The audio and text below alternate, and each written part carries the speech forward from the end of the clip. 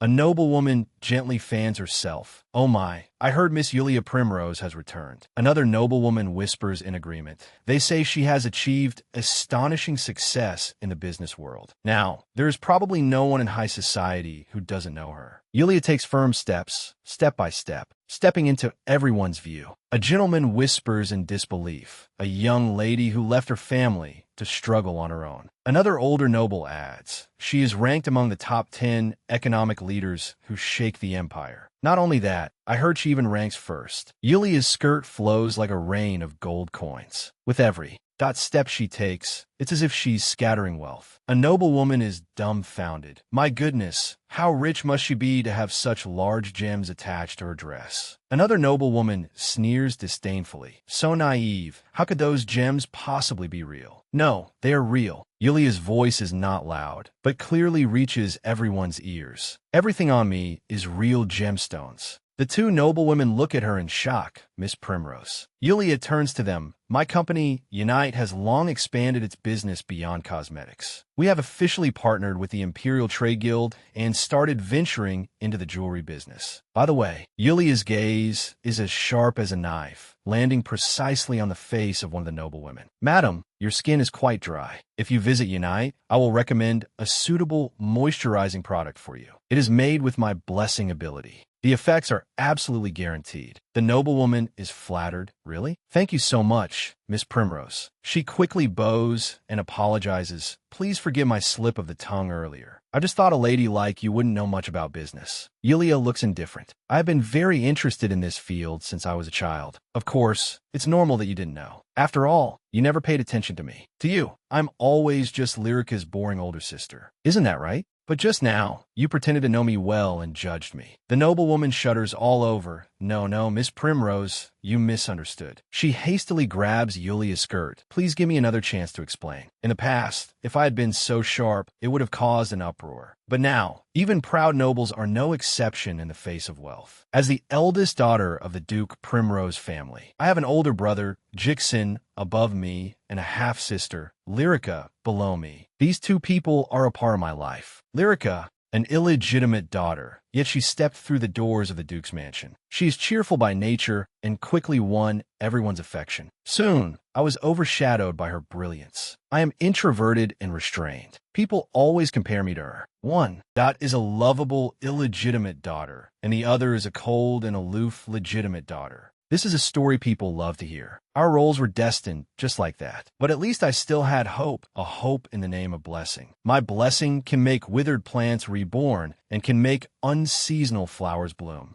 That is the true power that makes all things grow. At that time, a huge social problem erupted. The lead content in cosmetics took the lives of many noble women. I used my ability to create pure, natural cosmetics. Its appearance caused a massive stir, not only in high society, but throughout the entire empire. Just like that, I, the ugly duckling of the Duke's family, applied my abilities to business. It has become the empire's. That wealthiest person. Hurried footsteps approach. Sister. Yulia turns around at the sound. Lyrica stands at the bottom of the stairs. How could you not contact me even once? Lyrica's. That voice is tinged with tears. Do you know how worried I was? Even if you ran away from home, you should have contacted me. Yulia responds coldly. Long time no see, Lyrica. Lyrica notices the diamond necklace around her neck, her gaze freezing. But, sister, do you like jewelry? Didn't you sell all the diamond necklaces father gave you? I thought you didn't like these.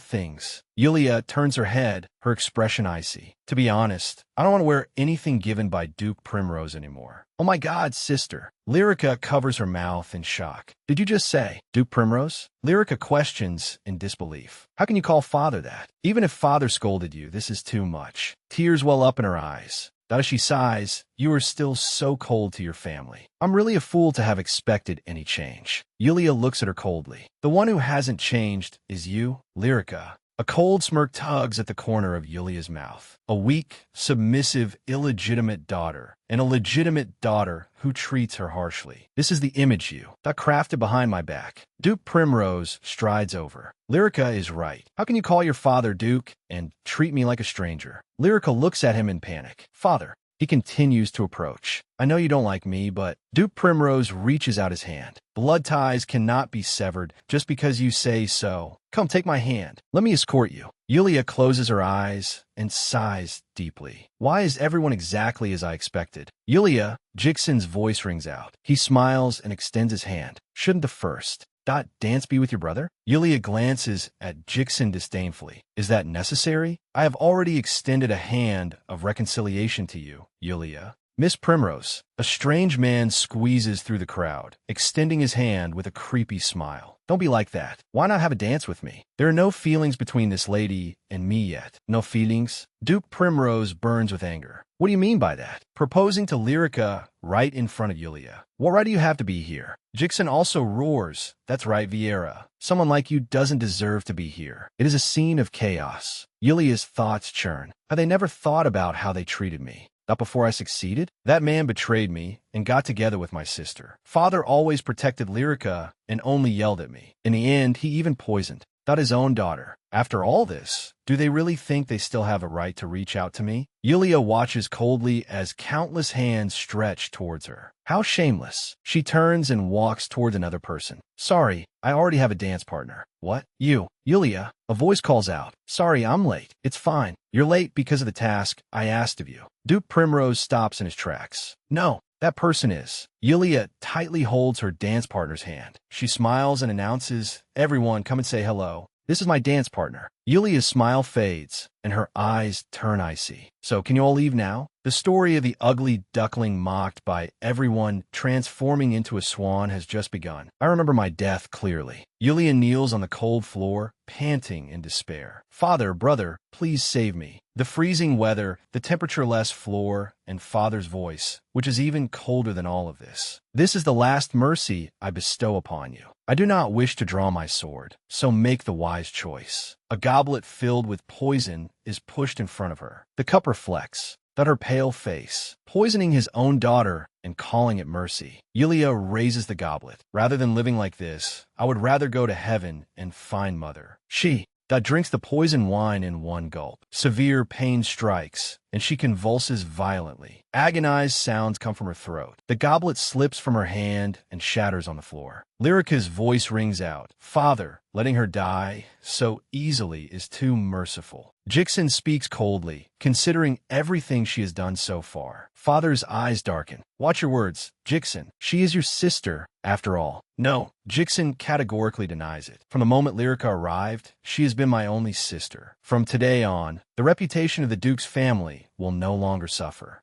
Any stain. Yulia collapses on the floor, blood pouring from her mouth. My family couldn't wait to erase my existence, even as I lay dying, coughing up blood in front of them. Why did my life turn out like this? Those disdainful looks were worse than looking at trash on the side of the road. Killed by my own family, betrayed by my lover. A miserable life. Everything is meaningless. I had been running away all along, but I still ended up here. Just because. Stop, you wicked woman. A figure chases after her, footsteps hurried. He grabs Yulia's wrist. Vieira, how could you? He was the man I once passionately pursued. My fiancé. At that moment, I finally understood. No one in this world loves me. No, there once was someone. My mother, who passed away long ago. The love she gave me was the only real thing. When I was a child, I could be carefree in my mother's arms, completely oblivious to everything. I thought I would die like this. Is it really going to end? Yulia's eyelids flutter heavily, her vision gradually blurring. Blood drips onto the floor. As her consciousness fades, a forgotten memory surfaces. Have you read this novel? What is it about? It's the recently popular childcare genre.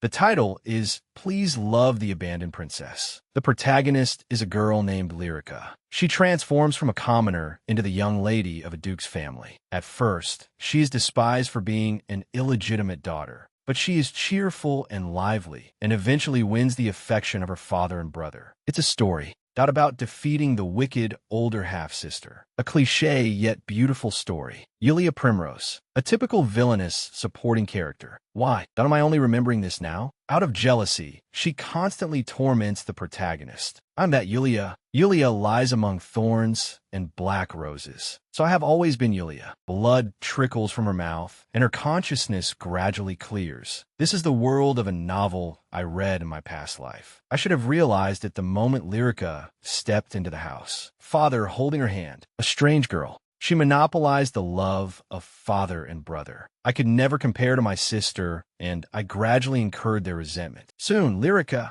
even won over the social circles. The more she was loved, the more I was hated. Even my fiancé had an affair with her and demanded to break our engagement. Now that I understand why I always hated her so much. That damn original novel. But mother, meeting you is my only fortune. Yulia forces a bitter smile. Mother, I'm coming to follow you now. Goodbye, this tiresome Duke's family. Goodbye, my miserable life. Just like that, I met a tragic death. Yulia, this voice. Yulia, a shout jolts her. Got awake. Yulia abruptly opens her eyes. What comes into view is a familiar face. Oh, my Yulia, mother. Yulia's vision is blurry. She sees her mother, who passed away long ago. Are you finally awake? Is this a dream? A hand gently touches Yulia's forehead. Let me see if your fever has gone down. Yulia grabs that hand. Mother, where is this? Her mother's face is full of worry. Oh dear, does it still hurt? Did you have a nightmare? The doctor said that as long as the fever goes down, you'll be fine. She comforts her softly. A nightmare? Was all of that just a nightmare? Yulia's tears fall.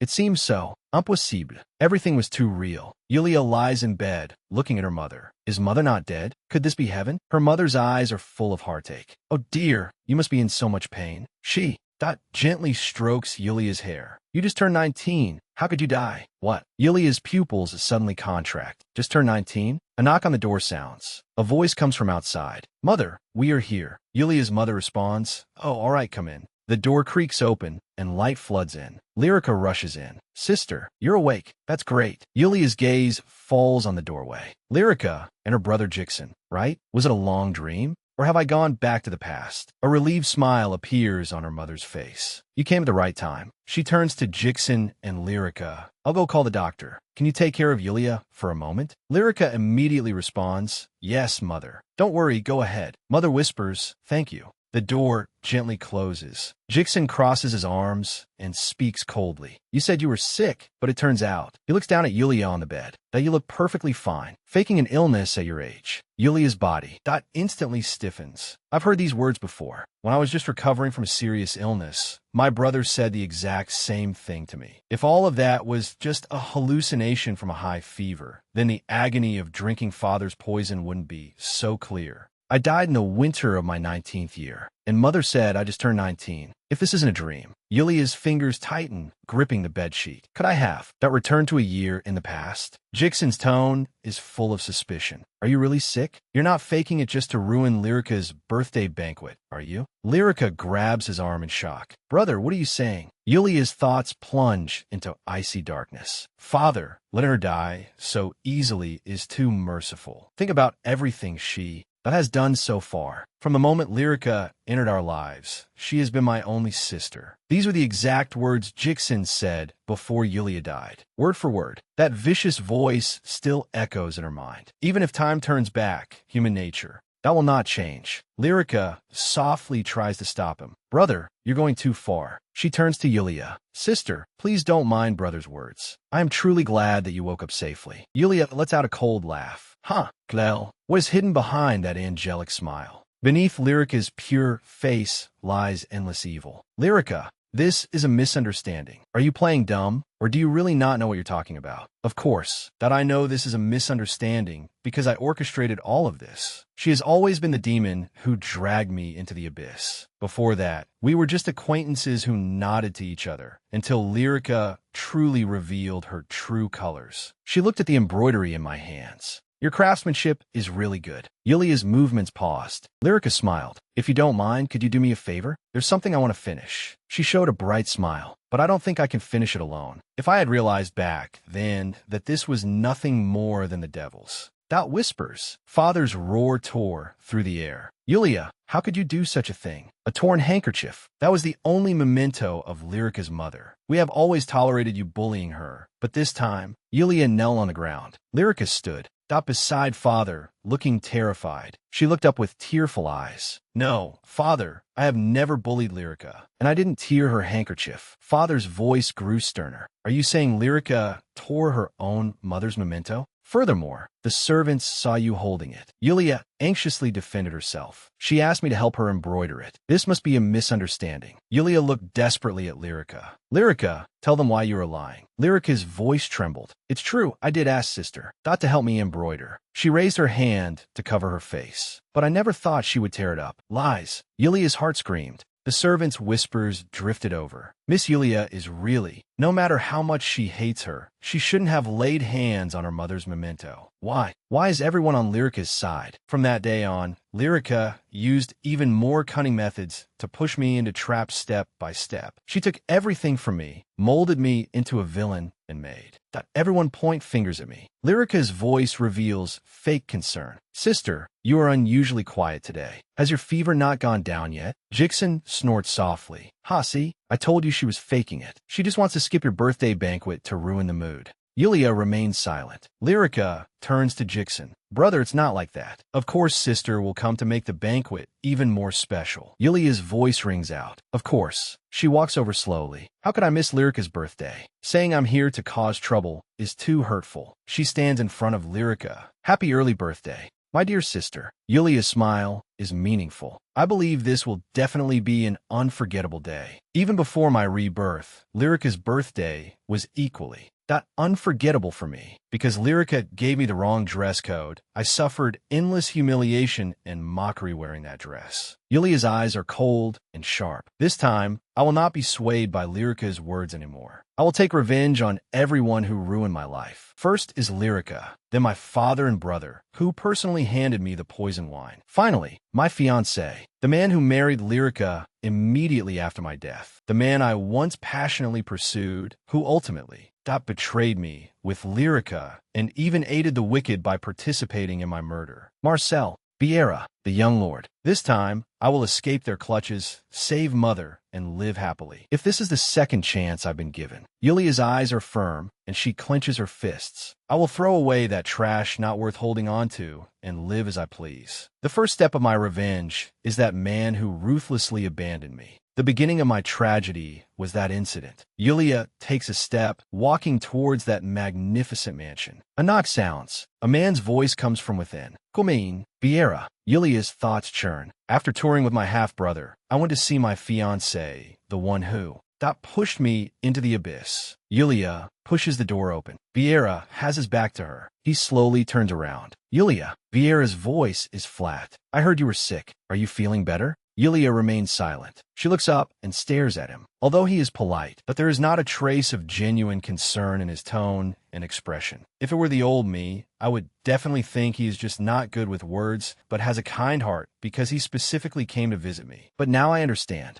He just, no matter what excuse he finds, it's all just to see Lyrica more often. Actually, I had vaguely sensed it long ago. I just deliberately pretended that not to know. Yulia's gaze falls on the breast pocket of his coat. That handkerchief. In the past life, he also always carried it with him. On the handkerchief, that is embroidered the crest of the Duke Primrose family, not the Count Vieira families. Giving and receiving a handkerchief is usually an act between lovers. Yulia's fingers tighten, but I didn't give him that handkerchief. He even said, in her memory, Yulia shyly hands over a handkerchief. Vieira, I embroidered this myself. I want to give it to you as an engagement gift. Vieira, coldly pushes it away. I appreciate the thought, but we are not married yet. This is a bit burdensome. Yulia embarrassedly withdraws her hand.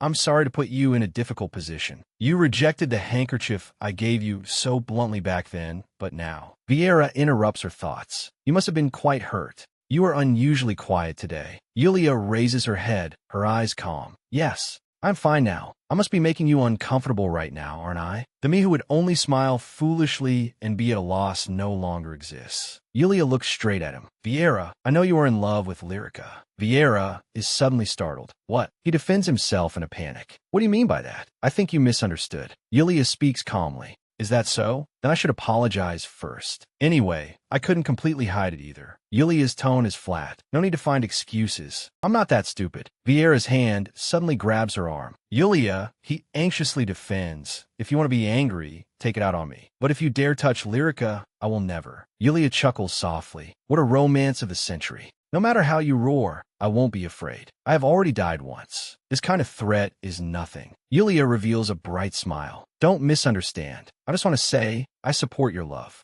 Vieira's face instantly stiffens. What are you trying to do this time? Yulia turns and looks out the window. This time I was sick for a long time. While struggling on the edge of life and death, I started thinking, was my past that too selfish? Yulia thanks you for tolerating my childishness all along. Changing engagement partners within a family is common, but the problem is my father might not agree. The corner of Yulia's mouth lifts slightly. I have a good idea. She wears a hint of a mysterious smile. Want to hear it? Just wait. I will drag your life completely into the mud. Night falls. The Duke's mansion stands tall in the twilight. A carriage drives into the courtyard, the sound of wheels echoing on the cobblestone path. The main doors slowly open, announcing the arrival of the lady of the Primrose family. Yulia Primrose has arrived. A pair of blue high heels. That step into the hall, footsteps crisp. The guests whisper among themselves. Miss Yulia is here. She's always late, acting as if she's the main character. Exactly. Does she want to ruin Miss Lyrica's birthday banquet? Yulia's gaze pierces through the crowd. Lyrica turns her head at the sound, smiling brightly. Ah, sister, you're here. Her smile freezes instantly, leaving only terror in her eyes. Yulia is dressed in a blue gown. She smiles elegantly. Sorry. Am I late? She looks at Lyrica's terrified face and says softly, yes. You must be very surprised. You clearly told me through the maid that the dress code was red and said everyone would dress extremely luxuriously. But the star of the birthday banquet was supposed to wear pink, and the guests were uniformly to wear blue. I ended up becoming the wicked sister who intentionally caused trouble out of extreme jealousy. But what to do now?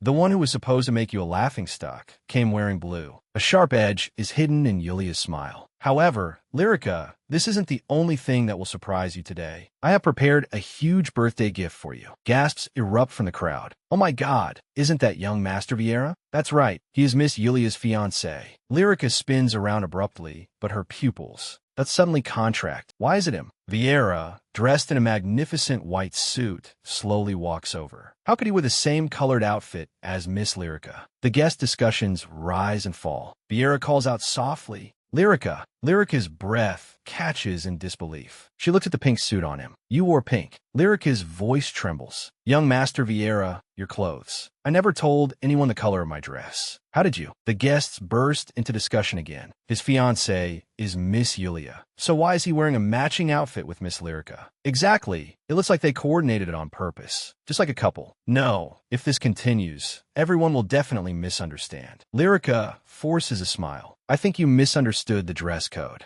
Vieira interrupts her. Lyrica, this is not a mistake. Vieira's gaze is gentle and firm. After seeing the words on the handkerchief you gave me, I could no longer bear others' misunderstanding. That it was given by Miss Yulia. Lyrica's mind is in chaos. Why say it out loud, suddenly in front of so many people? Vieira takes a deep breath. It took a lot of courage for me too. But, Lyrica, I can no longer hide my feelings. So he kneels on one knee and reaches out his hand to her. Please marry me. A cold smile curves the corners of Yulia's mouth. My former fiancé, whom I was obsessed with, has now become a marvelous puppet in my hands. The result is quite spectacular. Damn bastard. Duke Primrose slammed his fist on the table. Even if you want to disregard the Primrose family, there should be a limit. That shameless scoundrel has made our family a laughingstock. A mere upstart dares to cling to us like this. Mother gently stroked Yulia's shoulder. Daughter, are you okay? The corners of Yulia's mouth turned up. Although it was slightly different from what she expected, wasn't the result quite good? Just like in her previous life, Lyrica settled everything with just a few words. Yulia recalled her instigation of Vieira. Young master, you know that the Duke cares very much about what others think. If people start saying they look like a good match, then the Duke will find it hard to oppose the established fact. This is your last chance to hold onto Lyrica.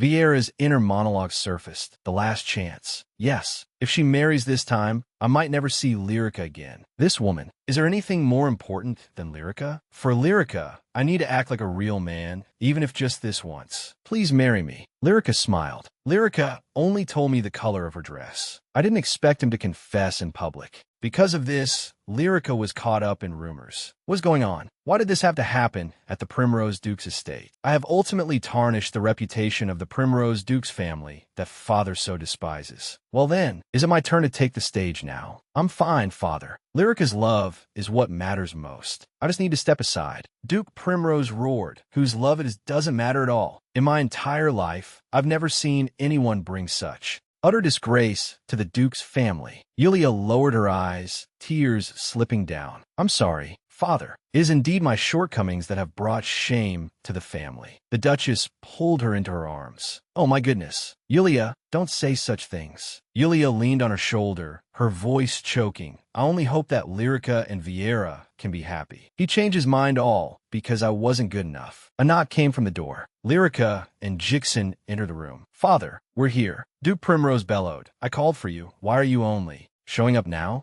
Jixon bowed his head in apology. The family's honor has indeed been damaged. I'm sorry, father, but please listen to me. Lyrica also feels very embarrassed by this. She did give him a handkerchief, but she said there is no relationship between them. Therefore, Yulia's engagement should continue. Yulia saw through Lyrica's pattern. She always had others say the things she found too difficult to say herself. Therefore, from now on, Duke Primrose slapped his thigh fiercely. Jixon, are you out of your mind? Jixon looked stunned. What? Duke Primrose was furious. After enduring such humiliation, you still want to maintain the engagement? It must be annulled immediately. A mere young master daring to spout such nonsense. Lyrica tried to explain.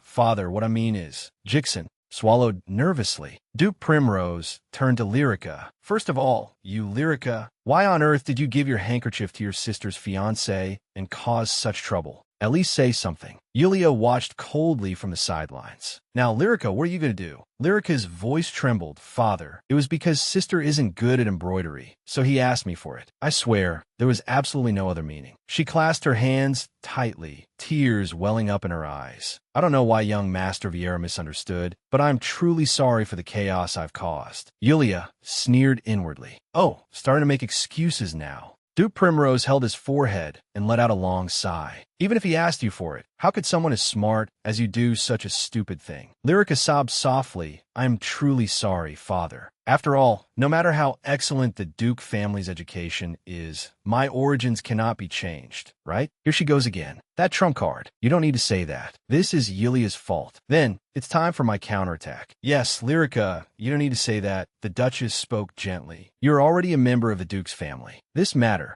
has nothing to do with your origins. Mother. A hint of surprise flashed in Lyrica's eyes. Thank you, Mother. But the Duchess looked straight at Lyrica. But why were the two of you wearing the same color clothes? This requires a more sufficient explanation. This is exactly the part one wanted to point out. Moreover, Mother, this is the first time I've seen you speak so firmly. Yes, Lyrica responded, I don't know. Maybe it was just a coincidence. Lyrica smiled awkwardly, her hands unconsciously wringing together. But all the other guests were wearing blue. In Yulia's memory, that banquet was a sea of blue. Except for the two of you, who were both wearing pale pink. It's hard to believe this was just a coincidence. Yulia's tone softened. Lyrica, just like Mother said, you don't have to hide anymore. I understand everything. She smiled slightly. Lyrica, experience what it feels like to go through what you've always put others through. Lyrica was panicked. Sister, I really don't know anything. Tassie's suddenly clenched, his fists. Enough. That's really enough. The person suffering the most right now is probably Lyrica. Perhaps there are hidden circumstances we don't know about. Tassie's glared at her. Please don't favor Yulia, just because she is your biological daughter. The Duchess was in disbelief. What? What did you say? How could you say such a thing? Yulia's gaze was icy. When father was reprimanding Lyrica to her face, you couldn't say a single word. Yet now you dare to mock Mother. Is this how you view the woman who raised Lyrica? The woman who treated the child father brought back from the outside as her own? A cold sneer tugged at the corners of Yulia's mouth. Father, I think there's no point in us arguing like this. Instead of wasting our breath, how about this? Yulia calmly proposed. Bring young Master Vieira. Here, how about that? Duke Primrose fell into a long silence. He furrowed his brows, seemingly weighing something. Finally, he made up his mind. We will do as Yulia suggested. Jixen cried out in panic, but father, Lyrica's current condition. Duke Primrose slammed his fist fiercely on the table. Snap out of it. This is no time to be worrying about Lyrica's condition. How can the heir to the Duke's family be so foolish? Lyrica spoke up timidly. Brother. Duke Primrose leaned back in his chair, his eyes cold. No more words. I will have that man brought here and make him take responsibility for all this. Vieira bowed in apology. I deeply apologize for the commotion I've caused. I know I am merely the son of a count and not worthy of your attention. But Vieira turned to Lyrica, his expression earnest. My feelings for Miss Lyrica are sincere. Please allow me to receive your blessing. What on earth is this idiot saying? Lyrica turned to face Duke Primrose. Father, this is just young Master Vieira's side of the story. Lyrica's voice trembled. If I gave you the wrong idea, I'm very sorry. I only treated him nicely because young Master Vieira is my sister's fiancé. I have absolutely no feelings for Vieira. Vieira's face turned pale. This is utter nonsense. Yulia watched all this coldly. As expected, she cut ties so quickly. Lyrica was trembling all over. This is the first time I've seen her so uneasy. She always causes trouble for others, but has never fallen in her own trap. Yulia's gaze was sharp. Lyrica, what is the deal with that handkerchief? Lyrica trembled violently. Lyrica hurriedly defended herself. You know very well the meaning of that handkerchief. It's because young Master Vieira asked me for 3 handkerchiefs. He said, sister's embroidery skills are not good. Vieira interrupted her, but the words you said to me when you gave me the handkerchief, I remember them clearly. Vieira recalled Lyrica's words. You said you loved me, but because of Yulia, we couldn't be together. Even though it's heartbreaking, you said you would forever cherish these feelings. He questioned her agitatedly. You clearly said those words. Lyrica's world was collapsing. What on earth is going on? Lyrica, what is this? She completely broke down. What should I do? What should I do? Lyrica turned to Duke Primrose, crying and defending herself. He is too agitated and spouting nonsense. It's all a lie. Father, I never said those words. Please believe me. The corners of Yulia's mouth turned up slightly. I merely threw out the bait, and it caused such a huge uproar. Vieira turned to Lyrica.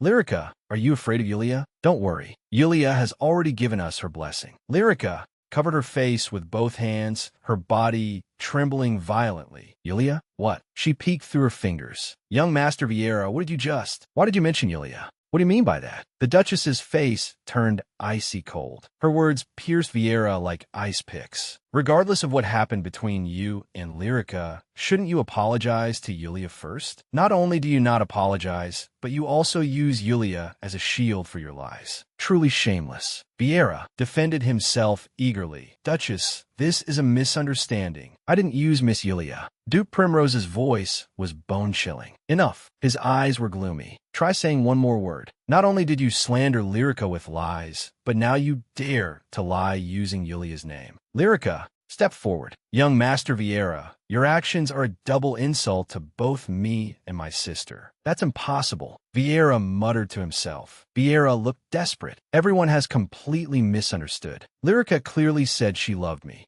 Kind Lyrica wouldn't lie. Then, his gaze pierced through the crowd and locked onto a figure. Yulia Primrose, it's you, isn't it? Yulia stood in the distance, her expression indifferent, as if she had long anticipated this moment. Vieira clenched his fists. Are you threatening Lyrica? Yulia remained composed. Threatening her? Why would you say that? He is sinking deeper and deeper. Vieira roared. If that's not the case, why would Lyrica reject me, feigning to bless us, while secretly playing tricks behind my back? You have always been a vicious woman. Yulia didn't say a word, letting his anger burn. There wasn't a single ripple on her face. I have always been a vicious woman. A hint of self-mockery flashed in Yulia's eyes. Duke Primrose could no longer endure it. He suddenly stretched out his arm, blocking in front of Yulia. I can't listen to this anymore. Someone like you shouldn't even dream of having Yulia or Lyrica. I will annul the engagement and formally protest to the Count's family. Tassis looked at that twisted face, leaving only one evaluation in his heart. Pathetic fool. The Duchess was furious. What are you doing? Throw this bastard out immediately. The Duchess gently stroked Yulia's back, comforting her. I really didn't expect young Master Vieira to be this kind of person. Not only making a huge scene, but also insulting you like that. The Duchess embraced Yulia, her voice full of apology. I am sorry, Yulia, betrothing you to this kind of person. Yulia gently hugged her back. I didn't expect him to be like this either, but I'm fine. After all, I was the one who insisted on the engagement in the first place. Yes, I didn't know that not only was he infatuated with Lyrica, but he was also a despicable and cruel bastard. After I escaped, he even tried to drag me back to my father. A bitter smile appeared on Yulia's face. At least I learned a life lesson. The Duchess released her. I will handle the annulment of your engagement. I will discuss it with your father. You don't need to worry. Yulia held her mother's hand. Mother. She sat on the edge of the bed, gazing at her mother's haggard face. I also have something I want to say to you. Mother, soon you will pass away. Those words swirled in her throat, but she ultimately couldn't say them out loud. She just leaned over, burying her face in her mother's lap, trembling silently. Finally, she chose to express another deep affection. Mother, from now on, leave everything to me. Please just focus on yourself. Don't worry about the family or household matters anymore. Yulia's voice carried anxiety. Your health is poor. I worry that if you continue to overwork yourself, something terrible will happen. The Duchess gently stroked Yulia's cheek. I've made you worry. Actually, I thought a lot today. I thought staying silent would be good for you, but I was wrong. For you, I will attend social events more frequently to consolidate your position. This way,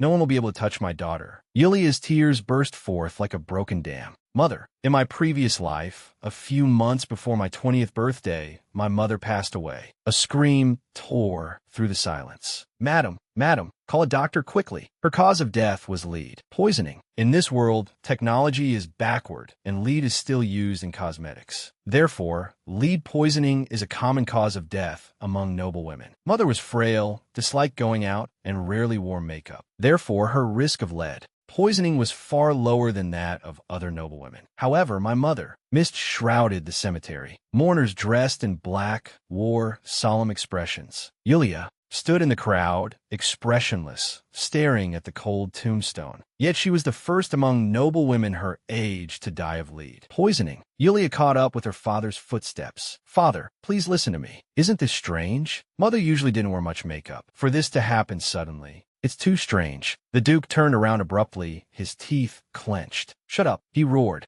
She applied lead-based powder on her face for the sake of decency, bringing about her own demise. What is the use of making a fuss about it now? The Duke wiped his hands, a cold sneer hanging on the corner of his mouth. Anyway, this mother and daughter. Yulia walked alone in the empty corridor, her footsteps echoing. Whether before or after rebirth, Mother is the only person who tried to protect me. And now, the only person who can protect Mother is me. In this life, I will absolutely not lose my mother again. I will do everything in my power for the happiness of us mother and daughter. After that commotion, Lyrica never appeared in front of me again. Brother Jixon also seemed to restrain himself, no longer provoking me for no reason like before. Thanks to them, I was able to spend peaceful time with my mother, leisurely looking around. Sunlight bathed the courtyard. Yulia and her mother sat facing each other, drinking tea. The atmosphere was tranquil and peaceful. Yulia picked up her teacup. Mother, I heard there will be a festival in a few days. Would you like to go together? Her mother's eyes held a smile. Sure,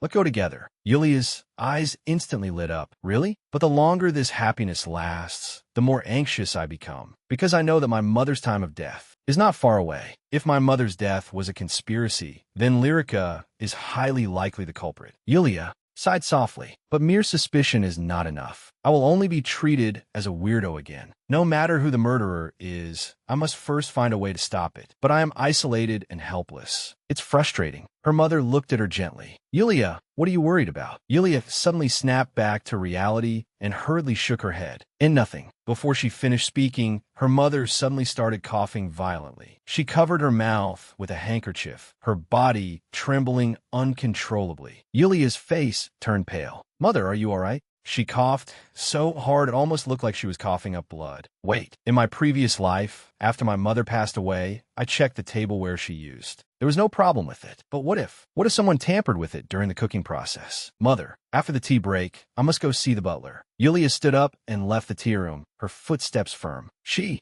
knocked on a door. I heard you were looking for me. The butler came from a family that had served the Primrose family for generations. He had a very strong sense of pride and was deeply trusted by the other servants. He is undoubtedly a good person, but isn't his attitude toward me a bit too disrespectful? Oh well, he probably feels that I have brought shame to the Primrose family. Yulia looked straight at the butler. You, come with me to the kitchen. The butler was slightly taken aback. The kitchen? You mean the kitchen? He quickly regained his composure. Apologies, but may I ask what the matter is? Is there something not to your liking with the meals? If you need me to reprimand someone, please just give the order. Yulia shook her head. It's not that. I suddenly want to go to a place I don't usually visit. As a manager, you would certainly feel surprised and confused, but if I wanted to reprimand someone, I would have gone myself long ago. Asking you to come with me naturally has its reasons. Yulia's tone was calm. Cooperate with me first and judge later. The butler instantly understood something. I overstepped my bounds. He bowed deeply. I am very sorry.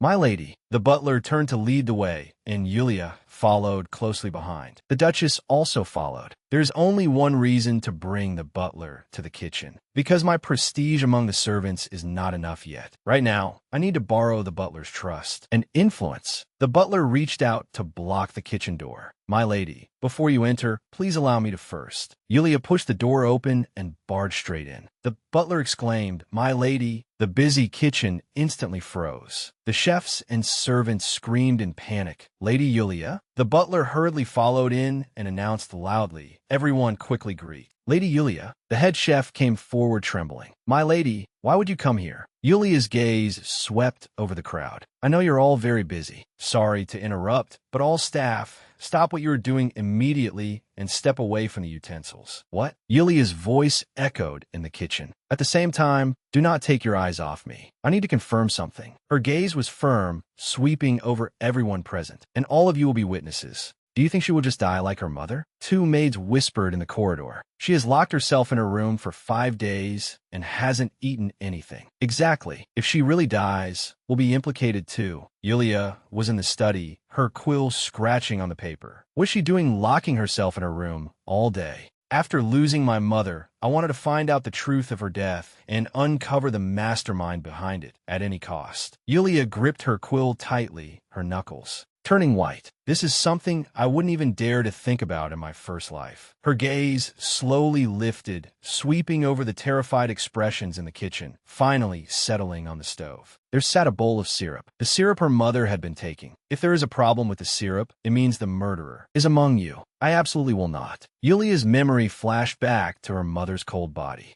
and the engravings on the tombstone. I absolutely will not let that happen again. Yulia's gaze returned to reality. She asked, Are all the kitchen staff present right now? The head chef answered in confusion, Yes, my lady. But what is this about? If you need anything, please just give us the order. Yulia interrupted coldly. No need. I must do this myself. Yulia held a small sachet in her hand, her eyes resolute. Helping me means witnessing me. Lady Yulia, the butler marveled at her aura. The lady has such a majestic side to her. But he wondered in his heart, what is that flower used for? Yulia stepped towards the stove, her high heels clicking against the floor, emitting a crisp echo. She leaned over, staring at the boiling syrup in the pot. If my research and deductions are correct, that reaction will definitely happen. Yulia tossed the flour into the syrup. The servants gasped. Oh my God, in Madam's food, there really is something. The butler scolded sharply. Everyone, keep quiet and watch in silence. The head chef responded tremblingly. Yes, that flower is called Bex, a common wildflower seen everywhere. It has tenacious vitality. Its color is plain, rarely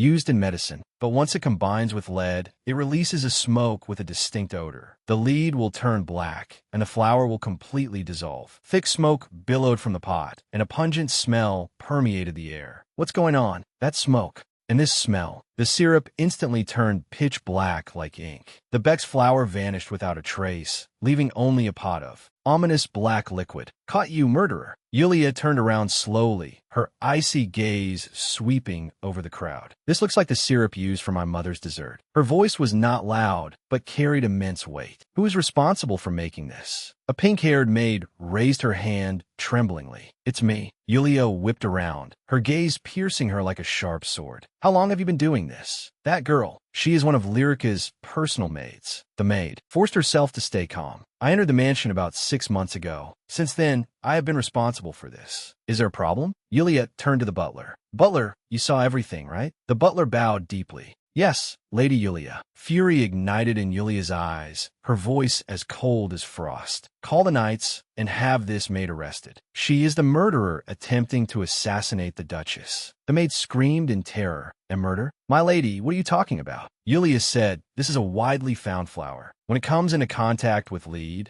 it produces a distinct reaction. The maid's body stiffened. Lead? Then that means. Yulia confirmed coldly. That's right. This pot is made of lead. Lady Yulia, the maid's face turned pale. There must be some misunderstanding. The butler was furious. He pointed fiercely at the maid. Do you understand what the situation is right now? The maid was frightened out of her wits. Please wait, Lady Yulia. I swear I am innocent. Because the truth is this pot. Lyrica's voice echoed in the maid's mind. You're the new kitchen maid, right? Are you getting used to the work? Have you encountered any difficulties? It's okay. If you need anything, just let me know. The maid recalled Lyrica's gentle smile. Ah, Miss Lyrica. She is as beautiful and kind as the rumors say. Lyrica smiled. Because we are of similar age, I have always cared about you. You're responsible for the desserts, right? Is there anything inconvenient with your work? The maid was a bit flustered. Using such a large and thick pot to make syrup is a bit troublesome. But I just arrived not long ago, so it's not appropriate for me to complain about the kitchenware. Lyrica gently interrupted her. It's okay. She turned and brought a small pot. Actually, I noticed it when I saw you working. Here, use this from now on. Isn't it much smaller? The maid shed tears of gratitude. Thank you so much, Miss Lyrica. To think she would care about a new maid like me. In this world, how could there be such a kind person? Lyrica smiled in the memory, but behind that smile hid a trace of eeriness. You're welcome. I just want to make your work a little easier. The maid snapped back to reality. She shook her head desperately. I absolutely had no intention of harming Madam. Miss Lyrica probably didn't know, or it was just a momentary oversight. I believe there must be some misunderstanding. An oversight? An explanation? Yulia's eyes were icy. What explanation can excuse an act that nearly killed someone? Mother loves this dessert the most and eats it every day. The menu changes, but this dessert has never changed. This makes her more susceptible to lead poisoning than just eating regular meals. Therefore, you are the one who tried to kill her. Yulia took a deep breath and issued the order. Bring Lyrica here. The butler roared at the knights. Didn't you hear Lady Yulia's words? Go quickly. The knights immediately took the order. Yes, going right away. But Lyrica has never been an easy enemy to deal with. Yes, that's right. I was the one who gave her that pot. Lyrica's voice rang out, carrying a trace of perfectly timed panic. I just saw her, always working so hard, and felt sorry for her. The butler exclaimed, Miss Lyrica, if you don't mind, could you tell me where that pot came from? Lyrica cleared her throat and turned to face the crowd. It was from a street I used to visit often when I was a child. I bought it when I went back recently. The merchant said it was beautiful and durable. I had absolutely no idea it was made of lead. Yulia pressed step by step. Which street? Do you still remember what the merchant looked like? Lyrica's eyes darted away evasively. I don't really remember. Yulia's voice exploded in the crowd. You mean you bought a pot on a street you can't remember and then gave it directly to a maid? And specifically to the maid who makes desserts for Mother? Lyrica's face turned pale. You aren't thinking of anything strange, are you? She defended herself eagerly. You also know that this dessert is eaten by Mother, sister, and me. If I knew it was dangerous, how could I possibly eat it myself? Lyrica began to sob. I'm being falsely accused. Yulia watched coldly from the sidelines. Is this slippery little snake trying to bluff her way out again? I remember very clearly. This is exactly what you said. Yulia recalled a scene from the past. At the dining table, Lyrica dabbed the corners of her mouth with a handkerchief. I'm not feeling very well. I'll hold off on desserts for now, the Duchess said, her face showing concern. Should we call a doctor? You haven't touched desserts for 6 months. You, who used to be so obsessed with sweets, you, intentionally poisoning Mother and me. Mother is older, so she suffered the most. But if I had continued eating it, the consequences would have been unimaginable. Yulia's gaze was cold and calm. I don't know where that pot came from, but using unauthorized kitchenware is a mistake. Do you admit this? Lyrica trembled all over. I. Yulia's eyes locked on her. Someone has to take responsibility for this, and usually, the person held responsible is the maid. She turned to Lyrica. Miss Lyrica, you obviously intended for this thing to be used. You naively believe the other party. Lyrica flew into a rage. Are you crazy? When did I ever say that I was going to use it to make dessert for Mother? She turned to the crowd, her voice shrill. I clearly said it was for decoration. Are you saying I'm lying? The pitiful, wrongly accused person. To get out of this, you would not hesitate to cut off your own limbs. In my previous life, she did everything she could for you. The maid looked at everything unfolding in horror. Miss, what was happening here? Yulia's gaze swept over the crowd. So that's how it is. Fortunately, Lyrica is even more foolish than I imagined. The flames of revenge flickered in Yulia's irises. Now, I can take my revenge on you even more thoroughly. In the end, that the blame for the incident was pushed onto that maid. She was punished for unauthorized use of kitchenware, and the matter was thus settled. As the maid was dragged away by the guards, she cried out in despair. Miss, I was wronged. The onlookers whispered amongst themselves. This time, the punishment will be severe. I was wrong. I was so wrong. Miss Lyrica. A maid backed away in terror. Oh my God, it's a lead pot. That would be fatal to the Duchess. The large doors burst open. The doctor and servants rushed in. Lyrica rushed toward the fainting mother. Mother, mother. The butler also followed anxiously. Madam, the spectating servants whispered. Why did that maid do such a thing? Did she think she would end up like this? This incident planted a seed of unease in the hearts of Lyrica's subordinates. As expected, it's better not to get involved with high society. Lyrica clutched her head with both hands. How did she know? That woman named Yulia. How on earth did she find out? Wait, could it be that someone among my people defected to Yulia? Once the seed of suspicion was planted, Lyrica began to doubt that all of her subordinates. In the sunlit courtyard, Yulia and the Duchess sat facing each other, enjoying a moment of peace. The Duchess looked grateful. Yulia, thank you. Thanks to you, I managed to survive. Yulia looked at her haggard face. The fright had caused her to lose a lot of weight. Mother, though we can't let our guard down just yet. We don't know how much lead has accumulated in your body. From now on, you should avoid using any products containing lead. The Duchess nodded in agreement. That is perhaps the best way. Yulia smiled faintly. Actually, I have prepared something for you. The Duchess looked at her in confusion. Prepared? Yulia brought a small, dark blue round box back to the table. This is a marigold moisturizing cream that I made myself. The Duchess looked at the box in surprise. A moisturizing cream made from flowers? Yulia explained, yes. Your skin tends to be dry, so as long as you focus on moisturizing, you won't need to apply powder anymore. The Duchess raised a question. But doesn't that kind of flower only bloom in a specific season? Yulia slightly turned her face away. I used a bit of my ability. The Duchess suddenly realized. Ability? You mean, according to the original setting, the children of the Primrose family possessed special abilities. This power, that was called a blessing. Jixin received the blessing of the sword, his blade shining with a youthful light. Lyrica had not yet fully awakened the blessing of healing, clasping her hands together in prayer for the power to descend. And Yulia, she received the blessing of growth. Life blossomed in her hands. The Duchess whispered in awe, "This is simply unbelievable." Yulia's hands trembled on the table. Her ability, that had absolutely no effect on humans or animals. Is all I could do just grow plants? No, it definitely must be more than that. After some research, Yulia finally understood the truth of her ability. I can rapidly accelerate the growth of plants in any environment. The plants I cultivate contain a special power. In my previous life, I failed to utilize this ability until I died. But in this life, I want to find a use for it. Thus, she thought of cosmetics. Her hobby of making natural cosmetics came in perfectly handy. Yulia smiled and suggested, "Would you like to try it now?" The Duchess hesitated a bit. "May I?" She carefully scooped up a little and spread on the back of her hand. Oh my, it's so soft and moisturizing. Yulia felt a surge of joy in her heart. Great. It seems there's no allergic reaction. Yulia offered, "Let me help you apply it." She held the Duchess's hand and gently smoothed the moisturizing cream with her fingertips. The Duchess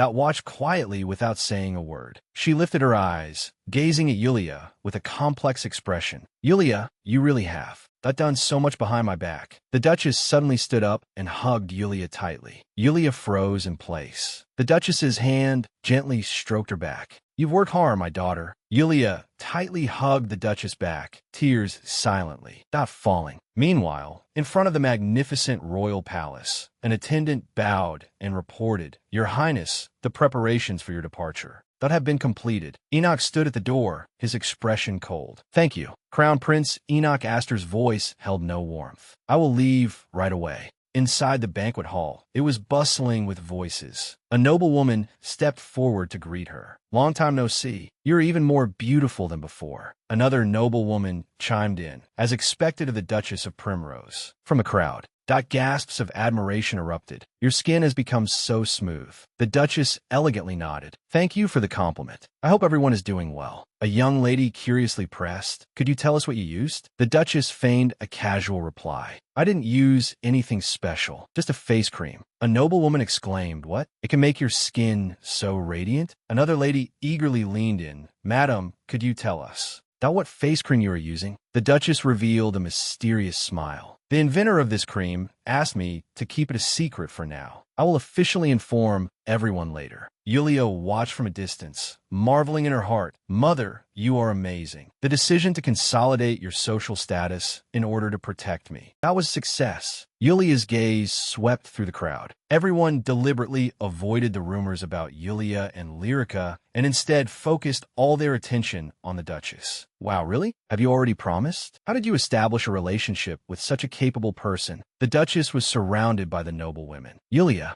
that watched this scene. But how long would she be trapped here?" However, Mother becoming so popular also brought new troubles. Yulia walked beside the Duchess. "Mother, you seem to have been very busy these past few days." Since that day, invitations from all over that have been pouring in. The Duchess walked with a brisk step. "Today, I received quite a few invitations, but I decided to go out with my daughter, so I declined them all." A smile appeared in Yulia's eyes. "Really? I'm so glad to hear that you've been recovering so well lately, Mother." The Duchess suddenly stopped in her tracks. "Right?" She turned around and smiled, suggesting, "Yulia, since we are out, let's drop by the boutique." The Duchess's hand that rested on the shop's door handle. "I want to have a beautiful dress made for my daughter." Yulia gave a shallow smile. "Sounds good." The bell on the shop door jingled softly. The shop assistants immediately came forward to greet them. "Duchess Primrose, Miss Yulia, welcome." The Duchess nodded slightly. "Apologies for not notifying you in advance. I'd like to have a dress tailored for my daughter." A shop assistant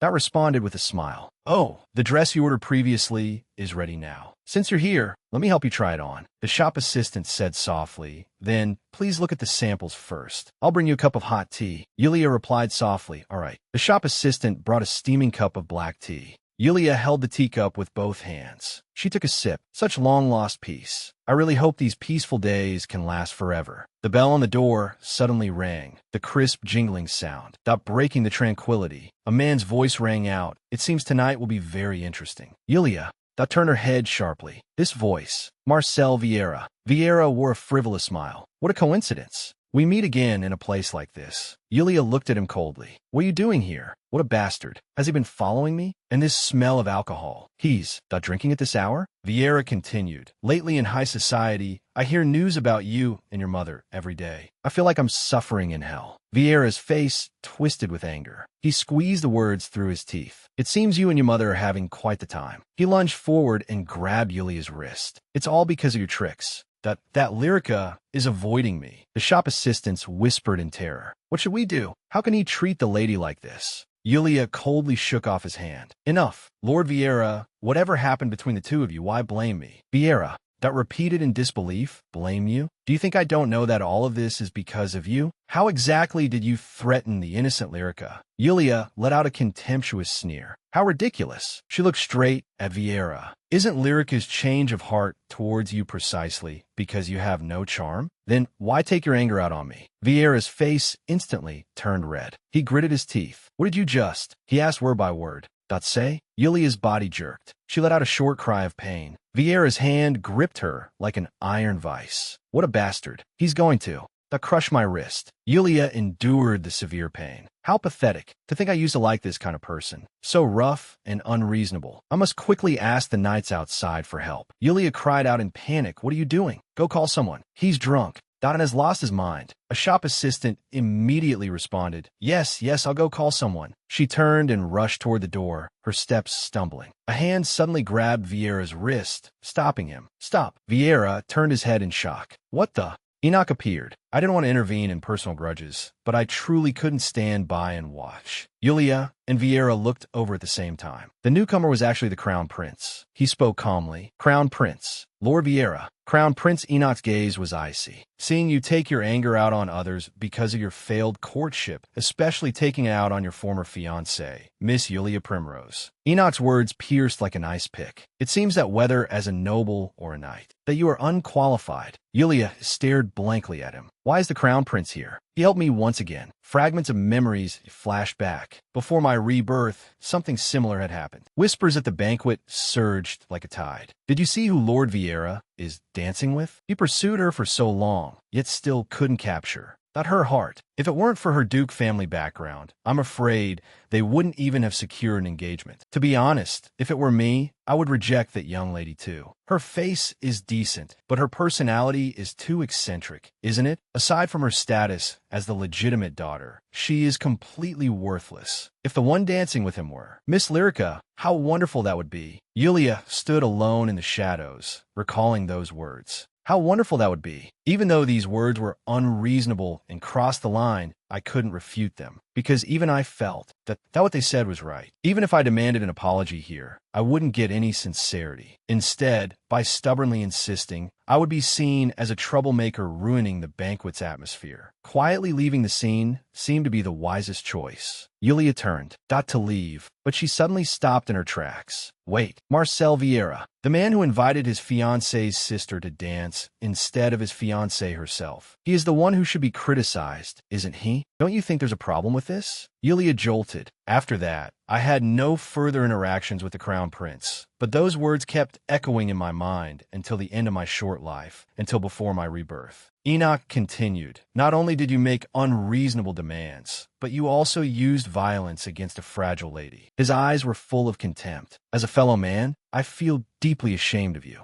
Vieira's face turned pale as he hurriedly defended himself. No, it's not like that. Your Highness, this is a misunderstanding. It was this woman who used me. Yulia looked at him in disbelief. Enoch coldly interrupted, So, that you mean Miss Yulia Primrose threatened you into pursuing her own sister? No, it's not that. I was deceived, I was. The one who was deceived was you, not knowing he was involved with your sister while still engaged to him. Is that right, Miss Yulia Primrose? Yulia's heart skipped a beat. That calm, firm tone clearly expressed his conviction. The way he stood by my side was exactly the same as in my previous life. Yulia, the Duchess shouted, Are you all right? Oh my God, your wrist. What on earth did you do? Vieira, but suddenly woke up. Right, I have an appointment with the Count this afternoon. I completely forgot. He hurriedly turned around. Your Highness, I'll take my leave now. Yulia watched Vieira's fleeing back, running away without even an apology. What an absolute coward that man is. Enoch's voice sounded, Miss Primrose, there's no need to pay attention to such a petty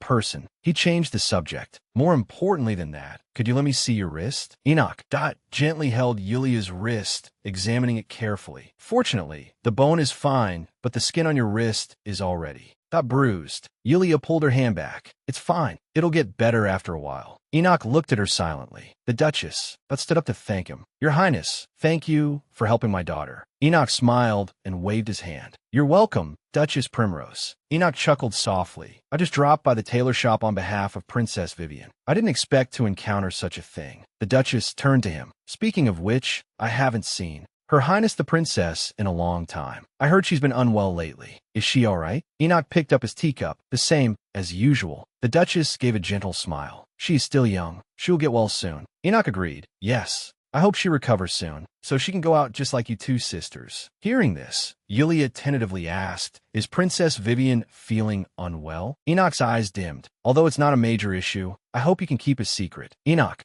lowered his voice. Today, I will only tell you a secret. According to the Crown. Prince's words, Princess Vivian's skin started to severely deteriorate from around the age of 10. As a result, she developed severe social anxiety and stays locked indoors all day. Aside from the Crown Prince and a few maids who have accompanied her since childhood, that she refuses to see anyone. But she is still full of curiosity about the fashion trends in high society. That's why I came to the tailor. That shop today. She wants to know what kind of dresses are popular lately. Enoch interlaced his fingers. I thought that if I shared stories from the outside, it might inspire her desire to go out herself. The reason that I'm explaining this to you is because I recently heard that the Duchess's skin has significantly improved. It is said that without using any lead-based products, her skin has become very clear and translucent. Enoch's gaze turned to Yulia. If there is any secret to improving the skin, I hope to learn about it. Enoch leaned forward, earnestly requesting, "Could you share that secret with me? I will definitely repay your kindness." He didn't use the favor from just now to apply pressure, nor did he flaunt his identity as the crown prince. Yulia pondered inwardly. Should I say he doesn't seem like a member of the royal family?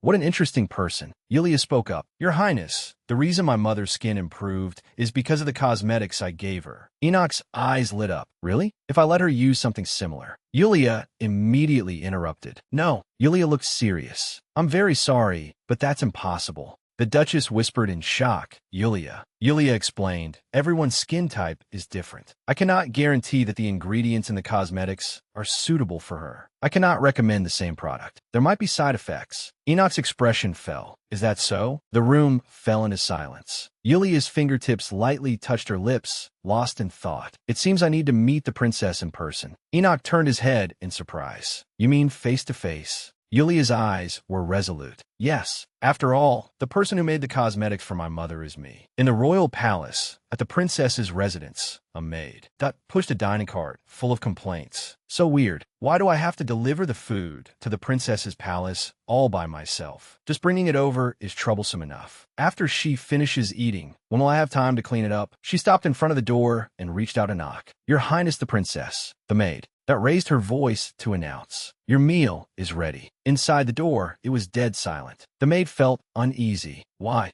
is there no response? "Can I go in? I heard the princess is very ill. If I go in, will I also be infected?" Dahlia's voice came from behind. "Is this your first time here?" She turned around in terror. "Ah, yes." Dahlia warned, "In the future, just leave the princess's meal at the door and knock. She doesn't like to be disturbed. Absolutely do not go inside." Dahlia stood in front of the door and lightly tapped it. "Your Highness, it's Dahlia. There's no one else here, only me." A faint voice came from inside the door. "Colmeen, a few days ago, an invitation from the crown prince was delivered to the duke's mansion." The guard took the wax-sealed letter. His eyes filled with confusion. "It's not for me. It's for Miss Yulia. Did you perhaps mistake the person?" The guard looked serious. "No," he confirmed. His Highness specifically asked to see Yulia of the Primrose family. Outside the window, the royal carriage had already been waiting quietly for a long time. Yulia rested her chin on one hand, recalling her meeting with the crown prince a few days ago. He had said at the time,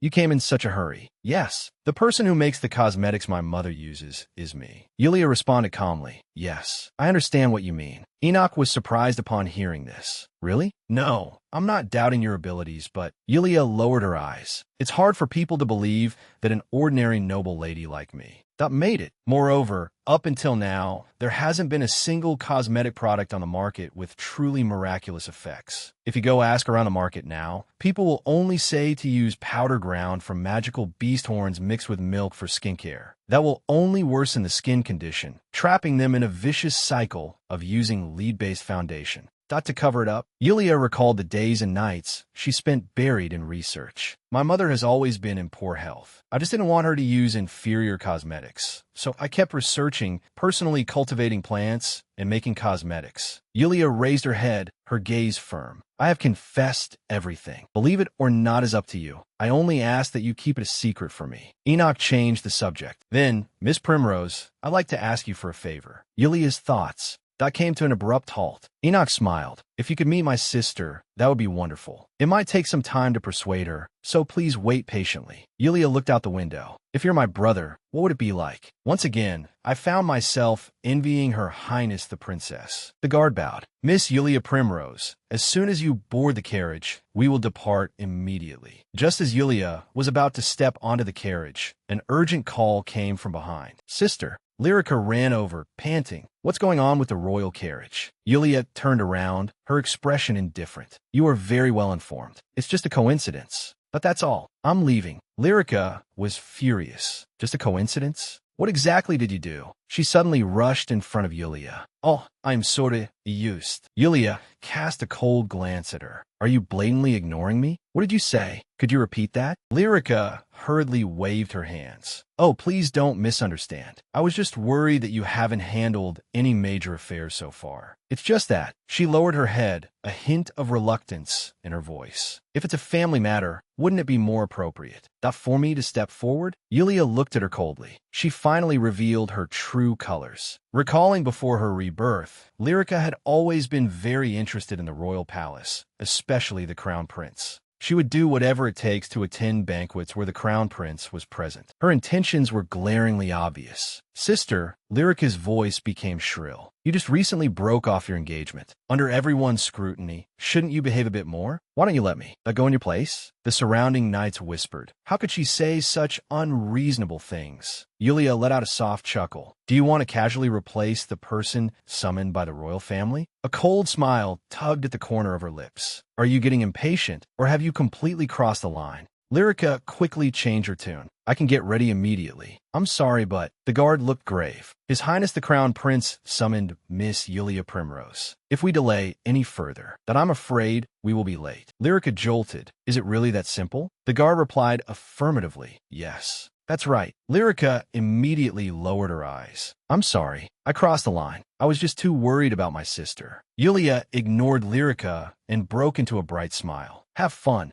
Sister, Yulia's expression darkened. I know you're feeling heavy-hearted. Did you think I didn't know what kind of mask was hidden behind that smile? Now, I can act just like you. Yulia turned back. Lyrica, thank you. Your words are worth listening to. I didn't expect you to understand my feelings so well. Just as you feared, I might encounter some trouble. Rumors and gossip are truly terrifying, whether in the past or present. Even if you didn't mean it, hearing the rumor that you seduced my fiancé still makes one tremble with fear. I will let you taste the feeling of having your heart pierced like a knife. After all, the advice of someone who has been through it shouldn't be ignored, right? Sister, you haven't forgotten the question Mother asked, have you? Rather than worrying about me, you should worry about yourself first. Why did you wear the same color clothes as Vieira and pretend not to be a couple? Instead of making excuses, you'd better think carefully about how to explain it in a way that benefits you more. This is my most sincere advice as your older sister. The carriage gradually moved further away, leaving Lyrica standing alone in silence. Lyrica suddenly jolted awake. I had my suspicions from the very beginning, but it really was you, Yulia. You orchestrated all of this,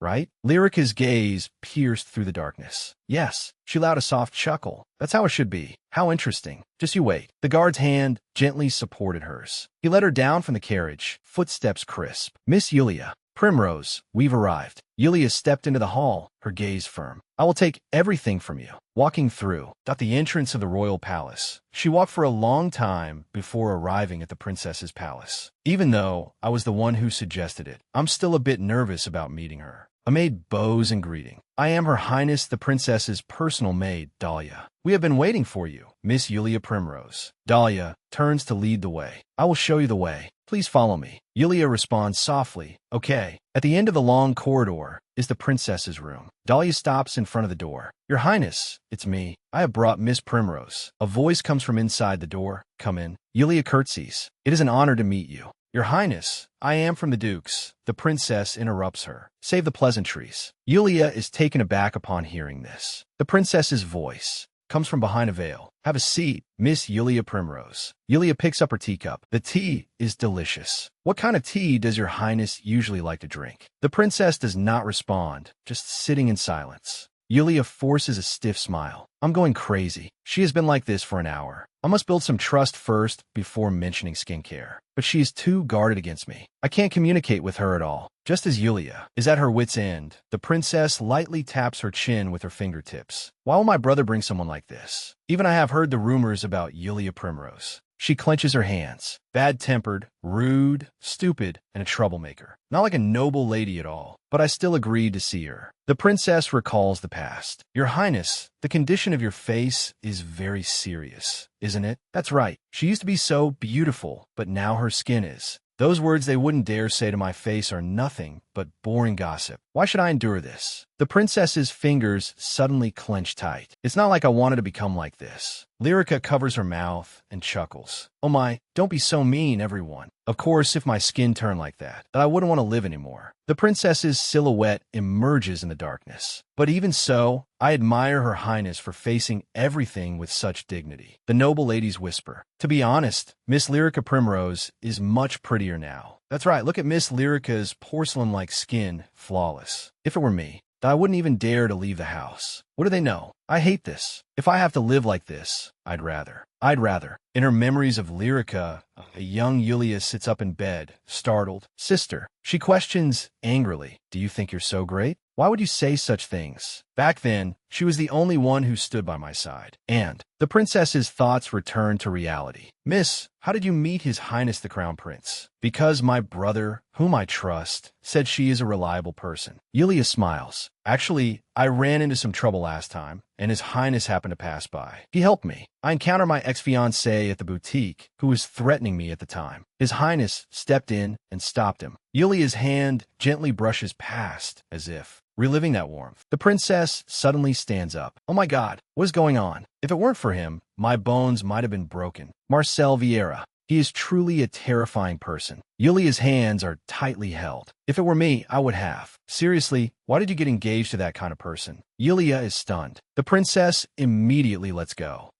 I am sorry. I seem to have said something awful. You didn't know he was that kind of person when you got engaged. The princess lightly taps her chin with her fingertips. Looking at her like this, she's just like a normal girl my age. Anyway, the atmosphere has eased up. Yulia leans forward. Your Highness, His Highness the Crown Prince should have told you that everyone's skin type is different. So I believe it's necessary to use products tailored for you. That is also the reason I came to see you today. She raises her eyes. If possible, could you let me see your face? The princess behind the veil remains silent. Yulia shows a gentle smile. It won't take long, I'll be quick. My face. She wants to see my ugly face. But if she sees my face, can she cure it? The princess's fingers clench tight. You are not an officially certified doctor or a priest. This sharp tone is her way of protecting herself. To her, I must be an untrustworthy and uncomfortable stranger. Even so, she's still. The princess's hands, resting on her knees, tightly clench into fists. Her willingness to meet me means she wants a grasp, even the slimmest hope. Yulia's voice is calm and sincere. Just as your Highness said, I am neither a priest nor a doctor. My mother's recovery might just be luck. My products may also have no effect on you.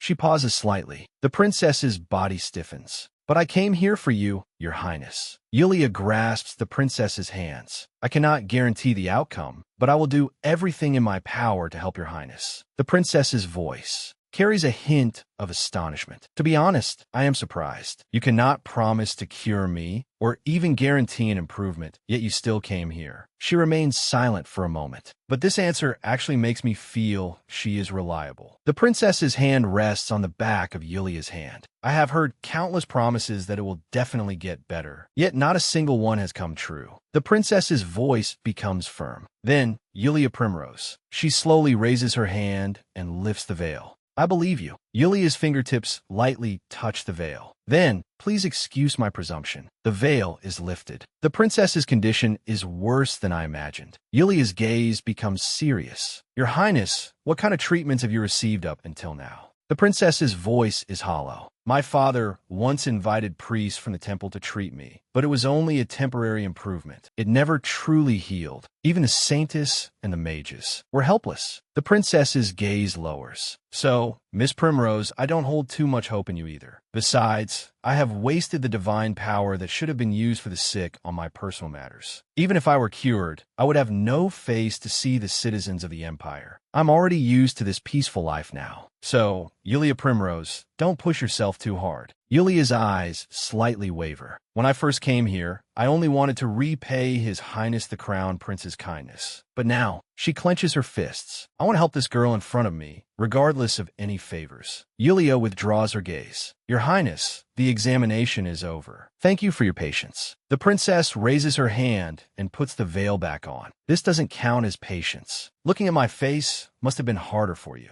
Yulia and the princess walk side by side down the corridor. Lavender and aloe vera should be prepared first. Lavender is common, but aloe vera might be hard to find. Yulia's fingertips lightly touch her lower lip. If I want to soothe her skin, aloe vera is essential. I need to gather the materials and find a place to plant them. The princess stops in her tracks. Miss Yulia, you may use the garden of the princess's palace. It is rarely visited, which is perfect for you to make the cosmetics undisturbed. Let me know whatever materials you need. Yulia is about to speak. There's no need. The princess continues. I heard that you make cosmetics using plants blessed by the Primrose family, right? You have done so much for us. At least let me help you with this small favor. The princess's tone brooks no argument. This is a royal command. Yulia is slightly taken aback. I understand. She speaks again. As I said before, I cannot guarantee the outcome, but I can assure you that it is better than suspicious powders made from monster bones. Even if my cosmetics fall short of expectations, please stay away from those things. The princess's voice comes from behind the veil. I already knew those were useless. She turns her head. But why keep the making of the cosmetics a secret? If it succeeds, this could clearly elevate your status. Yulia lowers her eyes. My reputation is not good. Being associated with me would bring no benefit to your highness. The princess's thoughts drift away. It's truly shameful and regretful. Even I initially misjudged her because of those bad reviews, even though she helped me when I was young. The princess's voice brings Yulia back to reality. Miss Yulia, you should have more confidence in yourself, and you don't need to worry about my reputation. Your Highness. Enoch smiles. So you're both here. He approaches. How'd the talk go? The princess turns slightly. Brother, why are you here without letting me know in advance? Yulia curtsies. Greetings, His Highness the Crown Prince. Enoch's gaze shifts to Yulia. I apologize for inviting you here,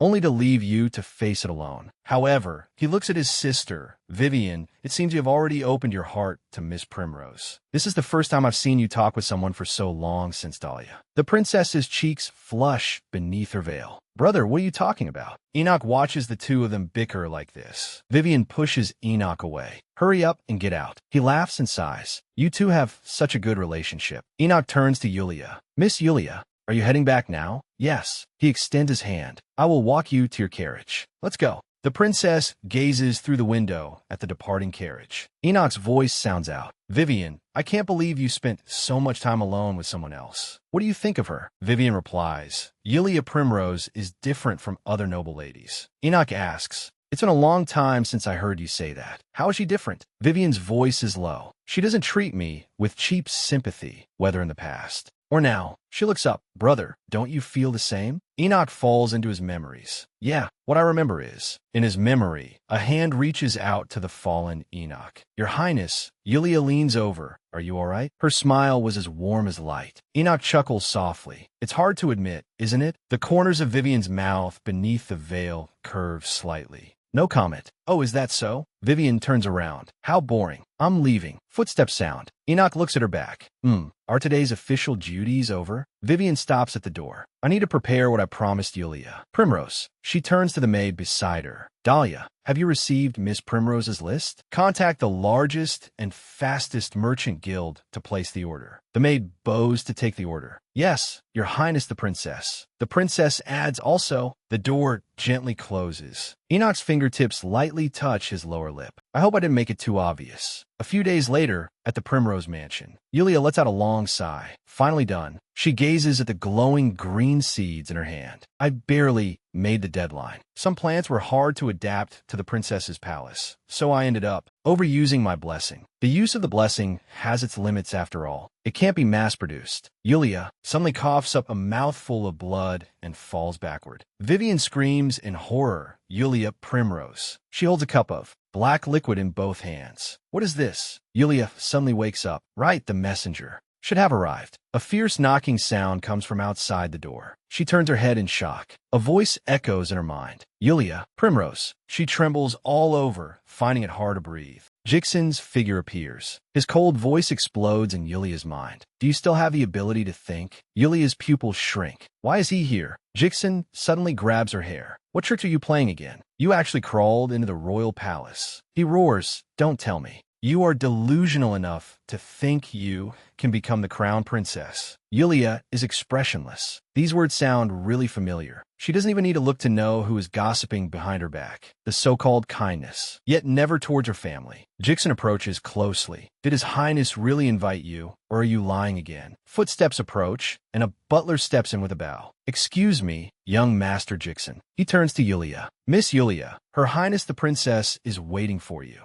Jixen looks stunned. Wait, who did you say is here? Her Highness Princess Vivian has personally come to the estate. Yulia looks at him coldly. Brother, if you have nothing to say, please step aside. We cannot keep Her Highness the Princess waiting any longer. Jixen grabs her arm. Yulia, what on earth are you? Yulia shakes off his hand. If you're curious, I will explain later. I'm very busy right now, so please excuse me. Because of Jixen, I kept Her Highness waiting. He is of no help to my life. Yulia lifts her skirt and walks quickly. I must hurry and remain proper, right? Vivian stands with her back to the window, her voice cold. I explicitly stated that I came to see Yulia. Why have you been delaying me with boring small talk since I arrived? I demanded to see Yulia, yet you turned a deaf ear. Lyrica is panicking. Your Highness, I was just... Vivian's tone becomes increasingly severe. Miss Lyrica Primrose, do you think I'm someone you can just ignore? Let me make it clearer. I have absolutely no business with you, Lyrica Primrose. Footsteps sound, and Yulia's voice comes through. I'm sorry I'm late. Lyrica shudders. This voice. She turns around in shock. Yulia, why does it have to be now?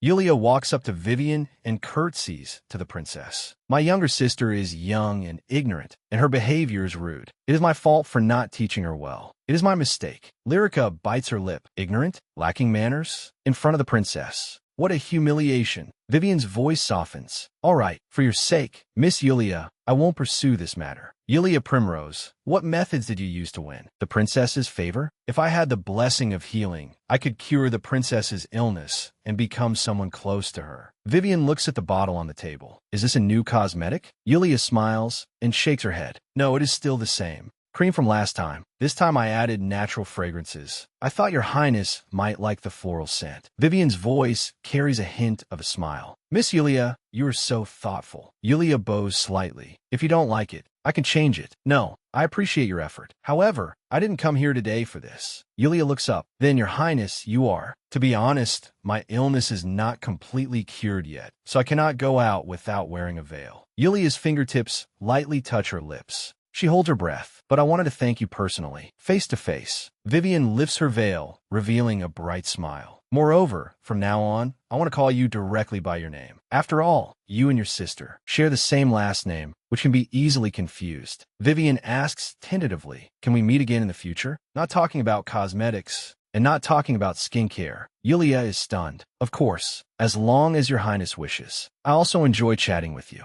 Vivian's smile warms up. That's great. It feels like I've made a friend. I had forgotten what it feels like to have someone to talk to. A friend? Come to think of it, I've never had a friend either. A blush spreads across Yulia's face. It is my honor to be considered a friend by your highness. The two smile at each other. I look forward to spending time with you. The princess asks curiously, did you say a business? Yulia's gaze is firm. Yes, I want to start my own cosmetics business. Yulia picks up her teacup. I realize that besides my mother and your highness, there might be others who could benefit from these products. While making cosmetics for your highness, I discovered that they can also be used as ointments for wound healing. In the Empire, even minor injuries can only be treated by priests, which is out of reach for some people. These products might be able to help those who cannot see a priest. Vivian nods. I agree. Many people will benefit from your invention. Oh, perhaps you should talk to my brother. Yulia is a bit surprised. His Highness the Crown Prince? Vivian answers affirmatively. Yes, I'm not saying this just because we are family. He knows a lot about business. Give me some time. I will arrange a meeting for you as soon as possible. A few days later, Yulia is walking down the corridor. Would His Highness the Crown Prince really be interested in my business plan? Collaborating with the royal family is indeed advantageous. The funding issue would be easily solved, and I wouldn't have to show my face in public, which would avoid public criticism, right? She places her hand on the doorknob and pushes the door open. Light pours in. Yulia, a call. Suddenly snaps her out of it. Duke Primrose is sitting behind the desk. Did Princess Vivian really come to the Duke's estate to see you? And specifically to thank you? Yes. Princess Vivian seems to highly favor Miss Yulia. Duke Primrose turns around. Is that so? Even I, a duke, haven't seen the princess in years. What exactly happened? Disgusting. Showing concern only now, just because he saw an opportunity. Yulia lowers her eyes. I apologize. I cannot disclose the details. Duke Primrose's interest deepens. Since it is a secret, it must be very important. Naturally, it must be handled with caution. However, today we almost missed seeing the princess. Yulia's eyes become sharp. In that case, why not set my own trap? She even lost her temper. Duke Primrose raises an eyebrow. The princess lost her temper? What do you mean? The butler steps forward. Your Grace, I can explain. Duke Primrose stares at him intently. What exactly happened? Now, my newly won-over butler is exposing Lyrica and Jixon's misdeeds. The Duke slams the table fiercely, furious. Bring Jixon and Lyrica here immediately. Jixon and Lyrica are summoned to their father's office. They are severely reprimanded for neglecting a royal family member and damaging the family's reputation. Jixon tries to defend himself. I was just worried that Yulia would be rude to Her Highness. The Duke is burning with anger. If that was your concern, you should have waited until Her Highness left to say it. What if she had left without seeing anyone? What would you have done then? The Duke holds his forehead. Also, apologize to Yulia. She almost bore the consequences. Because of you, Lyrica reluctantly speaks up. I'm sorry, sister. Jixon also chimes in a low voice. I apologize. They are apologizing to me with sheer displeasure on their faces. This sight is so wonderful that I almost want to keep it to myself. This is the first time they have bowed their heads to apologize to me. It must be a great humiliation for them. Yulia pushes the door open, no longer distracted. Today is an important day. Enoch comes forward to greet her. Welcome, Miss Yulia. He places his hand on his chest. Let us begin discussing the business plan. Enoch starts by asking, what do you think of my proposal? Yulia leans forward. Before I answer,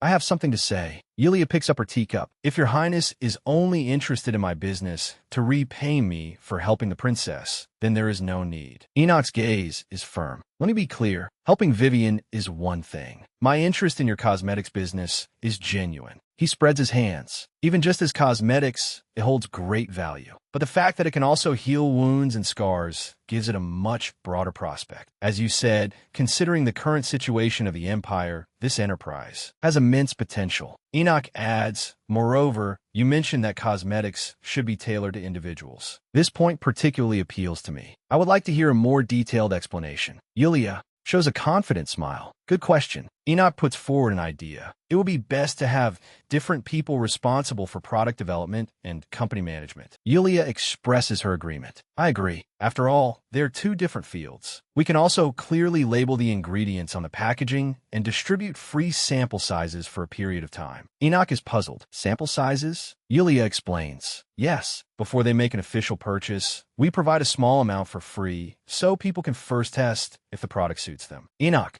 nods approvingly. Good idea. Distributing them in bustling areas can attract those who don't care about beauty. He smiles. Sound good. Then, regarding your business. But before that, Yulia taps her fingers lightly on the table. Didn't you say you were interested in my business itself, and not just because of Her Highness the Princess? Enoch sits up straight. Yes, that's right. But is there a problem? Yulia's gaze is sharp. In that case, can you explain what benefits I will get from collaborating with you, instead of someone else? Enoch repeats her words. The benefits you will get. Yulia picks up her teacup. I have already explained my technology and strategy to you, a potential investor, but I am under no obligation to accept your investment. Yulia continues to question. Even if others propose collaboration, what reason do I have to necessarily choose your highness? This is my technology, so I certainly have the right to weigh my options. Enoch is momentarily speechless. I wasn't. I'm not uneasy because of the strategy one just shared. Of course, having the royal family's backing is crucial to deal with the potential resistance from the nobles. And there's also Lyrica, who is about to become the saintess. But when negotiating and signing a contract, confidence is key. Enoch suddenly bursts into laughter. Ha ha ha ha. Yulia is startled by his sudden laughter, but he looks at her with admiration. What you said makes perfect sense. Enoch speaks up. Then, first of all, let me explain the scale of the merchant guild directly under the royal family. After a long discussion, explanation, and negotiation, we finally reached a mutually satisfactory contract. The investment will be injected directly into my business under His Highness's name. Yulia extends her hand. I look forward to working with you from now on, my investor. Enoch shakes her hand. The honor is mine, Chief Executive Officer. Yulia makes a request. As the Chief Executive Officer, I hope to temporarily keep my identity a secret from the outside world. Enoch is confused. Why? Yulia explains, letting the outside world know that I am the founder will bring no benefit to my business. If the business is successful, wouldn't your reputation be greatly enhanced? Yulia looks out the window. Perhaps, but the risk is too high. This is not just my business. It's best to minimize the variables. Enoch remains silent for a moment, his fists clenching unconsciously. He finally speaks. Temporary secrecy is fine. I believe in you, Ms. Yulia. You may not know this, but winning the trust of Vivian and me is by no means an easy feat. Yulia bows her head in acknowledgement. Thank you for holding me in such high regard. Enoch walks towards her. Haha. You're always saying thank you. Yulia's cheeks flush, being praised by the crown prince. What else can I say? The contract is signed. I should head back. Yulia is about to turn around when Enoch suddenly gets close and picks something from her hair. Where did you get so close? Enoch explains with a smile. There was dust in your hair. Yulia is stunned. What? She subconsciously takes a step back. You could have just told me. I could have removed it myself. Is the crown prince always this thoughtful? Enoch laughs again. Yulia feels confused. Why is he always laughing? Yulia reminds him, in front of other noble ladies, you should be a bit more careful. They might misunderstand. Enoch nods. You're right. I will be careful. Yulia glances at him. Honestly, why is he always smiling? Is it really okay for the future emperor to smile so much? Enoch suggests, would you like another cup of tea? Being cheerful is a good thing. It helps you quickly get rid of gloominess. Yes, I like that very much. Enoch closes his eyes, a hint of a bitter smile on his lips. Unlike me, of course, this is a story about Enoch, a story that even Yulia doesn't know. The heavy rain pours down. The mountain road is muddy. A carriage is overturned by the roadside. Screams pierce through the curtain of rain. In the darkness, a young boy's heart pounds wildly. He reaches out his hand, trembling as he calls out, "Mother, brother." The boy's face is covered in blood. He collapses on the ground, his eyes filled with despair. No, no. When I was young, my parents often quarreled. Whenever that happened, my mother would return to her maiden home to seek comfort. Little Enoch grabs his mother's hem. That day, I begged her, please take us with you. So my brother, Vivian, and I all got into the carriage with her. But the carriage overturned on the forest road. Except for Vivian and me, everyone else died on the spot. I didn't even have time to grieve before bearing my father's accusations. He roared, "It's all your fault. If it weren't for you, forcing your mother and siblings into that carriage." Enoch trembled. "Father." Enoch, he asked, "This is all because of you." But soon, a terrible truth surfaced. Father wanted to give mother's position to his mistress, so he murdered her. When the truth came to light, my maternal grandfather was furious. Pointing at my father's face, he said, "You are no longer my son. The throne will pass to my grandson." Enoch asked. He exiled this wife-murdering scoundrel to the empire's borders until the day he died. Father was dragged away, roaring in despair, "Father, how could you do this to me? I am your son, Father." My grandfather placed his hand on Enoch's shoulder. "Enoch, you have been smart since you were a child. I believe you will fulfill the duties of the crown prince well." That was not praise, but a cold pressure, a heavy shackle. I had to be different from my father. This pressure followed me like a shadow. Years later, my exiled father returned to the capital as a corpse. At the funeral, guests whispered, "He fell ill suddenly, didn't he? He was so healthy when he was alive." It seems the rumors are true. His Majesty, in order to get rid of his son, framed him as a murderer who killed his wife and children. I had hated him like that for many years. But what if those rumors were true? Enoch's heart sank heavily. He covered his forehead. An attendant asked with concern, "Your Highness, are you all right?" Enoch pushed him away. "I need some fresh air." The attendant tried to stop him, but the funeral is about to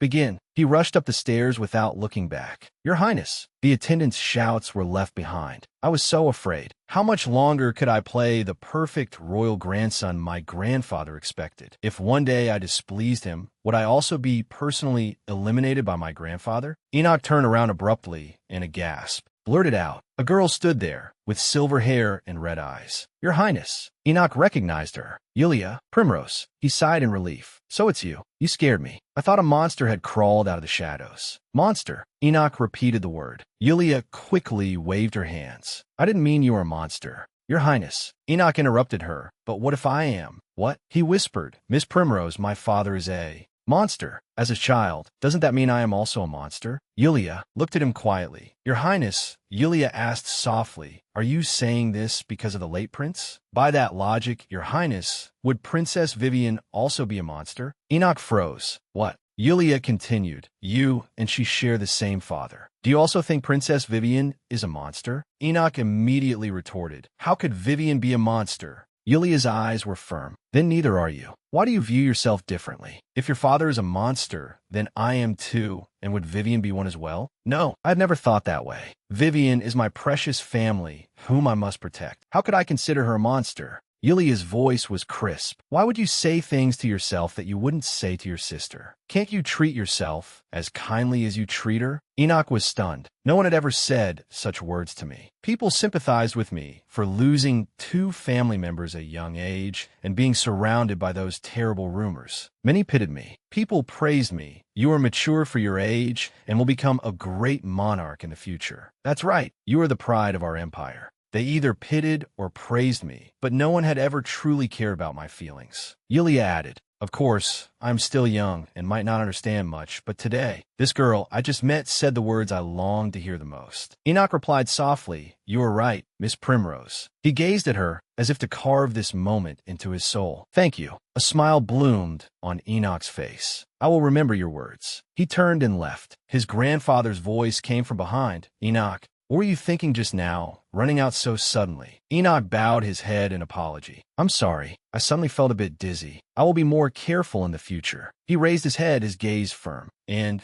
grandfather, I will become a great emperor, a monarch who surpasses you. His grandfather chuckled at first, then burst into loud laughter. This boy really has guts. He patted Enoch's shoulder. Right? That's more like my grandson. Enoch stood there with a solemn expression. I won't be afraid anymore. He secretly clenched his fists. I will become a person different from both my father and grandfather. The young Enoch swung his wooden sword time and time again. Her comforting words gave me strength. He wore a red cape and grew into the crown prince of the empire. Although we rarely contacted each other later, and those feelings became blurred, if I could see her again, I wanted to stand before her and tell her, Yulia, you are my first love. With her silver hair and red eyes, she gazed forward quietly, just like back then. Yulia stood in front of a grand mansion. Mother, you should rest for a while. Yulia sat by the bed, holding the Duchess's hand. The Duchess comforted her softly. I'm fine. It's just a minor cold. Yulia's face was full of worry. But Mother overworked herself in social circles for my sake and caught a cold. But when I shared the good news, her spirits immediately improved. The Duchess had a gentle smile on her face. Don't worry too much. The doctor said it's just from sudden exhaustion. I'll recover quickly with a little rest. The Duchess tightly held Yulia's hand. More importantly, I heard you were starting a business with His Highness the Crown Prince. I'm so proud of you. Just thinking about it lifts my spirits. I used to think this ducal mansion and your father were my whole world, but I hope you can spread your wings and soar in a broader world. Mother, Yulia called softly. The Duchess smiled and promised, I will keep your business a secret. Don't worry. Yulia's eyes sparkled as a smile bloomed on her face. Thank you for your support. I will do my best. A knock on the door sounded. The door opened softly, and Lyrica walked into the room. Mother, are you feeling well? She looked at the Duchess on the bed. I heard you were unwell, so I came specifically to visit you. Lyrica stood by the bed, her voice gentle. I hope you recover soon. Footsteps echoed in the room. Lyrica handed a bouquet to the Duchess with a bright smile. This is for you. The Duchess took the bouquet, but her gaze suddenly froze. Lyrica, no. The Duchess stared at the bouquet, her eyes turning sharp. Lyrica turned around at the sound, a hint of confusion in her eyes. Yes, Mother. The Duchess's voice turned cold. Do you know what flower this is? A white lafia flower. That is a flower used to mourn the dead. Seeing this flower reminds me of, it was the same in my past life. When Mother fell ill, Lyrica brought a white lafia flower. Yulia suddenly grabbed Lyrica's shoulders. Are you cursing Mother to die? Lyrica panicked. I'm sorry. I didn't know. I'll get rid of it right away. Jixin strictly shouted, Yulia, what are you doing to Lyrica? My emotions spiraled out of control in an instant. I slapped Lyrica, and my brother happened to walk in and see it. Yulia roared at Jixin, brother, do you know what she did? She brought mother a white lafia flower. Jixin was furious. Absurd. There are no such flowers in the estate. You hit her over something like this? Are you crazy? Flames engulfed the bouquet. The evidence was destroyed in an instant. I wanted to retort, but it was too late. Lyrica threw the bouquet into the fireplace. Oh, I just made a mistake. Lyrica looked pitiful in front of everyone, her cheek red and swollen. This made my bad reputation even more notorious. But this time, I wouldn't fall into your trap so easily. I've learned my lesson. Yulia's eyes were cold and firm. A white lafia flower. Do you really know its meaning? I've already figured out how to deal with people like you. Lyrica looked bewildered. A white lafia flower? What is that? Yulia interrupted her. Of course you don't know what this flower means. Who gave it to you? Was it one of your maids? The maids exchanged terrified glances. One of them hastily defended, and no, the young lady brought the flowers herself. Lyrica clenched her hands tightly. I didn't do it on purpose. Yulia pressed on step by step. Lyrica, after the cheap teapot and dress incident, your reputation has already plummeted, hasn't it? Lyrica's voice trembled. I'm sorry, sister. I'll get rid of the flowers right away. She reached for the flower box. Yulia asked coldly, get rid of it? Yulia suddenly grabbed Lyrica's wrist, stopping her. Lyrica, not even knowing such basic common sense, is not something that can be easily covered up. This concerns the family's honor. It seems necessary to discuss this with father and brother. A deep male voice sounded. Yulia, what are you arguing about? Yulia turned to Jixin. Brother, you came at the right time. Look at what gift she brought for mother. Jixin took the bouquet, his face instantly darkening. This is a white lafia flower. Lyrica hastily defended herself. Brother, I swear I didn't know the meaning of this flower. I just thought mother would like it. Jixin gently patted Lyrica's back and comforted her softly. Of course, you wouldn't do it on purpose. It's okay, Lyrica. Calm down. Lyrica hid in his arms and secretly cast a glance, a barely noticeable hint of smugness flashing in her eyes. But Yulia changed the subject. However, I think it's necessary to hold Lyrica's tutor accountable. Jixin frowned. Hold her tutor accountable? What do you mean? Yulia's gaze was as sharp as a knife. Not even knowing the meaning of a white lafia flower. This must be the tutor's dereliction of duty. Jixin fell into thought. He sighed softly. You're right. Lyrica couldn't have done it on purpose. Lyrica hurriedly grabbed his sleeve. But I like my current tutor. Yulia leaned close to Lyrica's ear, her voice soft but ice cold. Lyrica, this decision is for your own good. If this gets out, what will happen? People will bring up your origins again and spread even more vicious rumors. Yulia showed an angelic smile. But don't worry. Trust your sister. I'll make sure no one finds out. Lyrica bit her lip, her cheeks flushing. A noble lady sat by the tea table, listening to Yulia's account. Really? Such a thing happened? Yulia nodded in confirmation. Yes. So I wanted to ask you, did you really not teach Lyrica the meaning of that flower? The tutor straightened her back. Miss Yulia, I am one of the best tutors in high society. It's absolutely impossible that I wouldn't teach her such basic etiquette. Yulia picked up her teacup. I understand what you mean. But even the Duke flew into a rage and insisted on replacing Lyrica's tutor. She pushed a letter in front of her. Please accept this. The tutor looked at the envelope. What is this? Yulia smiled gently. Just in case, I prepared a letter of recommendation for you. With this, you will soon be able to find a job elsewhere. The tutor's face showed gratitude. Oh my, Miss Yulia, you are truly too kind. Yulia responded modestly. It's nothing. I know you must feel wronged. I'm glad you're feeling better now. The tutor confessed. To be honest, I misunderstood you before. I blindly believed those bad rumors about you.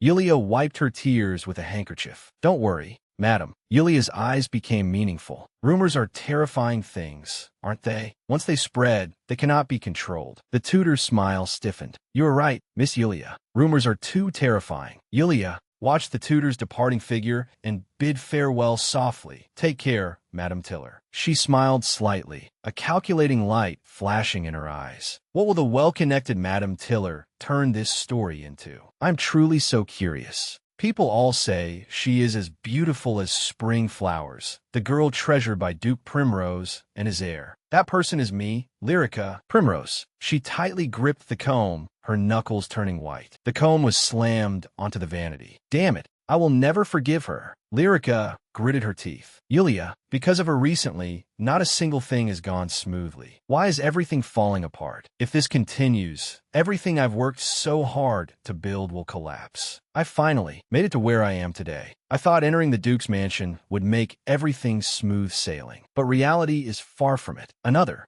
social invitation addressed only to Yulia. TCH, the label of illegitimate child, follows me closely like a shadow. Lyrica must be very sad, but for occasions like this, a legitimate daughter like me should be the one to attend. The Duke's face was gloomy. Yulia, he questioned sharply, how could you say such things instead of comforting your sister? Yulia lowered her eyes. Father, I'm sorry. I just felt that. She tightly held Lyrica's hand, her fingertips ice cold. Right then, a perfect plan formed in my mind. A highly effective plan to make everyone accept me. A wine glass fell to the ground, shattering into pieces. Yulia angrily scolded Lyrica. What are you doing? Causing trouble again? Lyrica knelt on the ground, apologizing loudly. I'm sorry. Sister. Fortunately, the stupid Yulia always exploded at the slightest provocation. A noble lady approached Lyrica. Ah, Miss Lyrica, she said with concern, you must have been so upset just now. How could your sister say such harsh things? Another lady offered an invitation. If you'd like, would you care to join us for a cup of tea? Lyrica looked up, a hint of joy in her eyes. May I? Thank you. Just like that, people began to sympathize with me and accept me. The guests whispered, why is Miss Yulia always so mean to Miss Lyrica? The maids also comforted her. Miss Lyrica, please don't be too sad. You're just too kind. I quickly won the trust of everyone in the Duke's mansion. The servants of the Duke's mansion gossiped. Yulia humiliated Lyrica again. That girl is truly hopeless. Even the Duke cast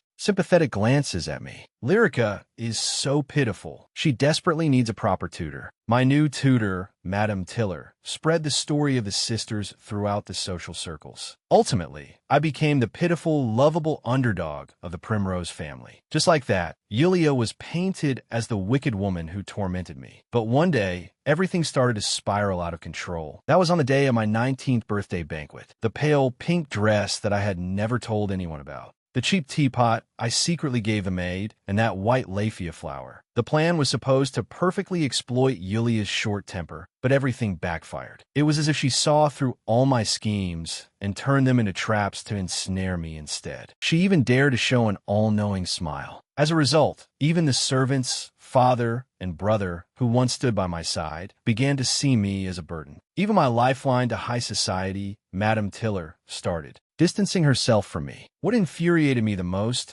was that Yulia was actually summoned to the royal palace. The very thing I dreamed of, she obtained effortlessly. Damn it, I will never forgive her. If only Yulia would just disappear. Lyrica jolted awake. Her reflection in the mirror was full of panic. Lyrica tightly gripped her collar. Calm down. I must stay composed. Yulia will definitely try some trick at today's gathering. Lyrica clasped her hands together. No matter what happens, I won't let her off this time. I just need to act like I always do. Yulia, everything yours should be mine. A ruthless glint flashed in Lyrica's eyes. Every single piece, every single bit, I will take it all away from you. But Lyrica's resolve didn't last long. Rumors swirled in the banquet hall. Hey, did you hear? Hear what? Word is that Miss Lyrica bought a cheap teapot from the market without a second thought. Not only that, she even gifted a white lafia flower as a get-well present. Good heavens! How could someone tutored by Madame Tiller not even know such basic etiquette? Did you hear that rumor? Some say Madame Tiller's reputation is just an empty shell, and she has no real skills at all. Really? That's an absolute insult to us, her students. Exactly. Do you know how much money I spend to hire her? Making a mistake is one thing, but shifting the blame onto the teacher is just absurd. We accepted her, this illegitimate child, yet she repays us with such ingratitude. It really must be an issue with her upbringing. Lyrica clenched her fists, her nails digging deep into her palms. Ignorant and ungrateful, always returning kindness with malice. She took a step, then another, walking toward the center of the rumors. Lyrica gritted her teeth. No matter what I do, you should mind your own business. She suddenly grabbed a noble lady's shoulder, her eyes fierce. The girl trembled in fear. The surrounding noble ladies gasped. Miss Lyrica. Lyrica closed in on the group. Look me in the eye and say that again. Lyrica's voice was bone-chillingly cold. Miss Miss Delival, do you know that your family owes the Duke's estate a massive debt? Your family status is far beneath ours. The girl she questioned stammered. Lyrica's face was flushed red. So, you'd better watch your mouth. Miss Delival panicked. Miss Lyrica, what are you saying right now? A gentle voice intervened. Excuse me, ladies. Yulia strolled over gracefully and gently pulled Lyrica behind her. Miss Delival exclaimed.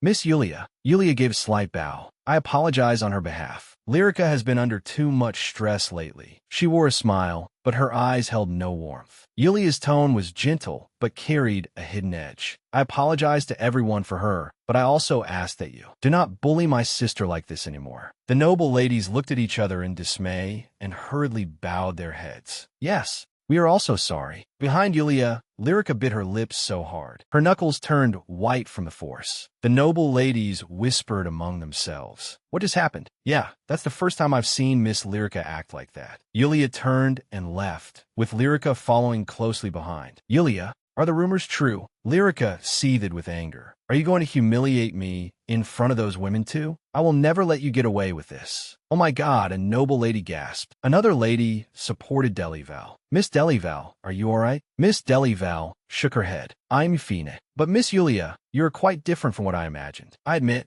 my opinion of you has changed. Another lady chimed in. Perhaps there's more to the bad rumors about her. Seeing Miss Lyrica's behavior today, Miss Delival looked thoughtful. It's obvious that we shouldn't have jumped to conclusions so quickly. The carriage stopped in the courtyard. The wheels came to a halt on the stone pavement. Lyrica was about to board when a voice stopped her. Are you leaving already? Lyrica turned back and saw Yulia catching up to her. Her expression was complex. Lyrica walked up to her. You suddenly rushing out today was not like you at all. Lyrica raised an eyebrow slightly. Not like me? Yulia's eyes were calm. Yes, normally, it's you who has changed, not me. Lyrica stood among the flowers under the moonlight, a hint of confusion flashing in her eyes. I don't know why you've changed. Her gaze then turned firm. But I won't be manipulated by you anymore. A cold smirk curled on Yulia's lips. Finally showing your true colors, Lyrica? Is that so? I'm quite eager to see what you'll do next. Miss Yulia. A knight stepped in front of Yulia. The carriage is ready. Please step aside. Yulia was taken aback.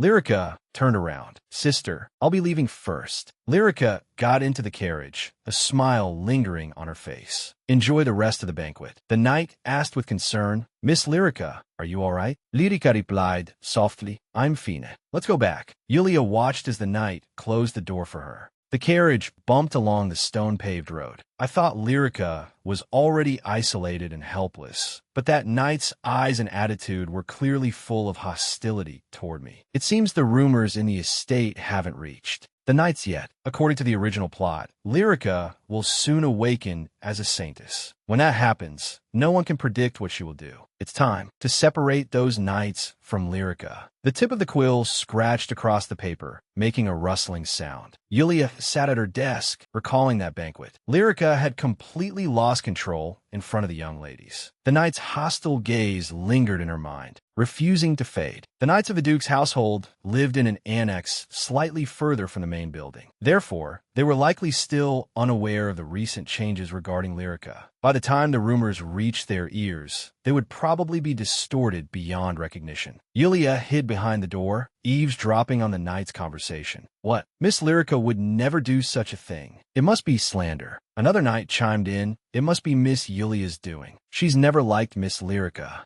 The knights were filled with righteous indignation. That's right, we must protect Miss Lyrica. The clashing of their swords made a crisp sound. Yes, we must dedicate everything to her. Just like that, I became the villain in their eyes. Lyrica's power does not stem from herself. It comes from the support of those around her, from this blind devotion. I must completely sever the source of that power. High heels clicked crisply against the floor. An angry roar came from inside the door. I told you, I'm not hungry right now. Yulia's footsteps paused. From behind the door came the maid's timid voice. But Miss Lyrica, you haven't eaten anything since last night. The maid tightly clasped her hands. I'm just worried about you.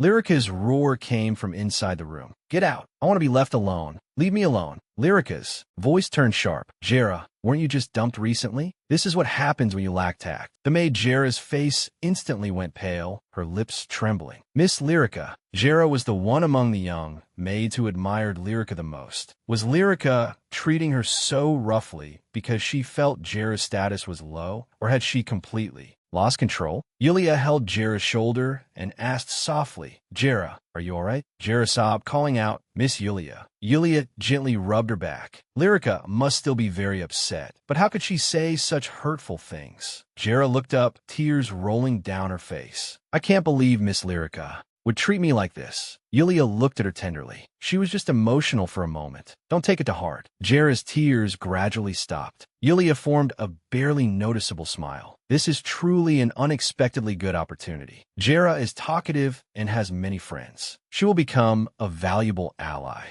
Jera leaned on Yulia's shoulder, her tears soaking her collar. To be honest, Miss Lyrica has been too much lately. A few days ago, another maid, Yulia, interrupted her. All right. Speaking ill of others can easily turn into gossip. Yulia changed the subject. I'm going out soon. Could you do me a small favor? Jera immediately looked up. Of course. A glint flashed in Yulia's eyes. Thank you. Jera, Lyrica, I will take away everything you have left. Yulia, are you sure this outfit is appropriate for meeting the Crown Prince? Yulia tightened the strings of her cloak. It's necessary, mother. I can't risk drawing attention. The Duchess's face was full of worry. Even so, Yulia's gaze was firm. I must keep a low profile. Today, I am supposed to accompany Crown Prince Enoch to find a suitable location for the shop. We both agreed to inspect it in person. The problem is, we are both too easily recognized. We decided to cover our faces as much as possible and keep a low profile. The Crown Prince will do the same, so don't worry. The Duchess held Yulia's hand. Then I'm relieved. Yulia stood up. I'll be going now. She pulled up her winter hood, revealing a reassuring smile. I was actually worried this outfit would draw even more attention.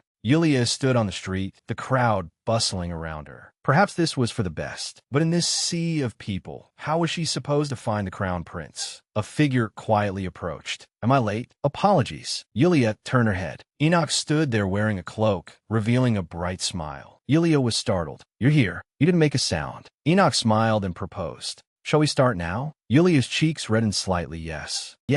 Enoch walked ahead. Fortunately, it seems no one has recognized us. Yulia followed behind him. Yes, it seems so. At least we haven't been discovered yet. But Yulia looked around. People are staring at us, especially at the Crown Prince. He stands out so much. How can we talk about keeping a low profile? Oh my God, he is so tall and handsome. Is he a royal knight or an actor? Maybe coming out was a mistake. What if we were spotted by reporters and written into an exclusive scoop? The business might be ruined. Enoch's voice came over. Miss Yulia. He leaned closer to her. Why do you look so serious? Yulia was startled.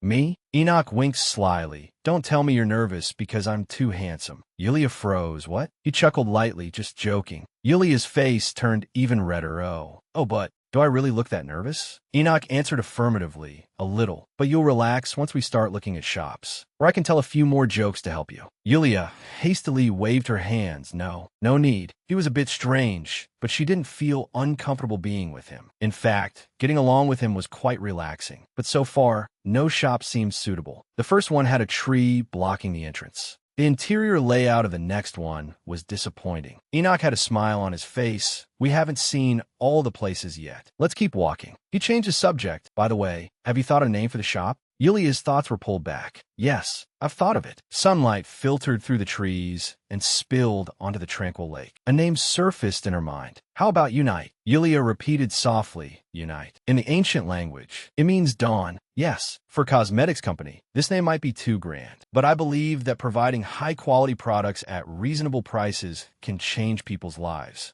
Like welcoming a new dawn, even for those whose hearts have been scarred by skin problems, like Princess Vivian. Enoch's gaze swept over her profile. She nodded gently. Profit is certainly important, but I hope the business can prioritize achieving this goal. Enoch praised. It sounds like a very fitting name. Actually, I was considering what to develop next. He turned to look at Yulia. Do you feel there are any products that are necessities? Yulia fell into deep thought. Necessities? Let me think. Since Princess Vivian's problem is solved, I don't seem to have any particular needs. Enoch was thoughtful. I see. Yulia noticed him tugging at his winter hat. By the way, Your Highness, don't you feel hot? He admitted, it is a bit stuffy under this winter hat. Summer is almost here. Soon I will join the Royal Knights for mountain training. This makes me a bit worried. Prolonged exposure to the sun can easily cause skin problems. I hope it won't be as hot this year as it was last year. A gleam flashed in Yulia's eyes. Your Highness, regarding the idea for a new product, she revealed a confident smile. What do you think about developing a cosmetic similar to sunscreen, protecting the skin from sun damage? This might be the key to killing two birds with one stone. Reward comes with encouragement. The quill glided across the parchment, leaving smooth handwriting, and finally signed a name. We finally found an ideal building. Not only is it located in the city center with an excellent geographical location, but the first floor is a shop and the second floor can be used as an office. The interior decoration is naturally suitable for a cosmetic store, requiring no large-scale renovation. Most importantly, Yulia bowed slightly. Thank you for your hard work, Your Highness the Crown Prince. Enoch spoke softly. You worked harder, Mississippi. But fortunately, we found a good place within a day. Yulia turned her face, smiling brightly yes. She gazed at the building in front of her. I'm really looking forward to seeing what this place will become in the future. The two stood side by side in front of the building. The setting sun gilded it with a golden edge, as if cheering for them. Night fell. The two strolled down the moonlit street. Yulia looked up at Enoch. Your Highness, have you received royal business training? Enoch's gaze fell into the distance. Yes, it's part of the Crown Prince's education. Because it's my favorite field, I paid extra attention in class.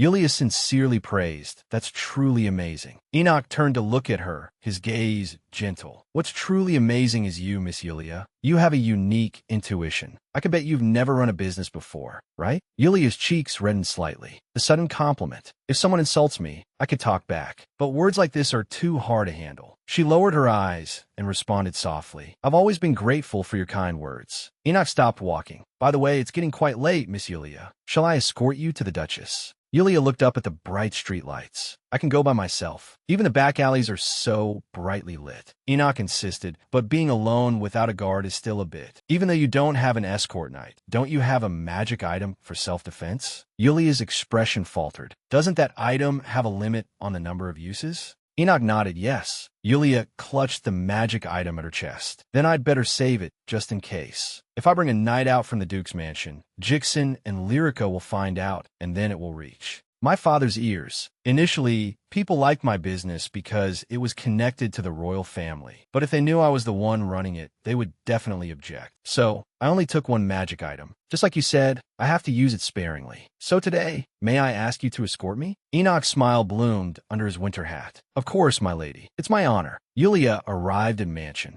Mother, I'm back. Yulia went up to greet her. Have you waited long? I'm sorry. The Duchess responded, I've been waiting very comfortably at my friend's house. It's fine. The Duchess asked with concern, it's so late. You didn't come alone, did you? Yulia answered with a smile. Ah, His Highness the Crown Prince was with me. Enoch's figure gradually faded into the distance as he waved goodbye. The Duchess watched his retreating back. He is a kind person. Yulia also gazed at that figure. Yes, he's a very good person. The two got into the carriage. The Duchess asked, did the business discussion go well today? Is the shop settled? Yulia nodded. Yes, very luckily. We found a good place in just one day. The Duchess showed a gratified smile. That's wonderful. Both of you are amazing. Excitement sparkled in Yulia's eyes. Also, while chatting with His Highness, I thought of an idea for a new product. I plan to start making it as soon as I get home. The Duchess gently stroked her daughter's arm. All right, you've been busy all day. Just get some good rest today. It's fine, because I'm really enjoying it. Yulia's smile blossomed in the night. This is the first time in my life I'm doing what I want to do.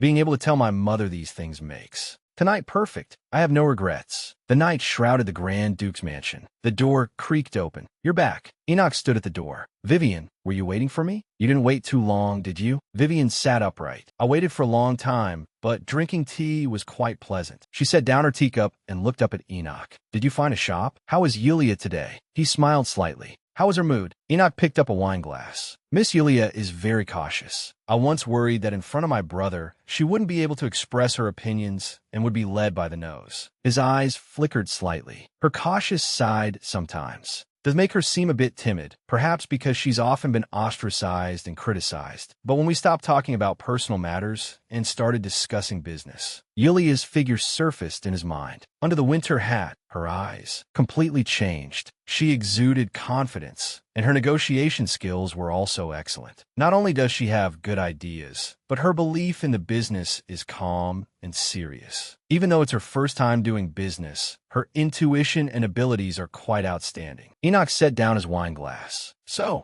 there's no need to worry. Vivian was slightly taken aback. What? Enoch chuckled. She is very dashing. Vivian asked in confusion. Who are you talking about? Enoch recalled Yulia's words. Let's meet at the office next time. Yes, at our shop's office. Yulia's face was brimming with happiness. That was the joy of owning her own shop. A hint of admiration flashed in Enoch's eyes. In the field she liked, she was neither shy nor hesitant. She was radiant, fragile, yet incredibly strong. Enoch held his teacup, a smile appearing on his face. Vivian slammed the table. Who's dashing? Hurry up and give me a detailed report of today's events. Enoch smiled and refused. No, it's a business secret. What I saw today is a side of her that even her family doesn't know. This is the true face of Yulia Primrose. I'm really looking forward to seeing more of her diverse facets in the future. Vivian grabbed his wrist. Tell me now. Enoch stood up, leaving only his back. On the training ground in the early morning. Well done. Dig a little deeper. We must hold the left flank.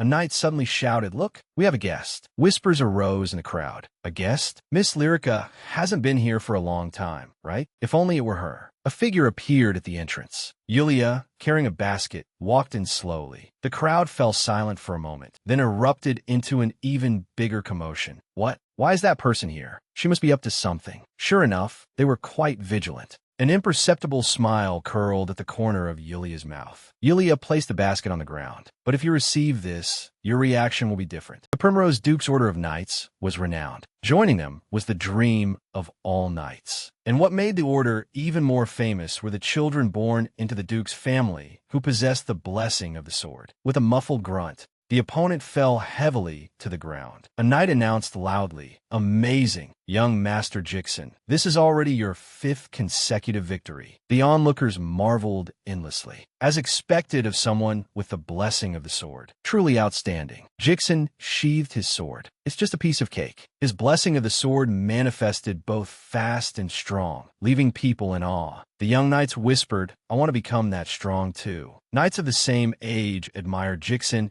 and threw themselves even more into their training. However, their illusions about Jixin were soon shattered. Bang! Bang! A knight swung his sword vigorously at a straw dummy. Another knight sneered, Haha, look at him. He practices like that all day long. And the result is just at that level. Another knight chimed in, with that meager skill, he still hasn't given up. How remarkable. The knights nearby began to whisper. Anyway, he has the blessing and is the young master of the Duke's family. He doesn't need to work hard at all, right? Relying solely on talent, idling away his days, and he actually dares to mock us. The knight's dissatisfaction with Jixin grew day by day. A voice called out, Brother. Jixin ran over. Oh, you're here. Lyrica approached Jixin. The weather is so hot. You've worked hard training, brother. The knights murmured, It's Miss Lyrica. Still as lovely as ever. Lyrica turned to the crowd with a gentle smile. Thank you for your hard work, everyone. Keep it up. In the order, the only one who spoke heartwarming words to them was Lyrica. Her gentle smile and encouraging words melted the dissatisfaction in the knights' hearts. That year, the Southern Expedition training was exceptionally arduous for the Duke's Order of Knights due to the unusually hot weather. It's so hot. My skin feels like it's burning. I can't hold on much longer. A knight slumped on the ground. Damn it. Even if we wanted to go to the hospitals in the city have long been fully booked by the nobles. Another knight said indignantly, Is it really okay to treat us knights like this? Our skin is broken out. It's agonizing. But that guy Jixin's skin is as smooth as ever. He must have run to the priest as soon as he got back. He doesn't even practice his sword properly, always taking shortcuts. A knight could no longer bear it. He rummaged frantically through his bag. I've had enough. The knight next to him exclaimed, Hey, what are you doing? A knight took a bottle from a basket. Another knight asked in shock, Wait, are you really going to use that? He tried to stop him. Stop it. You have no idea. What's inside? It's something given by that wicked woman. She must have put something strange in it to play a trick on us. The knight holding the bottle shook off his hand. I don't care. Now I can only rely on this. He forcefully twisted open the cap. A surge of power gushed out. His eyes widened. This is radiant. Audioha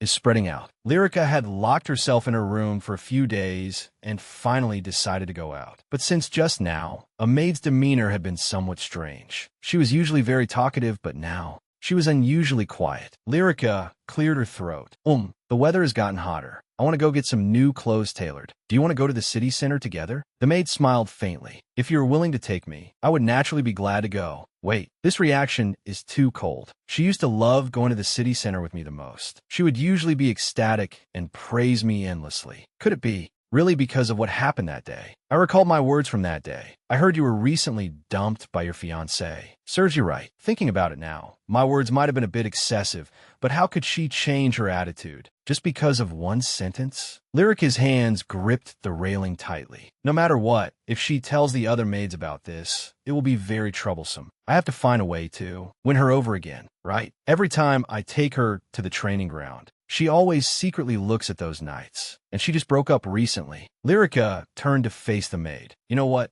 Jera? The maid responded in confusion. What is it? Lyrica revealed a perfect smile. I'm going to see the knights now. Do you want to come with me? This time I will also introduce you to them. Introduce me? The maid's eyes instantly lit up. Lyrica continued. Yes, quite a few knights are very curious about you. Oh my God, really? The maid excitedly grabbed Lyrica's hand. Thank you so much, Miss Lyrica. Lyrica sneered inwardly. She's so easy to buy off. Ridiculously simple. A commotion came from outside the castle. Lyrica frowned.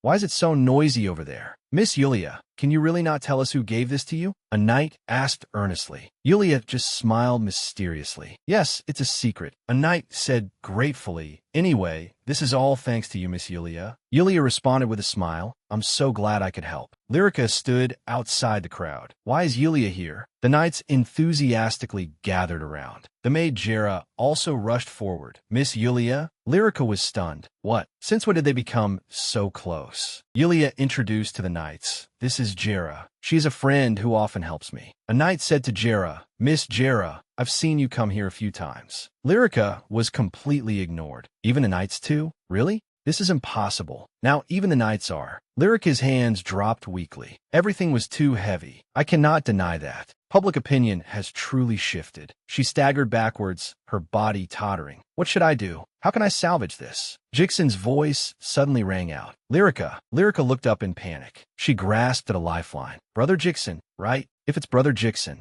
Jixon supported her with concern. Did you get heat stroke? Do you want me to take you back to your room? He will definitely stand by my side. Jixon's voice was gentle and firm. Just tell me. I will help you with anything. Lyrica sobbed and tightly gripped his sleeve. Brother, it's like this. Actually, Miss Yulia, Lyrica raised her tearful eyes. Yulia said softly, I'm really happy to see that everyone is satisfied with the cosmetics. Yulia continued, because the creator said this was just a sample, I was a bit worried. Are there any side effects? A knight answered with a smile, not at all. The effect seems even better than the priest's treatment. Yulia made a request. May I see your skin? The knight obediently extended his hand. Of course, take a look. Yulia examined his hand. The swelling has indeed gone down a lot. Another knight excitedly added, it's not just the swelling. As soon as you apply it, your skin feels cool. Other knights chimed in. The stinging sensation disappeared very quickly. Everyone was amazed. Now even the comrades who were initially suspicious say they can't live without it. A knight asked in confusion, how come we received such a precious gift from you? To be honest, we thought Miss Yulia wasn't interested in us knights at all. Yulia admitted frankly, you're right. If I said I was very interested before, it would be a lie. I also understand why you were vigilant. After all, I rarely came to visit. But after I fell seriously ill at the beginning of the year, I realized that I needed to take better care of the people around me. Since I was negligent in the past, from now on, I will do my best to manage everything in the duchy, especially you knights, who are the pillars of the duchy. I will come to visit more often.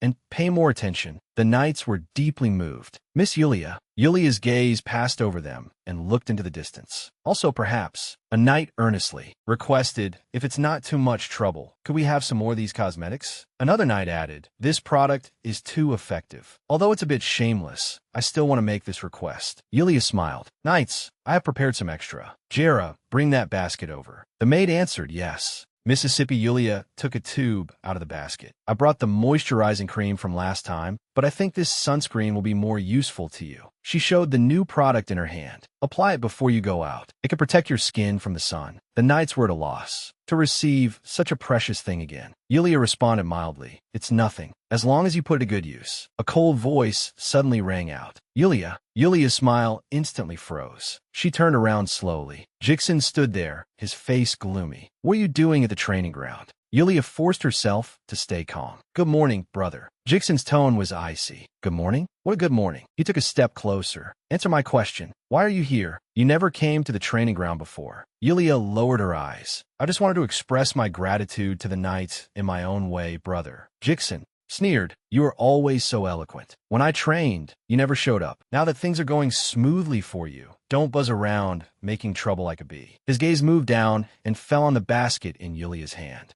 What is that? Jixin suddenly reached out and snatched the basket away. Give it here. His action was rough and merciless. Yulia watched in shock as the basket was taken away. Jixin scrutinized the tube in his hand. What is this? Cosmetics? What are you thinking, giving cosmetics to knights? Yulia anxiously explained, this is used to treat the knight's rashes. Please return it to me immediately. Jixin narrowed his eyes. Rashes? Now that you mention it. He scanned the surrounding knights. Everyone's skin was unusually smooth. Jixin questioned, a few days ago, their skin was still red and swollen. The effect of this cosmetic is too good. Where did you get it? Don't tell me you bought it from some illegal auction. Yulia's eyes flickered. I received it from an acquaintance. They asked me to keep it secret, so I cannot say. Jixin burned with anger. Such a good thing, and you dare not give it to your own brother to use? He tightly clenched the tube. You usually go to the priest for treatment. Jixin defended himself in a panic. Teach, that's true, but this time is different. A knight whispered, why do you treat your own sister like this? You ignored us. It was Miss Yulia who took care of us, yet you act as if you've done something great. Jixin sharply turned his head, his eyes icy. He let out a scoff. Huh, a bunch of idiots. Jixin crushed the tube in his hand. The ointment oozed from between his fingers. Are you now standing on Yulia's side to defy your superior? For mere cosmetic, you sell out your loyalty? Do you knights actually not know where your loyalty should lie? He finally turned to Yulia, his gaze full of warning. Yulia, I warn you, don't get too carried away. Yulia stiffened all over. Jixin's voice rang in her ears. What do you think you've done for the knights? You think you've helped? That is nothing but your delusion. Yulia trembled. What are you talking about? Jixin leaned down, his voice lowering even more. Know your place. It's because you are so arrogant that everyone hates you, understand? His words pierced deeply into Yulia's heart like poisoned thorns. Jixin's voice was freezing cold. This is my advice to you, as your brother. You better listen well. Yulia lowered her head in silence, her body rigid. Jixin turned to leave. Anyway, I'm taking these. With his back to her, a contemptuous smile curled at the corner of his mouth. A maid walked up behind Yulia and softly comforted her. It must be very hard for you to be spoken to like that by your family in front of so many people. A knight looked at Yulia with concern. Miss Yulia, are you all right? Yulia shook her head gently. What my brother said also makes sense. Me doing this kind of thing is indeed very unusual. She raised her head, a firm light shining in her eyes. I will get more ointment for you soon. Please wait a little longer. Yulia turned around and said to the maid behind her, let's go back, Jera. The knights silently watched their retreating figures. Yulia pushed the door open. Then I'll go back to rest. The maid responded respectfully, yes. Mississippi. The door was gently closed. Yulia's footsteps echoed in the corridor. She walked in her own room. The door slammed shut. Yulia threw herself onto the bed and let out a long sigh. She then rolled over and let out a light laugh. Hee hee, things are progressing very smoothly. It's a pleasant surprise. To be honest, I was still worrying whether relying solely on cosmetics would be enough to completely win their hearts. But my brother's accusations actually ignited their knightly spirit. Now I must thoroughly consolidate this momentum. One-time gifts have their limits. I need a new method. All right, I'll do just that. If this works, not only the knights, but even the servants will welcome it. But relying on my own strength alone is not enough. The corners of Yulia's mouth turn up slightly. This time, I'll seek Mother's help. Yulia sighed softly. I'm sorry, Mother. The Duchess picked up her teacup. It's fine. More importantly than that, did you stay up late again yesterday? Yulia closed her eyes with a slightly tired smile. Yes, I've been really busy lately. The Duchess's eyes reveal concern. Please don't push yourself too hard. By the way, was that matter completed smoothly? Was there any shortage of funds? Yulia's smile radiated confidence. Yes, thanks to Mother, everything went smoothly. It should be ready to be unveiled today. I hope everyone will like it. The new cosmetics I've been looking forward to are also finished. There was a gentle knock on the door. Excuse me. The butler poked half his body through the gap in the door. Miss Yulia, we are ready. Yulia's voice came from inside the room. Thank you. I'll be right out. Is it here? Wow, that abandoned building has changed so much. It's so beautiful. Is this the staff lounge Miss Yulia mentioned? That's right. Oh, here's a letter. Read it quickly. Jera, let me see. Yes. To the servants of the Duke's castle, welcome to the staff lounge. Please use it comfortably during your break times. Respectfully, Yulia. Let's go in quickly. Jera pushed the door open. Okay. She looked around, her eyes full of shock. Oh my God, what is going on? This is actually a beautiful lounge. The sofa is so soft. The two maids sank into the soft sofa with faces full of happiness. One of them noticed the bottles on the table. What is this? New cosmetics? She picked up a bottle and examined it. It's a gel-like ointment. Yulia's voice came from the doorway. Try applying it to your tight muscles. As the ointment cools, the pain will be much less the next day. Yulia, carrying a basket, walked into the room with a smile. The maid stood up in surprise. Miss Yulia, Yulia gently asked, do you all like it? I prepared it in a bit of a hurry and was a little worried. The servants responded excitedly. We love it very much. I'm going to show it off to my friends working elsewhere right away. Yulia took hand cream out of the basket. All right, this is hand cream. It works great when the back of your hands are rough. Jera sniffed it. Wow, it smells like peaches. Yulia's gaze swept over everyone. From now on, whenever there are new cosmetics, I will leave them here. You can use them anytime. If you need anything else, please feel free to let me know. The Duchess has also promised to strongly support the shelter. Tears of gratitude sparkled in the maid's eyes. Thank you so much. The shelter's effect is even better than I imagined, bringing positive impacts. Is this gel ointment really that good? Miss Yulia is amazing. She always comes up with such good things. This not only got my abilities highly praised, but also, my goodness, it smells so good. Is this the ointment you gave me? Yes, the scent was changed this time. I like this one better. This served as an excellent new product survey for the upcoming shop. Besides that, there was an unexpected extra income. How was your training today? Don't even mention it. The young Duke was also very irritable today. Really? Is he often like that? Not often. It's every day. My sister are completely different, Jera said. Speaking of sisters, the knights would surely be shocked to see Miss Lyrica's irritable state. Oh, right. Have you heard about the lead pot? No, what is that? Oh my God, I can't believe this happened. A kitchen maid was found using a lead pot. She was making dessert for the Duchess at the time, which caused a huge commotion. But that maid actually said it was Miss Lyrica who gave her that pot. Lyrica's pupils suddenly contracted. The originally idle and anxious knights and maids began to share the stories they had just learned about the Duke's children. Lyrica sat up abruptly. Damn it, what on earth is going on? The situation has gotten even worse. She sat on the bed, her nails digging deep into her skin. Jixon, you useless bastard. I knew this was stupid, but I still insisted on leaving it to you. I thought there was still a way, but it only ended up letting Yulia steal the spotlight again. By making such a public scene, she won sympathy again. Public opinion can no longer be salvaged. A maid's voice came from outside the door. Miss Lyrica, the Duke has returned from his business trip. Lyrica was startled.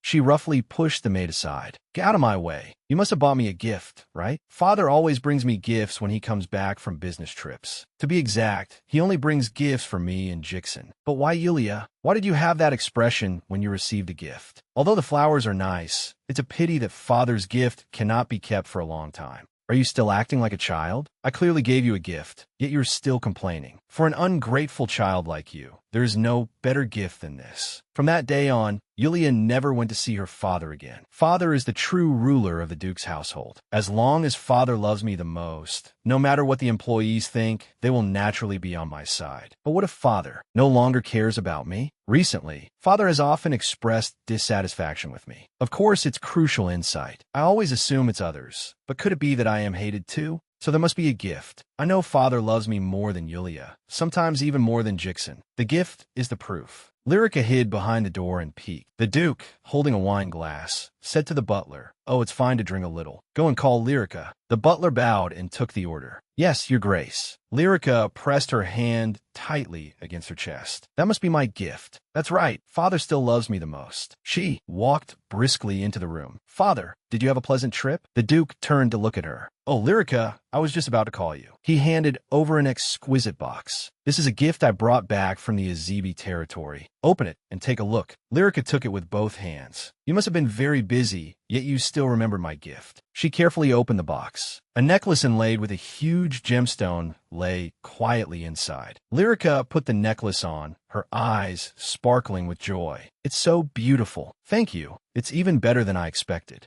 Lyrica turned around with brisk steps. "Oh my God, the necklace is so beautiful. I can't wait to go to the social circles to show it off." She stepped out to leave, but bumped into a figure at the door. Yulia stood there, a subtle, elusive smile on her face. Lyrica looked at her in shock. "Wait a minute. Why is Yulia, who always avoids father, here? Why is Yulia here?" "I called her here," the Duke explained. "While on my business trip, I received a telegram from a butler. Yulia, I heard you recently built a dormitory for the employees. Is that true? Are you angry because I acted on my own? I also heard you went to the Knights training ground." The Duke held Yulia's wrist. "To be honest, I'm a bit surprised, Yulia. You're taking such good care of your subordinates. You have finally come to your senses and started fulfilling the duties of a Duke's child. As a reward, I have prepared a gift for you this time." "Father prepared a gift for me? I hope you like it." "Ah, thank you." The Duke handed over a small dark box. Yulia took it and gently opened it. "Oh, I really didn't expect you to give me this. This is indeed a rare treasure, a radiant ruby." Yulia sighed softly. She stared at the ruby necklace in her hand. "It feels really strange for this thing to end up in my hands." In the original story, the one who got this gem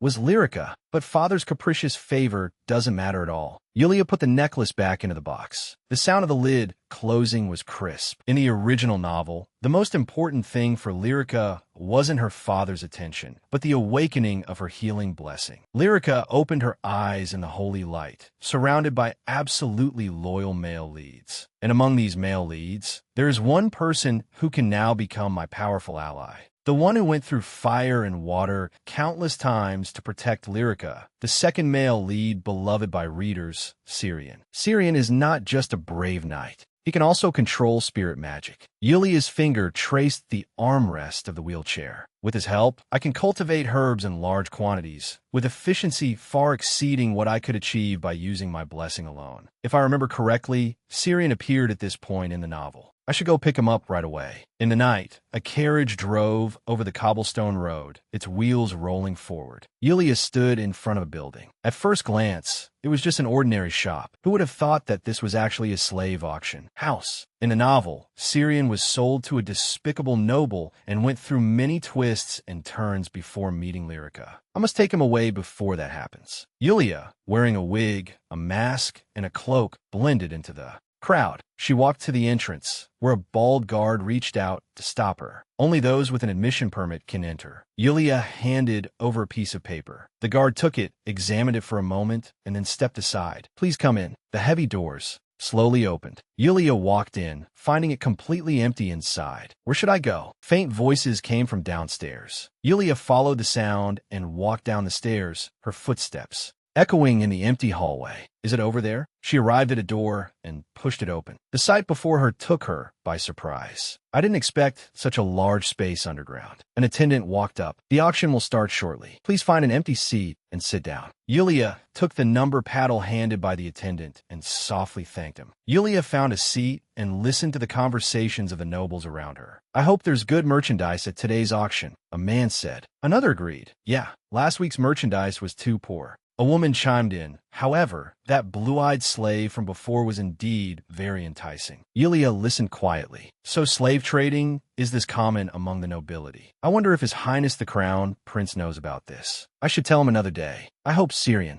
will be auctioned today. I couldn't have remembered the plot in the book incorrectly. The auctioneer walked onto the stage, and the spotlight focused on him. Thank you all for your patience. The auction will now officially begin. He raised his arm high. Applause erupted from the audience. The auctioneer pointed to a boy who was led onto the stage. This slave, a guest, raised his paddle. 1 million gallon. The auctioneer excitedly slammed the gavel. Sold. Congratulations on your winning bid. Yulia watched all this, her stomach churning. Disgusting. I hope Syrian comes out soon. As soon as I get him, I'll leave immediately and never come back. The auctioneer's voice rang out again. The first part of the auction is coming to an end. For the finale, we have prepared something truly special. A rare treasure. You absolutely won't see this in your villas. He opened his palms as if displaying an invisible treasure. The sound of iron chains dragging on the floor sounded. A foot wearing shackles stepped onto the stage. A robust physique, enough to become an outstanding mercenary. He can even use spirit magic. A dual advantage combined into one. Yulia's pupils suddenly contracted. Spirit magic. The auctioneer's voice carried a hint of fanaticism. But that's not all. This commodity is an elf with heterochromia. Oh my God, look at those eyes. Gasps of amazement erupted from the crowd. This is my first time seeing a live one. A noble muttered to himself. The auctioneer's voice echoed throughout the hall. As the finale of tonight's auction, we present to you a non-human slave. The auctioneer announced loudly. The bidding starts now. Yulia tightly gripped her paddle. I absolutely cannot let him fall into someone else's hands. The atmosphere in the auction house instantly boiled over. 5 million gallon, 7 million gallon, 8 million. No, 8.5 million. Syrian's gaze was cold and resolute. The auctioneer's voice echoed in the hall. The atmosphere heated. 8.5 million gallon. Do we have a higher bid? 8.5 million. Yulia raised her bidding paddle. 10 million gallon. The auctioneer's voice trembled with shock. Yes, 10 million gallon. Do we have a higher bid? A masked noble suddenly raised his paddle. Cass, 11 million gallon. Yulia raised her paddle again. 12 million. The noble was not to be outdone. 13 million. Yulia followed. 14 million. The noble gritted his teeth. 15 million. Any higher would be impossible. Yulia's voice was calm and powerful. 16 million gallon. The auctioneer's voice echoed. 16 million gallon. Any more bids? If not, congratulations on your successful bid. Yulia lowered her bidding paddle and let out a long sigh of relief. Thank goodness. She placed her hand under the table, her fingertips still trembling slightly. I tried hard to act calm, but my hand still shook. Yulia's eyes were sharp. But winning the bid doesn't mean it's over. If he acts according to the original plot, he will definitely try to escape. His hands were locked in shackles, veins bulging, showing his unyielding will. Of course, I've already thought of a way to stop him. In the auction house's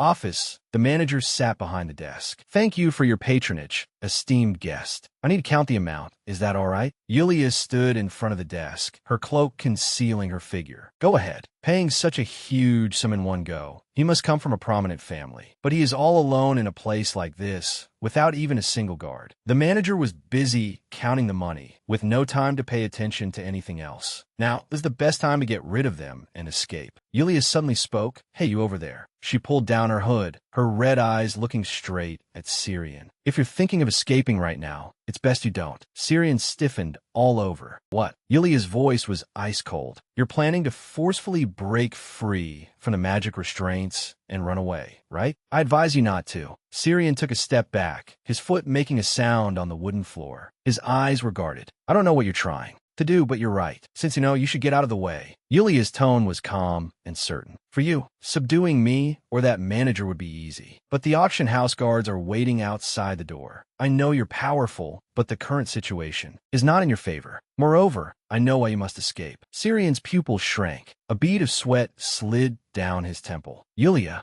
propose a deal. If you cooperate with me, I will bring your younger brother here too. Syrian suddenly grabbed her shoulders. What did you just say? Yulia looked straight at him. Your brother, Florence, will be auctioned in the second auction. I will bring him back to my home with you. Syrian was speechless with shock. What? Yulia held up 3 fingers. As long as you cooperate with me for 3 years, and if you perform well, I will also pay you a salary. Yulia's voice carried a hint of a smile. After 3 years, you will regain your freedom. How about it? This is an offer hard to refuse. Syrian's eyes were filled with suspicion. But why should I believe you? I'm also very curious about your true intention in persuading me like this. Aren't you already my master now? Yulia responded frankly. I don't want to flaunt myself as some incredibly kind person, but I don't want to treat you as a slave, but as an employee. I believe this is the only way you will truly cooperate with me in the long run. Yulia spread her hands. All right, let's skip the complicated talk. Just accept my proposal first. If the work is too hard, you can always run away later. How about it? Syrian remained silent, his clenched fists trembling slightly. Finally, he loosened his hands. I have no other choice. The manager's voice came from outside the door. The funds have all been confirmed. The merchandise will be right. The door was violently pushed open. A boy with tearful eyes cried out, "Brother!" Syrian rushed forward. Florence. He hugged his younger brother tightly. Thank goodness. We don't have to be separated. Me too, Florence. Florence looked around. Where's the person who bought us? Yulia urged. You too? There's no time. Hurry and follow me. Florence whispered. He must be a good person, right? I'm a little scared, brother. Syrian remained silent, not saying a word. The carriage bumped along the cobblestone road. Yulia reached out her hand. You too. Give me your arms. Her fingertips touched their wrists. A flash of blue light instantly lit up, breaking the magic that bound them. Florence leaned into Syrian's arms. Brother, he even undid our bindings. I don't think he's a bad person. But, brother, what is that person's name? Yulia gently stroked Florence's hair. Speaking of which, we haven't introduced ourselves yet. I'm Yulia Primrose. My name is Yulia Primrose. As long as you follow my orders well for 3 years, I promise to give you back your freedom. I look forward to working with you,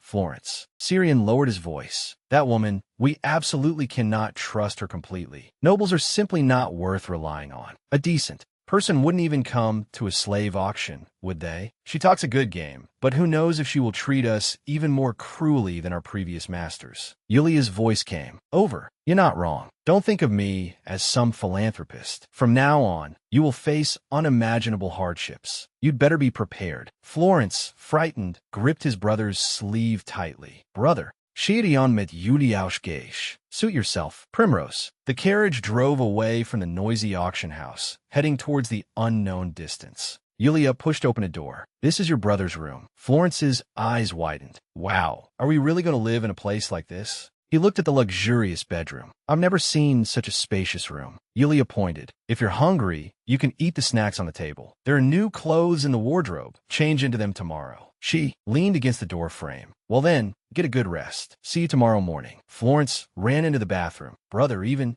the bathroom is so clean. He stared at the sandwiches on the table. The snacks look so delicious. Do nobles eat this kind of thing every day? Florence threw himself onto the bed. Brother, this is so much softer than a hay pile. Syrian helped him pull up the blanket. Florence, you need to be covered when you sleep. Florence snuggled into the blanket. It's so great that the kind person took us in. Syrian looked at his sleeping brother. At least Florence can feel a moment of happiness. But the vigilance in his eyes did not dissipate. She might just be pretending to be kind right now. After all, she is still a noble. Sooner or later, she will reveal her cruel nature. I don't know when that moment will come. But a loud shout shattered the peace of the early morning. Wake up. It's already 7 o'clock. I said wake up. Are you two still not up? A scream.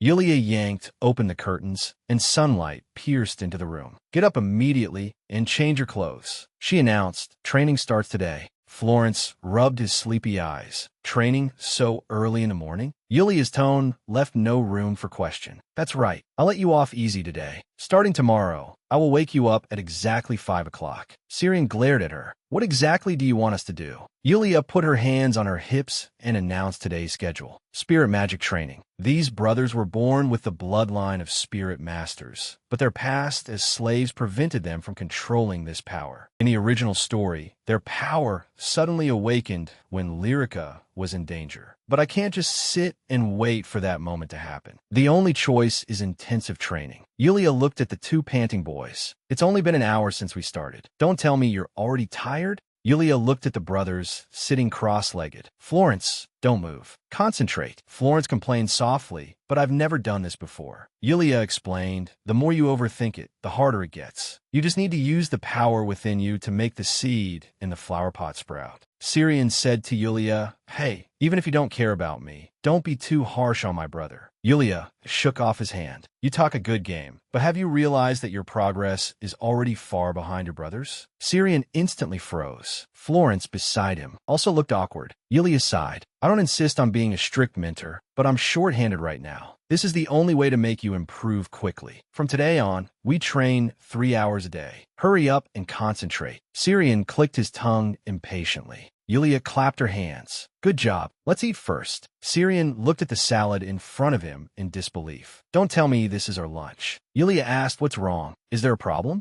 Syrian exploded. "It's all grass. Even my previous masters would give us meat to eat." Yulia put her hands on her hips. "How old are you complaining about food? I read in a book that elves just need to keep their bodies pure. And besides, you didn't have the chance to eat high-quality vegetables before. This is good for your health." Syrian's gaze darted sideways. "Then why does Florence get to eat meat?" Florence was secretly moving the meat onto his own plate. Yulia said righteously, "Don't you know? Children need to consume protein to develop properly." She narrowed her eyes. "You aren't trying to steal your brother's food, are you?" Syrian was momentarily at a loss for words. "I didn't mean that." "Wait, what?" Florence, meanwhile, quickly stuffed the meat into his mouth, mumbling indistinctly, "Sister is completely on my side now." Syrian had a look of betrayal on his face. Over a mere plate of meat, Florence chewed heartily. "So delicious." Yulia clapped her hands. "Next is endurance training." The brothers gasped simultaneously. "Huh?" Syrian yelled in disbelief. "Are you kidding me? You want us to run 3 laps around this damn place?" Yulia said casually, "I'm full, and the weather is nice. Let's just treat it as a walk." Syrian howled, "Walk my foot. I'll die of exhaustion after just 1 lap." Yulia explained, "This is a training route I specifically asked the commander of the Duke's Knights to design." "Oh well, then let's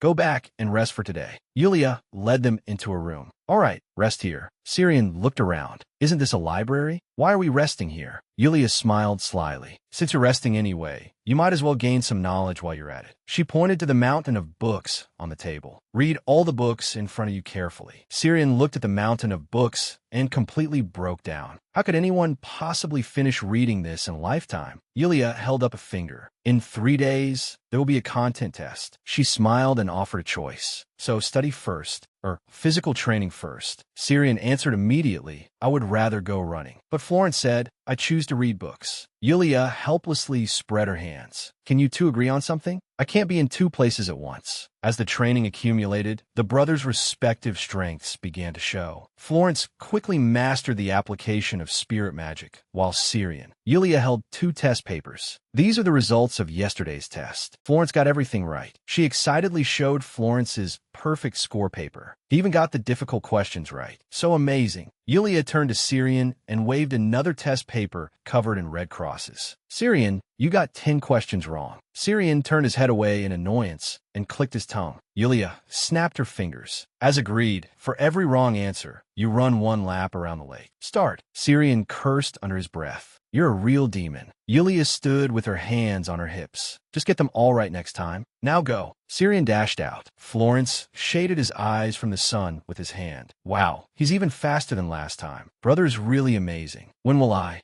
be able to be as strong as him?" Yulia looked at Syrian's back, a satisfied smile on her face. As expected of the strongest knight, the one who protected Lyrica to the very end in the original work, Syrian sprinted across the grass. "I must start night training as soon as possible." Yulia watched his back with a firm gaze. "This time, I will definitely make him my knight." A few weeks later, Florence clasped his hands together, using the power of the light and water spirits to awaken dormant life. He suddenly opened his eyes, and light radiated out. The magic successfully activated. Yulia and Syrian walked into the greenhouse together. Florence was standing in the middle of the flowers, surrounded by a radiant emerald magic glow. The light surged, and the flowers in the greenhouse bloomed instantly. Yulia exclaimed in awe, "Wow, all the flowers have bloomed." The 3 of them stood amidst the sea of blooming flowers. Yulia looked at the brothers with gratification. "This is amazing. You both did very well. The training was tough, but thank you for persevering." She silently said to herself, "Everything is now ready." Yulia thought to herself, ordinary people would usually lose consciousness instantly when facing the powerful energy of a spirit master. She looked at the brothers, smiling brightly. "I had guessed they had special abilities, but I didn't expect it to be this."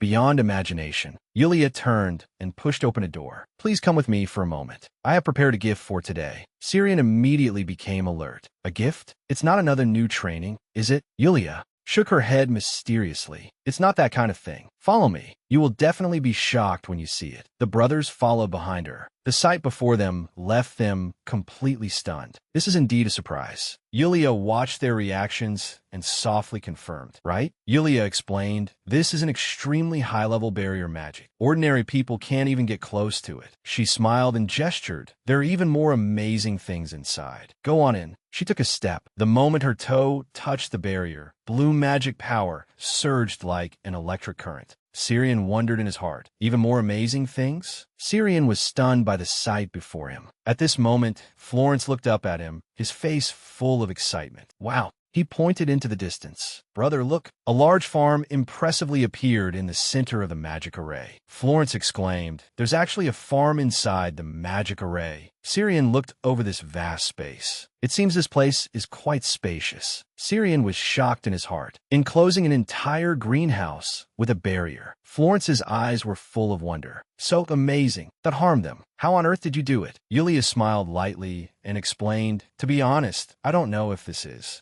not possible, but someone helped me a lot. A few weeks ago, in the second-floor meeting room of Unit, Enoch sat by the window holding a list. He looked up, his expression somewhat troubled, but, Miss Yulia, after checking the list of required materials, I found that some of them are very difficult to obtain within the Piast Empire. Enoch continued to explain, to get these materials, we would have to travel far to another continent. That would take a lot of time. Yulia asked, are there any alternative? The plans? Jixon shook his head. These are core materials. It's hard to compromise. He changed his tone. However, I do have a plan. A fusion of technology and magic. Want to hear it? Yulia revealed a confident smile. The best way to grow crops without being affected by the weather is, of course, a glass greenhouse. But with the technological level of this world, it's hard to build the scale I want. This shelter is burning more money than I imagined. He tapped his fingers lightly on the desk. The key is to use glass as the main material and then use them to form a magic barrier. The specific details are all written on this piece of paper. Enoch looked down at the plan. A greenhouse driven by a magic barrier. He had never thought of this possibility. Enoch's eyes sparkled. Since the materials are simple, let's try it right away. Enoch reached out his palm, and a complex blue magic circle appeared above it. First, we need to set up a magic circle here to hide its appearance. A hint of worry crossed Yulia's face. Are you sure you can do it alone?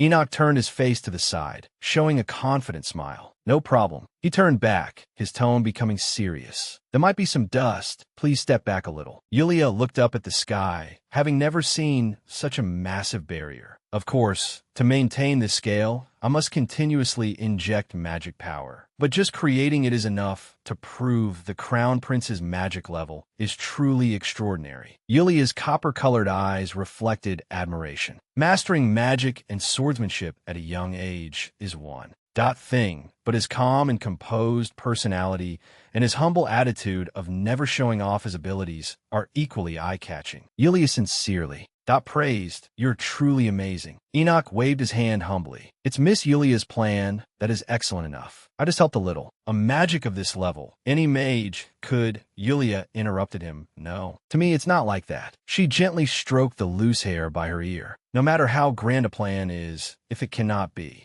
executed perfectly, it's meaningless. Yulia's gaze was sincere. Besides, what your highness just did is far beyond the reach of ordinary people. I genuinely think that was incredible. Even if it really were something anyone could do, the fact that you used your abilities for my business, that will not change. Enoch's cheeks flushed red, and he didn't say a word. Yulia felt a burst of panic inside. Was I too presumptuous? She cleared her throat. Then, let's continue with the work from just now. Enoch, his face completely red, replied, yes, leave the rest to me. Florence stood outside the greenhouse, looking at the building in front of him. So your business partner created this with magic? To possess such powerful magic, he must be one of the top talents in the Empire. Yes, I was equally surprised at the time. Wow, it's truly amazing. Syrian followed behind him. It feels like a completely different space from outside the barrier. Here, we can grow. That all kinds of things. Yulia chuckled. You speak with great confidence. That's a good attitude. She turned around, her expression becoming serious. Also, there's one more thing to say. Listen carefully. This is an important announcement.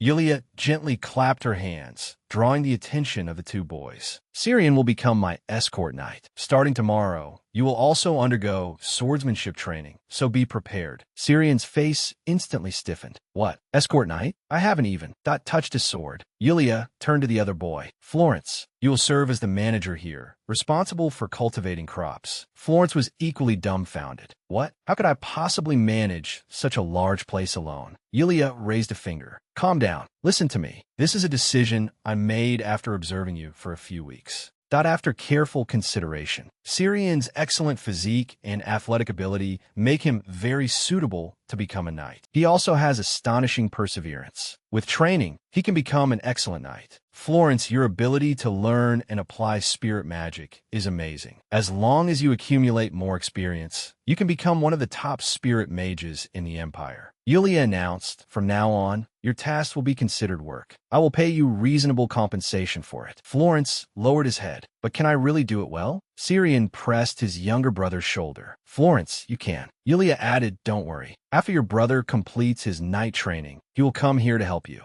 Syrian looked displeased. I was planning to do that anyway. But hearing you say it's so matter-of-factly makes me annoyed. Yulia raised an eyebrow. Oh, are you talking back to your superior? A knock came from the door. Knock, knock. A voice came from outside. Miss Yulia, can we come out now? Yulia replied, yes. You can come out now. The door slowly opened with a creak. Syrian and Florence saw the person clearly and instantly froze in place. That person was His Highness the Crown Prince. Yulia introduced him to the two boys. This is my business partner. Although it's currently a secret, since we are in the same boat, I thought I should introduce him. Yulia turned to His Highness the Crown Prince. This is Florence. From today onwards, he will manage the greenhouse. Enoch stepped forward. So you are the young spirit mage Miss Yulia has been praising endlessly. I look forward to working with you. He reached his hand out to Florence. Flattered, Florence shook his hand, trembling slightly. Why, yes, I will do my best. Yulia turned to Syrian. And this is Syrian. He will become my escort knight. Of course, before becoming a true knight, he still has a lot of training to do. Syrian glanced sideways at her, his eyes cold. You haven't even asked for my opinion. When you brought me here, you never mentioned this. Yulia responded coldly. I don't recall ever saying that I needed your permission. Enoch murmured softly to himself on the side. This is my first time seeing such a forceful side of Miss Yulia. Enoch looked at Yulia and Syrian. She can actually talk so casually with someone like a close friend. Enoch observed Syrian, and he's quite handsome. So this person is going to be Miss Yulia's knight. Syrian's gaze collided with Enoch's. The two exchanged a sharp look. Yulia clapped her hands. All right, since it's your first time meeting, why don't you introduce yourselves? Then let me explain in detail. Follow me. In the lush green courtyard, a gentle breeze blew past. How unexpected. You have a hair stuck on your clothes. Look, right here. Thank you. Syrian reached out and gently picked the leaf off Yulia. I have never seen Miss Yulia treat someone so casually. A noble lady shouldn't be this clumsy. Moreover, the other party seems very comfortable around her too. Yulia smiled faintly. Your Highness, since you built such a wonderful greenhouse, why don't you personally introduce the interior? The corner of Enoch's mouth curled up. Of course, it's my honor, Mississippi. The group walked into the greenhouse. Enoch began his introduction. As you can see, we have prepared everything needed for crop cultivation. Florence looked around. So many plants I've never seen before. Do we have to plant all of these ourselves? Syrian looked troubled. Just thinking about it makes me tired. Yulia spoke confidently. Your Highness, let me show you the skills of a spirit mage. We don't just accelerate growth, but can make a flower bloom instantly from a seed. Enoch raised an eyebrow. Oh, is that so? Syrian raised both hands, and a dazzling blue light gathered in his palms. Feels like a monkey show. The light instantly erupted, sweeping across the entire greenhouse. Enoch's pupils that shrank. As the light dissipated, clusters of pink flowers bloomed, with lush green leaves full of vitality. This level is enough to rival the spirit mages in the royal palace. Yulia asked with a hint of pride, how is it? Pretty impressive, right? Enoch closed his eyes, a smile of approval appearing on his lips. Indeed, but he immediately opened his eyes, his gaze turning sharp. But you two have only just begun to control your powers, haven't you? If I come often to help fill in the gaps, it would be perfect. Syrian's eyes instantly turned cold. What is this? You speak as if. Yulia's eyes were hesitant. But you must be very busy. You don't need to come over often. Enoch leaned in closer. I am your official business partner, am I not? My wish is to provide help to the best of my ability. His gentle gaze made Yulia's heart skip a beat. Her hand subconsciously gripped hem tightly. Yulia's cheeks flushed. Hearing you say that is already a huge support. She flusteredly looked away. Regarding transportation, you mentioned earlier about that the Royal Trade Guild's carriages. Enoch's gaze fell on the tips of her hair. Her bangs were getting in her eyes. He reached out and gently brushed the loose hair from Yulia's forehead. Miss Yulia. Enoch gently stroked Yulia's cheek. Oh, did I startle you? I'm sorry. Your hair was poking your eyes. He thoughtfully withdrew his hand. Speaking of which, last time too, you panicked as soon as I got close. Yulia hurriedly waved her hands. No, I was just too surprised. Enoch's gaze became probing. Unlike that spirit mage, do I still make you feel uncomfortable? Yulia remained silent. At this moment, Florence looked at the two of them in the distance. Brother, what's suddenly going on with those two? Syrian rested his hand on his head. You don't need to know yet. They pretend to be mature, but looking at it now, they're still far from it. After His Highness the Crown Prince returned to the royal palace, I introduced Florence and Syrian to Mother. The Duchess carried a basket of snacks. You must be exhausted. I brought some snacks. Please have some. Florence was flattered. Thank you. Mother encouraged the young Florence and also helped me conceptualize a new cosmetics line. As for Syrian, I immediately arranged a swordsmanship tutor for him. Swords clashed as Syrian engaged in fierce sparring with his tutor, relying on his innate talent and hard training. His swordsmanship advanced by leaps and bounds. Time passed. Florence proudly showed off his achievements. Brother, look, I did all of this by myself. Syrian looked at the scene inside the greenhouse, his eyes full of amazement. While I was training, you completed so. Not much. That's amazing. Yulia sat by the table, resting her chin on her hand, watching the two boys busy in the greenhouse, a smile on her lips. The day I open to shop with my companions is getting closer and closer. On the street, a person wearing a dark blue cloak hurried past. It's almost time for the shop to open. Hurry. Two ladies stopped in their tracks, looking at the scene before them. My goodness, the line that is already so long. It seems the rumor about the shop recommended by the Duchess of Primrose has already spread. The crowd gathered on Unit's opening day far exceeded my expectations. A noble woman eagerly asked, "Where's the face cream that the Duchess of Primrose used?" Another customer chimed in, "I heard there are cosmetics exclusive to the Duke of Primrose's family here. This is a reward for our hard work and promotion." The door was knocked gently. "Yulia, I'm coming in." Yulia pushed her glasses up and looked toward the door. The Duchess walked in. The crowd at the storefront is truly spectacular. Thanks to your help in promoting it in high society, Mother. I just help a little. Oh, and the employees have all been very dedicated and hardworking. Yulia took off her glasses, a satisfied smile on her face. They all passed the training and tests, and their salaries that are also higher than other shops. The Duchess asked with concern, with the business growing so fast, aren't you worried about a tight budget? If you need support, let me know anytime. Yulia pulled open a drawer. No need, Mother. However, I do have a matter I'd like to ask for your help with. She handed over a letter. Could you help me look at this letter I received a few days ago? The content of the letter is about the upcoming Foundation Day celebration. The Duchess took the letter, her expression surprised. Oh my, Yulia. Her eyes were earnest. Can you handle the matter in the letter? I think it couldn't be more appropriate for you to serve as Princess Vivian's chaperone. The envelope read, to Yulia. Primrose, to prepare for the upcoming Foundation Day celebration, Princess Vivian wishes to return to high society and therefore urgently needs a chaperone. A chaperone is someone responsible for looking after a young woman when she attends social events. The day of the Foundation Day celebration is the most important anniversary of the Empire. As night fell, almost all the nobles flocked to the royal palace's banquet. At this banquet, the nobles discussed business. That noble spoke up. Long time no see, Baron Lubist. Regarding the trade we discussed last time. Another noble whispered, by the way, the dress Madame Monksy is wearing today? They were once again chasing social trends, closely following the latest fashion directions. Two noble women converse softly. Right, His Highness Crown Prince Enoch is still as radiant as ever today. The Crown Prince stood before the throne, towards the continuous development of the Piast Empire. The crowd looked up at him. Despite being so young, he had already displayed an outstanding presence. A noble praised in a low voice. That's right, he and his father, the former Crown Prince, are completely different. His companion nervously stopped him. My goodness. Keep your voice down, someone will hear. A noble woman gently fanned herself, but Princess Vivian is absent again. Another noblewoman chimed in. Yes, I'm really curious what illness keeps her from showing her face. Hey. That noblewoman frowned. No matter how serious the illness, how can she keep missing the Foundation Day celebration? Another noblewoman agreed in a low voice. That's right. As a member of the royal family, she has her duties. This pair of siblings is truly worlds apart. His Highness the Crown Prince must be working so hard handling everything alone. The banquet hall suddenly became somewhat noisy. A noblewoman looked around in confusion. Ah, it's the Duchess of Primrose who has arrived. The Duchess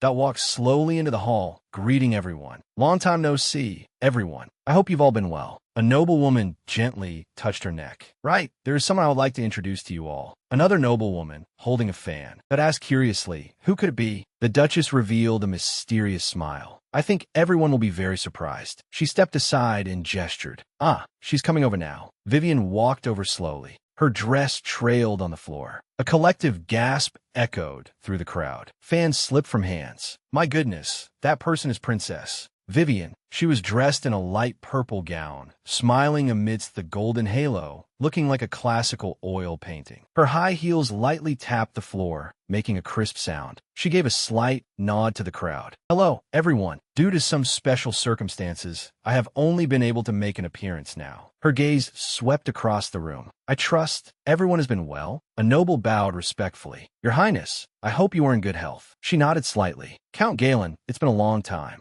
I hope all is well with you too. I've also heard about the new business your family recently started. The royal family has high hopes for it. The Count was flattered. I am deeply grateful, Your Highness. A noblewoman stepped forward. Princess, it truly has been a long time. Do you still remember me? She responded with a smile. It's Madame Laurent, isn't it? Indeed, it's been a long time. Madame Laurent was extremely pleasantly surprised. You still remember me. I can still clearly recall how you look in your childhood. It left such a deep impression. Not only is she beautiful, but her bearing is also extraordinary, and refined, truly worthy of being siblings. But at the end of the day, she's just a princess. A greenhouse flower raised in the palace, unlike Crown Prince Enoch. With a little flattery, she can be easily won over. This is an excellent opportunity to propose. Business to the royal family. Ah, the Duchess has temporarily left. I can't miss this chance. A hand raised a wine glass, reflecting the flickering lights. Princess Vivian. She turned to look at the two nobles who had just approached. You are the ones who greeted me earlier. The two nobles bowed excitedly. You still remember us. It is our utmost honor. One of them spoke eagerly. Your Highness, we have something very important that we must tell you. We recently discovered something of immense value. He leaned in a step and lowered his voice. Have you ever heard of generales or Olenipin? Vivian looked thoughtful. Aren't they the ancient botanists who wrote famous works? As expected of the intelligent princess. Young nobles nowadays don't know these great figures. Then, you must also know about Isny Island, which they were interested in during their later years, right? The tropical island in the southwest of the empire? Very good, just push a little harder. A hint of calculation flashed in his eyes. Exactly. So, what we want to say is, would you be interested in investing? In the development of herbs on that island? If you are unsure, you can also mention this matter to His Highness the Crown Prince. Vivian's smile turned icy, asking me to invest without even a decent business proposal. Is this your usual way of making a pitch? The two nobles instantly froze. Well, you must have thought she was a naive princess who knew nothing of the world. That as long as you sweet-talked her, she would easily fall for it. I'm certainly not as well-versed in business as the Crown Prince, but if those herbs truly held such great value, it's impossible that they would have gone unnoticed until now. Vivian's eyes turned sharp. If you want the support of the royal family, at least. She cast a glance. Yes, at least show something real, like Yulia, who has recently become famous in the capital. Yulia's eyes were dim, and she remained silent. A few days ago, Yulia stood alone by the window. About the Foundation Day banquet, I think I won't go. Why? If you make a good impression this time, your reputation in high society can be completely turned around. Yulia lowered her eyes. Perhaps so, but this is your highness's first appearance in a long time. Miss Yulia. She gently placed the teacup back on the table, making a crisp sound. You changed more than just my skin. When I thought the suffering was endless, you gave me hope and strength. Vivian's eyes shone with sincere light. This time, I hope you can give me the chance to become someone like you.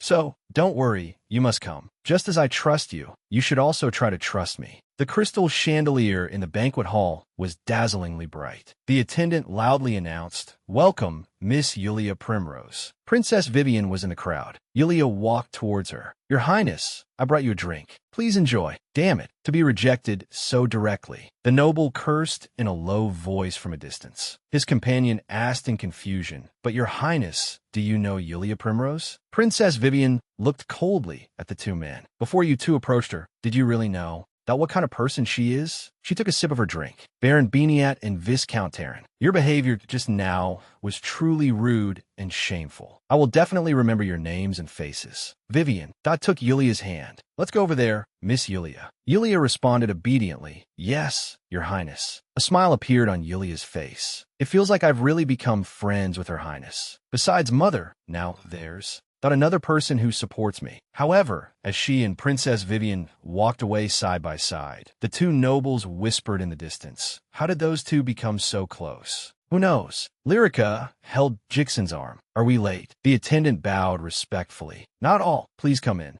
Jixon looked down and said, "You've worked hard." Then he led her into the dazzling light of the banquet hall. Mathis whispered to Lyrica, "I'm gonna meet a few people. I'll be right back." Yulia nodded. "Okay, brother." Lyrica walked towards them. "Oh my, long time no see, you two." She stood at the top of the stairs. "I heard you went to Nemanat Island last time. Was the trip pleasant?" The two nobles walked towards her. "Ah, Lyrica." "Miss Primrose." Lyrica smiled awkwardly. "Yes, the trip was very pleasant." Wait, she noticed something strange. Why are they reacting like this? It feels like they are very uncomfortable talking to me. Before, as soon as our eyes met, they would desperately try to leave a good impression on me.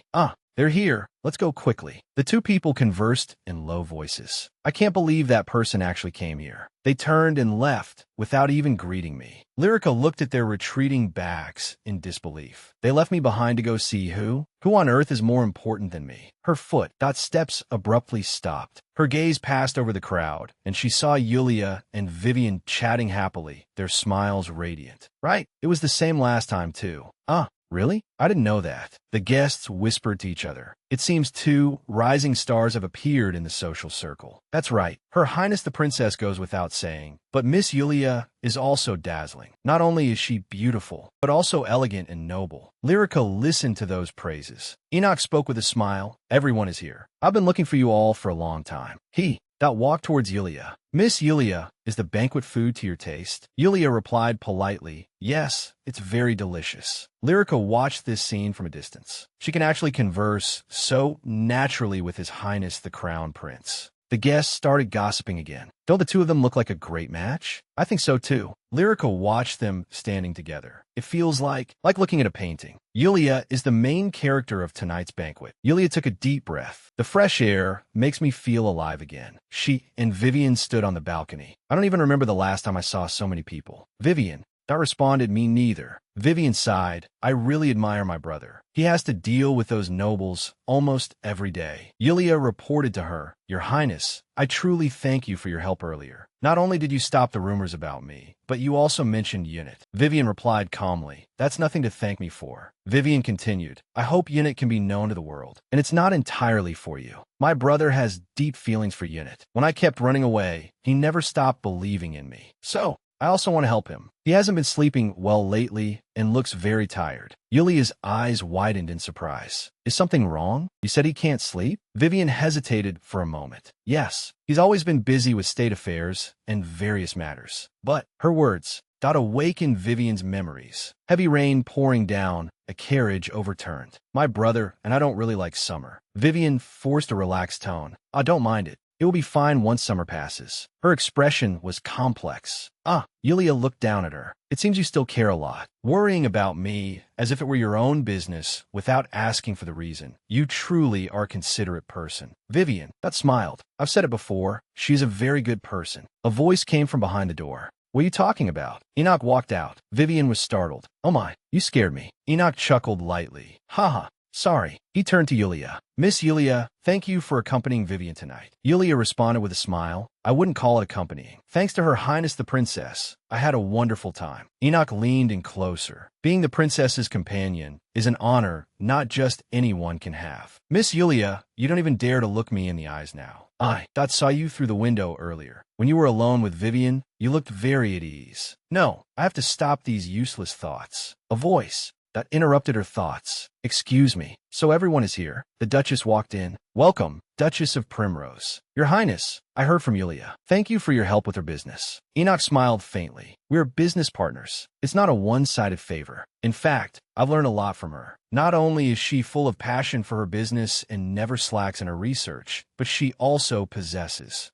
keen judgment, no less than that of a seasoned merchant. The Duchess laughed. Oh my, you must be saying this just because I'm here, but it's still very nice to hear. Enoch looked serious. No, Miss Yulia is truly worthy of respect. Yulia, struck by this sudden praise, she stood in place, her whole body seeming as if flowers were blooming. Respect. She snapped out of it. You flatter me. Yulia lowered her head in thought, but still, thank you for saying so. I have also learned a lot from your highness. In the night, the people on the balcony continued to converse. Yulia looked at Enoch. He indeed looked more tired than before. He said he hadn't slept. Well, she fell in a deep thought. Maybe I should look for useful flowers in the herbal book. If possible, to create something that surpasses mere beauty products. With my own strength alone, that it is impossible. Her thoughts drifted far away. A blurry figure surfaced in her memory. Is there anyone who can help me? The guests whispered. Haven't seen her in the social circle for a long time. Didn't even realize. Was Miss Yulia always this dazzling? Yeah, and who knew she was so close to His Highness the Crown Prince? This makes it even harder to approach her. Yeah,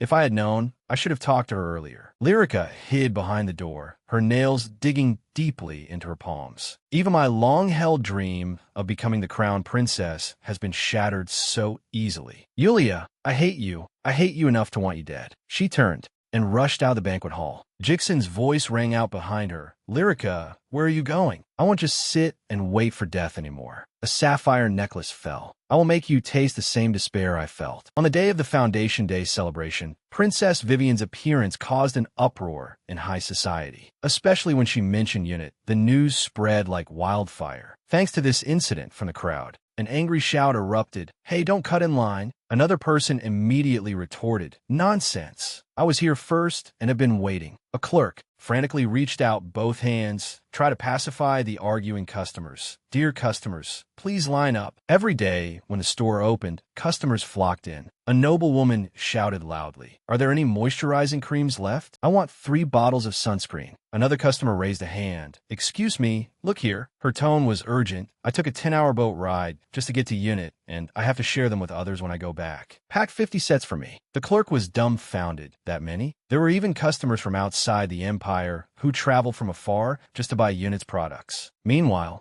at the knight's training ground, a flash of sword light swept past, and a wooden dummy snapped in two. Syrian sheathed his sword, letting out a long breath. A knight instructor approached, clapping his hands in admiration. Amazing. Your skills are growing day by day. Yulia calmly responded, Indeed, you've improved even more since the last time I saw you. Syrian's thoughts drifted. Yulia walked over with a smile. Sir Knight, that's enough training for today. The knight replied, Yes, miss. Yulia handed him a drink. Here, I brought something to drink. Syrian took the cup. Oh, thank you. Yulia sat beside him, her tone carrying a hint of teasing. You complain constantly, but you train quite diligently. He really is an unexpectedly diligent person. Syrian cleared his throat. Ahem. Anyway, aren't you two free? You've made so much money. You probably have time to rest now, even though you were already. Got the Duke's daughter and rich enough. Yulia's expression was indifferent. The Duke's money is not mine. It has nothing to do with me. Syrian didn't hold back. Is that so? The nobles I've seen, that all spoil their children with money. Yulia's eyes were firm, bearing the name of the Primrose family. I cannot spend recklessly. Besides, my father doesn't even know about the business. In the Duke's estate, only my mother knows. I haven't told anyone else. She turned her face, looking sharply at Syrian. You have to keep a secret too, understand? Syrian was slightly startled. All right, I understand. Yulia picked up her drink. Even if I've made a lot, I shouldn't be satisfied with just this. She gently swirled the cup. I plan to use the money I've earned to make a new investment. Syrian snapped his head around. What? You're expanding your business again? What if it fails and you lose all the money you just made? What then? Yulia raised her cup, her gaze looking into the distance. I won't give up my current business. I will keep doing it. I want to develop and launch more types of cosmetics. But I also want to try some different directions. To be honest, I've been considering that direction for a long time because a name that always lingers in my mind. Danite Benarton. Before I was given a second life, that was a lonely time of imprisonment, bearing the infamy of a villainess. A maid walked in. Miss Yulia, a guest has come to visit and is waiting for you in the parlor. Let's go together. Someone came to see me. Who could it be? The maid continued. They requested a private meeting with you. I will take my leave now. Yulia walked into the parlor, a hint of doubt rising in her heart. A stranger, wearing a cloak, stood there with her back to her. The woman slowly took off her hood, revealing a face she had never seen before. She turned around and softly asked, "Excuse me, are you Miss Yulia Primrose?" Yulia nodded in confirmation. Yes, I am. May I ask who you are? Before she could finish her sentence, Yulia's pupils suddenly contracted. The strange woman abruptly fell to her knees, tightly grabbing Yulia's hands. Miss, I beg you, please help me. Yulia was startled by this sudden action. What? What is going on? The strange woman's tone was urgent. I apologize, Miss Primrose. It is an emergency. She raised her head and introduced herself. My name is Danite Benarton. I am an alchemist. To be frank, I came here wanting to borrow the power of your blessing, not to save many lives. Yulia was shocked. Wait, how do you know I have the power of blessing? But if you're an alchemist, flames burned in Yulia's mind. I roughly understand why you came late at night. How did you know about my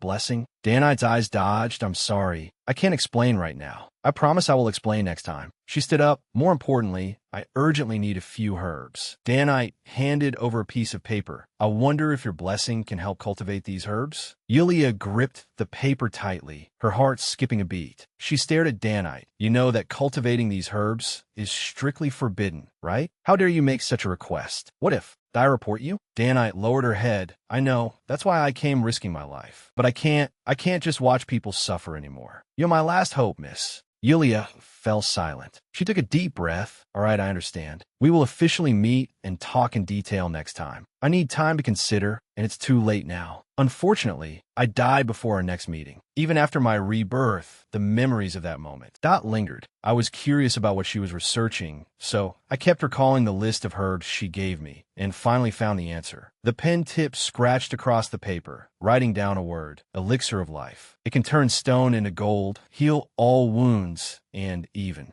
grant eternal life. The pinnacle of alchemy. It sounds absurd, but if it were true, a world that no longer needs to rely on priests or saints, that might be possible. Danite seemed convinced that she could complete it. I was curious where her confidence came from. All right, I think it's time to set off. Get ready to Syrian.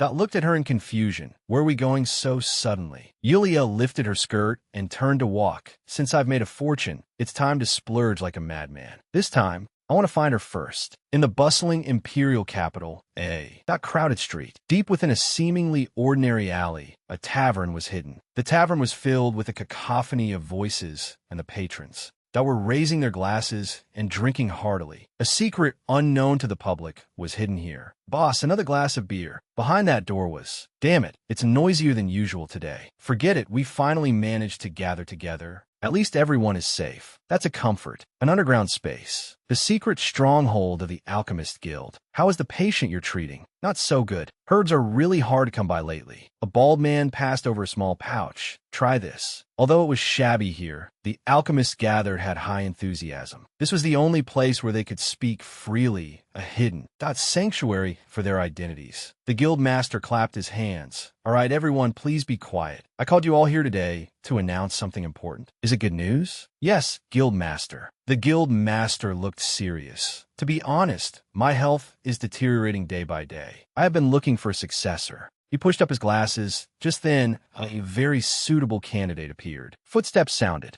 However, the successor is very busy, so a representative came today. Please come in, Lady Yulia Primrose. Yulia looked composed, her hands folded in front of her. Doubts erupted from the crowd. How can a noble be the guild master? She must have ulterior motives. I will never accept this. Syrian whispered to Yulia, the opposition is too strong. Let's go back for now. Yulia raised her hand to stop him. Wait, Syrian. It's natural for them to resist an outsider suddenly becoming the guild master. A man in the crowd roared. Are you trying to use us and then sell us out? Exactly. How can we trust a noble? Coupled with my status as a noble, their resistance would only be stronger, especially when they remembered the incident that forced them into hiding. In the past, alchemists were highly respected, and many nobles actively supported their research. The initial goal was to create gold, but they eventually became researchers and experimenters in various fields needed by society. Until one day, a gasp, a beaker shattered, splashing green liquid. What happened? Are you okay? An alchemist fell to the ground, and the others rushed toward. Not him. Are you hurt anywhere? I'm not hurt. It's just that I smelled a strange odor in the reagent. When I leaned in to smell it, smoke suddenly billowed out. I was startled and fell. He pointed to the shattered pieces on the ground, but strangely, I don't feel any pain at all. What? This mysterious reagent immediately became a hot topic in the Alchemist Guild. An alchemist spoke at a meeting. I believe this is a revolutionary discovery. Now surgeries won't require priests to alleviate pain. Commoners can't afford priests and often have to rely on medicine to endure it. The alchemists hoped to distribute this anesthetic to the public. An alchemist announced loudly to the crowd, "Everyone, I introduce to you the anesthetic." Confused voices came from the crowd. Anesthetic? What is that? The alchemist turned to a woman. Now I will prick you lightly with a needle. Because you have been anesthetized, you won't feel any pain. The woman agreed nervously. Okay. The woman's face showed pleasant surprise. Oh my God. It really doesn't hurt at all. Gasps of amazement erupted from the crowd. What? Really? Many people rejoiced. A new era had arrived. The crowd cheered. From now on, treating injuries won't require enduring pain anymore. That's right. We won't have to beg those priests anymore. But some were dissatisfied with this. Several cloaked priests watched coldly from the shadows. One of them whispered, "Go report to the high priest." The dissatisfied ones were precisely the priests. The high priest stood before the crowd and solemnly declared, "Children of the merciful God of Athens, alchemists are heretics who worship demons. They deny the existence of God. Their so-called anesthetic. That is nothing but a drug to deceive us." Fear began to spread through the crowd. Oh my God, that's terrible. Yeah, that strange thing must be bad for the body. People whispered, "In that case, we can't. Don't let those alchemists run unchecked." That's right. Let's take this opportunity to punish those suspicious alchemists and show our faith to the god of Athens. Eventually, the alchemist who developed the anesthetic disappeared. The others were branded with the mark of heresy, reduced to fugitives. Nobles also withdrew their support one after another. Many alchemists abandoned their profession. A man whispered disdainfully, "What does a young lady know about alchemy?" Another man chimed in, "If we don't produce gold according to her wishes, she'll probably turn against us." The guild master tried to pacify the crowd. "Everyone, she is here to help the guild after all," saying that is a bit too much. Yulia gently held his hand, her gaze calm. "It's all right, guild master. The reason these people stay in the guild is because they have pride and a sense of responsibility for their skills and profession. They have a strong desire to help others. As long as I can convey the same thought, I can. That convinced them." Yulia's eyes dimmed. "Actually, a few months ago, I almost lost my mother. Someone maliciously fed her lead, bit by bit. Fortunately, I stopped it before the situation worsened. To save her, I studied a vast amount of herbs. I thought if I can use this knowledge properly, I could be like how I saved my mother. And help more people." A bald man crossed his arms, his tone carrying doubt. "So, you became interested in alchemy. I understand." But he changed his subject. "As the guild master, what can you bring us?" Yulia's voice was calm and confident. "I will explain it to everyone right now." She extended her finger, green magical light gathering at her fingertip. "Please look at where I'm pointing. The crowd looked in the direction she was pointing, their faces full of confusion. What? The bald man's face was full of shock. What? In an abandoned flower pot, a red flower suddenly bloomed. What on earth is going on? Yulia's hands were surrounded by a green glow. She explained with a smile, I used the blessing of growth to make it bloom. With this ability, there is no plant I cannot accelerate the growth of. Hey, that man suddenly realized the blessing of growth. I remember now. I heard that children with special abilities are born in the Primrose family. Yes, I remember the young master has the blessing of discernment. So the miss also possesses power. Yulia's voice echoed in the room. With this blessing, I can cultivate the herbs needed for research. You no longer need to risk your lives to obtain those forbidden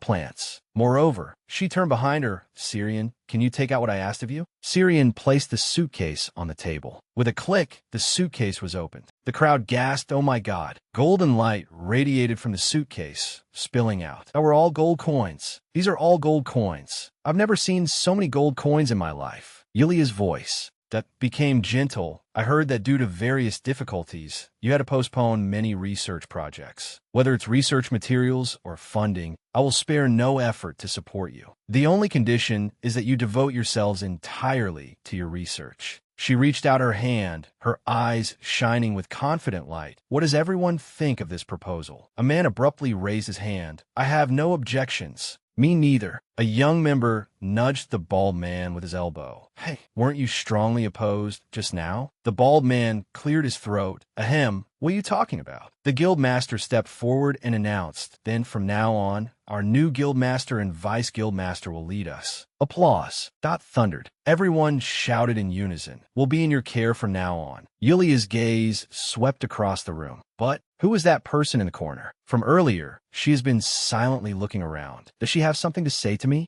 I was planning to visit Miss Yulia. I didn't expect her to come here first. Regardless, this is a godsend opportunity. I can finally complete that elixir. In the office on the second floor of Unit, as soon as summer ends, the autumn products must hit the market. I've organized some ideas. This time, I want to focus on developing moisturizing and exfoliating products to prepare for the cold, dry weather. Thank you for your hard work. It seems we'll be busy with research and development again. Indeed, but thanks to the greenhouse built by your highness, things are much easier. Zulia Zonda, saw thee. Enoch smiled and waved his hand. It's all right. Have you been too tired lately? Well, recently I've been researching new cosmetics and having regular meetings with the alchemists. I'm so busy I can barely catch my breath. I think it's just because business is too busy and I haven't been able to sleep well. Enoch looked at her silently. She says it lightly, but she must be very tired. If only she could find someone to confide in when she's having a hard time. He subconsciously pressed his temples. However, I don't seem to have the right to talk about others. Yulia looked at him quietly. She softly proposed, let's end today's meeting here. Enoch nodded in agreement. All right. Yulia stopped him. By the way, before you go, she took out a ribbon-tied box from behind her and handed it over. Could you test this out for me? Enoch took the box. Is it a newly developed cosmetic? Yes. I named it a room spray. It contains a fragrance that helps relax the body and mind. I want to test its effects before officially launching it. I have already confirmed it is harmless to the human body, so don't worry. I just want you to see if it really has a calming effect. Enoch looked down at the box. A moment later, a warm smile spread across his face. Leave it to me. Mississippi outside the palace doors. Several servants were pressing against the crack of the door, eavesdropping. One of them whispered a complaint. Seriously, he's like this again this summer. Another chimed in. Not only does he not sleep well, but he also works nonstop. It's really worrisome. Sometimes looking at him like that, I even doubt if he's human. If he ruins his health like this, should I go invite Princess Vivian? Inside the study, Enoch was still immersed in work, the quill pen rustling on the paper. I'm afraid not today. She went to a social gathering and said she would be back very late tonight. I'll leave brother to you all today. Oh dear. He suddenly stopped his pen and looked up at the door. Oh dear. He sighed tiredly and leaned back in his chair. It's all because of me that they worry so much. To keep them from worrying, I should at least pretend to get a good night's sleep. But that's not easy. The chandelier on the ceiling flickered. Damn summer. Enoch closed his eyes. As soon as he closed his eyes, he could hear the sound of rain. A once familiar place now felt strange. When I turned around, a gentle voice echoed in the dark. You must have had a hard time. Enoch, don't be afraid. come to me. Enoch suddenly woke up with a start, cold sweat soaking his clothes. He gasped for air, his heart pounding wildly. That dream again. Enoch trembled violently. It was raining outside the window, just like that day. He suddenly couldn't breathe. The smell of the accident scene seemed to well up once again. That smell. Wait, he suddenly remembered Miss Yulia's room spray. Enoch picked up the purple perfume bottle and gently pressed the nozzle. A soothing fragrance that relaxed the body and mind diffused into the air. Is it lavender? My favorite scent. He took a deep breath, his tense nerves gradually relaxing. I really calmed down. This fragrance seemed to gently envelop me. Enoch closed his eyes, immersed in this momentary peace. Vivian's urgent call came. Brother. Enoch lifted his head from the desk. Vivian? Vivian breathed a sigh of relief. Thank goodness. I was worried you had fainted. Enoch was a bit surprised. You're back earlier than I expected. Vivian walked to the window. It suddenly started raining heavily outside. I was worried, so I came back early. But when I got here, you were sleeping soundly like a child. It really surprised me. After all, no matter how tired you are, you never used to sleep on rainy days. Enoch picked up the perfume bottle. This is all thanks to the room spray Miss Yulia gave me. She said spraying it in the room can relieve physical and mental fatigue. But I think the effect is better than expected. Vivian sniffed the air. Now that you mention it, there is indeed a pleasant scent here. She recognized the smell, and it's your favorite lavender, right? Vivian's eyes carried a hint of scrutiny. Did she give this to you as a gift? Enoch smiled slightly. No, she just asked me to test it before its release. Vivian's gaze fell on the exquisite box. And she packed it in this box for you? Yes. Vivian crossed her arms. Just for a test, she used such beautiful packaging and so accurately picked out your favorite scent. She suddenly widened her eyes, as if figuring something out. Vivian chuckled. Miss Yulia has an unexpectedly cute side, too. Enoch, that looked confused. Vivian's smile was meaningful. This spray wasn't made just for testing. I'm sure of it. She definitely made it for you, brother. Enoch's cheeks flushed slightly. He looked at the perfume bottle in his hand, a ripple stirring in his heart. For me? Yulia's shop had been open for a full month. Today, business was suspended because they had to report to the Imperial Commerce Guild on their performance. Yulia reported to the guild members pre-orders for the upcoming mosquito repellent cream for pregnant women that are pouring in. We want to donate a portion of the sales to pregnant women in need. She proposed her idea. We are considering launching a donation campaign. I'd like to hear everyone's opinions. Enoch smiled in approval. This is truly a brilliant idea. He gazed at Yulia. Sometimes I feel you care more about the people than I do. Yulia's cheeks flushed with a red hue. She pulled down her hood. You flatter me. Such sudden praise. Yulia continued. To promote the campaign widely, we need some help. Are there any good foundations that could support us? A guild member suggested, I know a perfect candidate. We can contact Baron Polis's foundation. He has always been dedicated to women's welfare. I believe he will gladly accept. The bell chimed. It's getting late. Let's wrap it up here for today. Thank you for your hard work, everyone. The meeting ended. As everyone was leaving one after another, a member suddenly spoke up. Speaking of donations, I'm reminded of a recent report. Lately, the temple has been secretly embezzling donations meant for other welfare foundations. This is truly a problem. But we can't just rashly search the temple either. Yulia listened silently, her face under the hood. Thoughtful. Enoch approached her. Guild Master, do you have any plans for tonight? Yulia bowed slightly. Your Highness the Crown Prince, I have no other plans. Enoch extended an invitation. Then let's have dinner together nearby.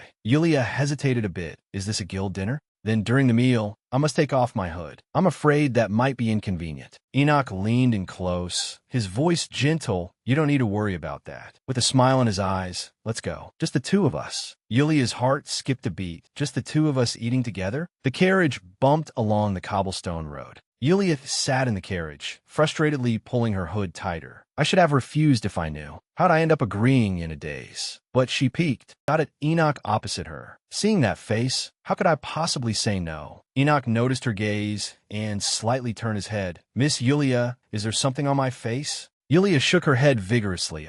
And no. The carriage stopped in front of a magnificent building. An attendant's voice came from outside. Your Highness, we have arrived. Enoch responded. Thank you for your hard work. He turned to Yulia. Let's go in. Mississippi Yulia's heart tightened as he held her hand. Amachum. She looked around. The restaurant was filled with couples. Is it my imagination? It seems like there are only couples here. Enoch seemed to see through her thoughts and smiled reassuringly. I booked a private room. Don't worry. Yulia finally breathed a sigh of relief. Ah, okay. Enoch instructed outside the door. Please knock before serving the food. The attendant complied. The two took their seats in the private booth. Yulia took off her hood and looked around at the elegant decor. This restaurant is really nice. Enoch smiled. It's all right. The food here is also delicious. Please look forward to it. He continued, you must be surprised by the sudden invitation. I wanted to treat you to a meal to express my gratitude. Yulia picked up her wine glass. Somewhat confused, gratitude. Yulia suddenly realized, the room spray. He seemed to be in a good mood today. I'm so glad it helped. Do you like that scent? Enoch explained, yes. Thanks to it, I had a good night's sleep for the first time in months. Yes, it surprisingly suited my taste. At this level of perfume, I think that it can be directly put on the market. Yulia was a little embarrassed. This? I plan to do more research first. I need a scent that is more. That's suitable for the general public than the one I gave you. Enoch chuckled lightly. Haha. Vivian said something similar, saying it's a scent only I would like. He gazed at her. I found myself thinking about it all night. Enoch's gaze was gentle. The room spray. I even wondered that if she really made it just for me. Yulia's cheeks flushed. I originally wanted to make something to relieve fatigue, but unconsciously mixed in the scent His Highness usually. Uses. Was I unconsciously chasing him? Yulia shook her head vigorously. No, pull yourself together, Yulia. He is the first person to treat me so well. He invited me to dinner, so naturally, he probably does the same with other young ladies. Yulia's fingers twisted together uneasily. We're just business partners, however. A knock came from the door. The attendant pushed the dining cart in. Your meal has arrived. The table was filled with exquisite food. Yulia gathered her courage. Your Highness, if it isn't impolite, may I ask you a question? Yulia cut a piece of food and looked up. May I ask why you haven't been sleeping well lately? Perhaps I can help. Enoch's fingertips lightly touched his cheek. Lost in thought, He lowered his hand. Do you remember what those staff members were talking about before we left, Yulia? Yulia recalled the moments before leaving. Recently, there are rumors that the temple is secretly embezzling donations from other charities. Yulia confirmed. Do you mean the conversation about the priests and the donations? Enoch forked a piece of meat. Yes, not long ago. Some priests came to the palace to discuss temple matters. It's very dangerous. I usually avoid this topic. He put down his fork, his gaze turning serious. But since I trust you, Miss Yulia, I will tell you. It's about what has been happening at the temple recently. Enoch picked up his teacup. Miss Yulia, are you familiar with the Waffen Temple? Yulia stirred her tea. I haven't been there personally, but my mother used to go there often for treatment. Enoch's expression was serious. In a sense, they are deeply intertwined with the peace and order of this country. Too deeply. White doves flutter their wings. Waffen Temple, the Piast Empires, that largest religious force, its power can rival the royal family. Their prayer meetings always attract countless believers, especially the rich. And nobles, who are almost never absent. Even commoners suffering from illnesses gather there, but are only allowed to enter on special occasions. A priest's voice echoed in the hall. Today, may the god of Waffen guide us and forever protect the Piast Empire. On the surface, they seem to be just an ordinary religion, but the priest opened his arms. Today's special sacrifice begins now. Those in need of grace, please step forward. A noble woman, tremblingly stepped forward and placed a bag of gold coins on the altar. The priest smiled and asked, Thank you for your dedication. What do you need, Grace? The noblewoman bowed her head and prayed, I feel like I've gotten more wrinkles lately. The priest's fingers lightly touched her cheek. Great Waffen, please bestow your blessing upon Lady Brunella. A golden light enveloped the noblewoman, and her skin instantly regained its radiance. The noblewoman was ecstatic. Oh my God, I feel 5 years younger. Thank you, God of Waffen. Another noble bent over in pain. Oh, my back. I want to receive grace quickly too. They are also a group of merchants, using the priest's divine power for profit. One of their important businesses is dispatching priests to the battlefield. A priest in a tent injected divine power into a wounded soldier's body. The wounded soldier groaned in pain. Another priest comforted him, Please endure it a little longer. You'll get better soon. As the divine power surged in, the wounded soldier groaned in pain again. A temple staff member recorded on a document, This soldier's treatment fee is recorded as 500,000 saran. They charge the royal family exorbitant fees for treating soldiers. In this world, true healing is controlled by the priests, so the royal family. Dares not underestimate them. However, just a few weeks ago, an official greeted someone in front of the palace. "You have arrived, High Priest Severino. I am the Imperial Administrator for this quarter, Count Conrad." A priest bowed to him. "May the grace of Waffen be with you." The High Priest of the Waffen Temple, Severino. He appears pure and gentle, but Count Conrad looked at the mountain of documents. "What is it this time?" Severino smiled faintly. "I apologize for the sudden visit during your busy schedule. But isn't the priest dispatch period we negotiated last time supposed to last until this winter?" Count Conrad folded his hands. "Yes, that's correct. The royal family has always been grateful for the temple's efforts." Severinos. That smile hid a hint of calculation. "Gratitude? I'm not entirely sure if this gratitude is sincere." Count Conrad narrowed his eyes. "What do you mean by that?" Severino changed the subject. "This summer is exceptionally hot, isn't it? Moreover, our priests face bloodied and mangled soldiers all day long, suffering great mental torment." He rubbed his fingers together. "So, it would be nice if you could show a little more gratitude." Count Conrad looked troubled. "Don't we pay the treatment fees and extra compensation every month? Furthermore, the amount has already increased compared to the last contract." Severino's tone became sharp. "Is divine power an ordinary thing? In ordinary families, people have to wait in line for months to receive grace. Every time priests are dispatched, the temple suffers huge losses. In a sense, we are sacrificing for the Piast Empire." Count Conrad leaned forward. "Recently we received reports that the treatments have been perfunctory. Is this your intention? So what exactly do you want?" Severino gave a light chuckle. "It's nothing major. We just want to slightly change the billing method. Instead of charging by the number of soldiers, we will calculate based on the dispatch period." His words carried hypocritical concern. "Haven't we always done our best to treat the soldiers? Sincerely caring. Not for their exhausted bodies and minds." He pushed a document across the desk. "This is the newly drafted dispatch contract. Please take a look." Severino's tone turned icy cold. "If these terms are hard to accept, future dispatches, that might be very difficult." His words had a hidden meaning, knowing full well that if our army's front lines were pushed back, the local civilians would suffer immensely. Count Conrad clenched his fists, veins popping out. To think that those who serve the gods would trade with people's lives. It's truly appalling. Fortunately, His Highness the Crown Prince is not here. Severino turned to leave. "When the temple prospers, the god of Waffen will naturally be pleased, which will ultimately make the empire prosper. This trade is not a loss." He stopped at the door. "I will give you some time. I hope you make a wise decision."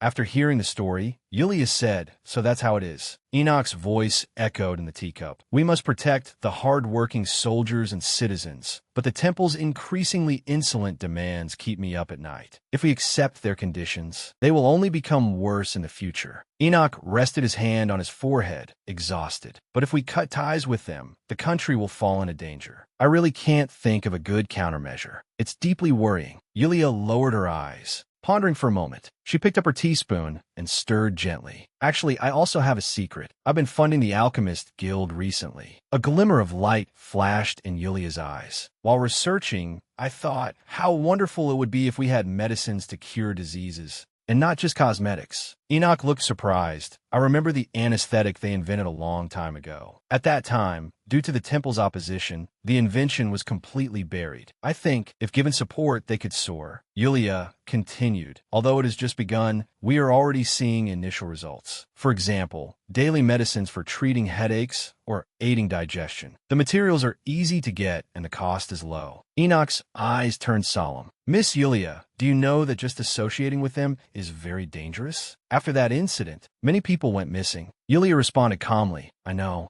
Yulia's gaze was firm. "But sometimes I believe we must take bold risks and invest, especially at crucial moments when the world needs to change. I intended to keep this a secret until it succeeded, but I thought this might ease your worries. I have only told this to you, Your Highness the Crown Prince. If the results go well, I will explain in more detail later." Enoch interrupted her. "Miss, that Alchemist Guild, I want to see it. Would you be willing to take me there?" Nightfall shrouded the magnificent palace. Snowflakes fell silently. Knock, knock. A knock sounded, and the door opened. Count Conrad leaned in and respectfully asked, "Your Highness the Crown Prince, did you call for me? I heard you have something to say regarding the temple negotiations." "Regarding that negotiation, Enoch turned to look out the window. He ordered, delay the negotiation for a few months at all costs. Count Conrad's eyes widened slightly. Have you thought of a good solution? Enoch didn't turn around, just silently gazed at the night sky. Today I found the light of the Empire's destiny that was once lost in the darkness. A ray of hope that will guide it towards the light. In the darkness, a heavy wooden door was firmly locked with a bolt. This is it, a cafe named Tion Tion. Yulia and Enoch stood at the door, followed by several cloak-wearing guards. Yulia explained softly. At first glance, it looks like an ordinary tea house. I bought the entire building and disguised it as a tea house.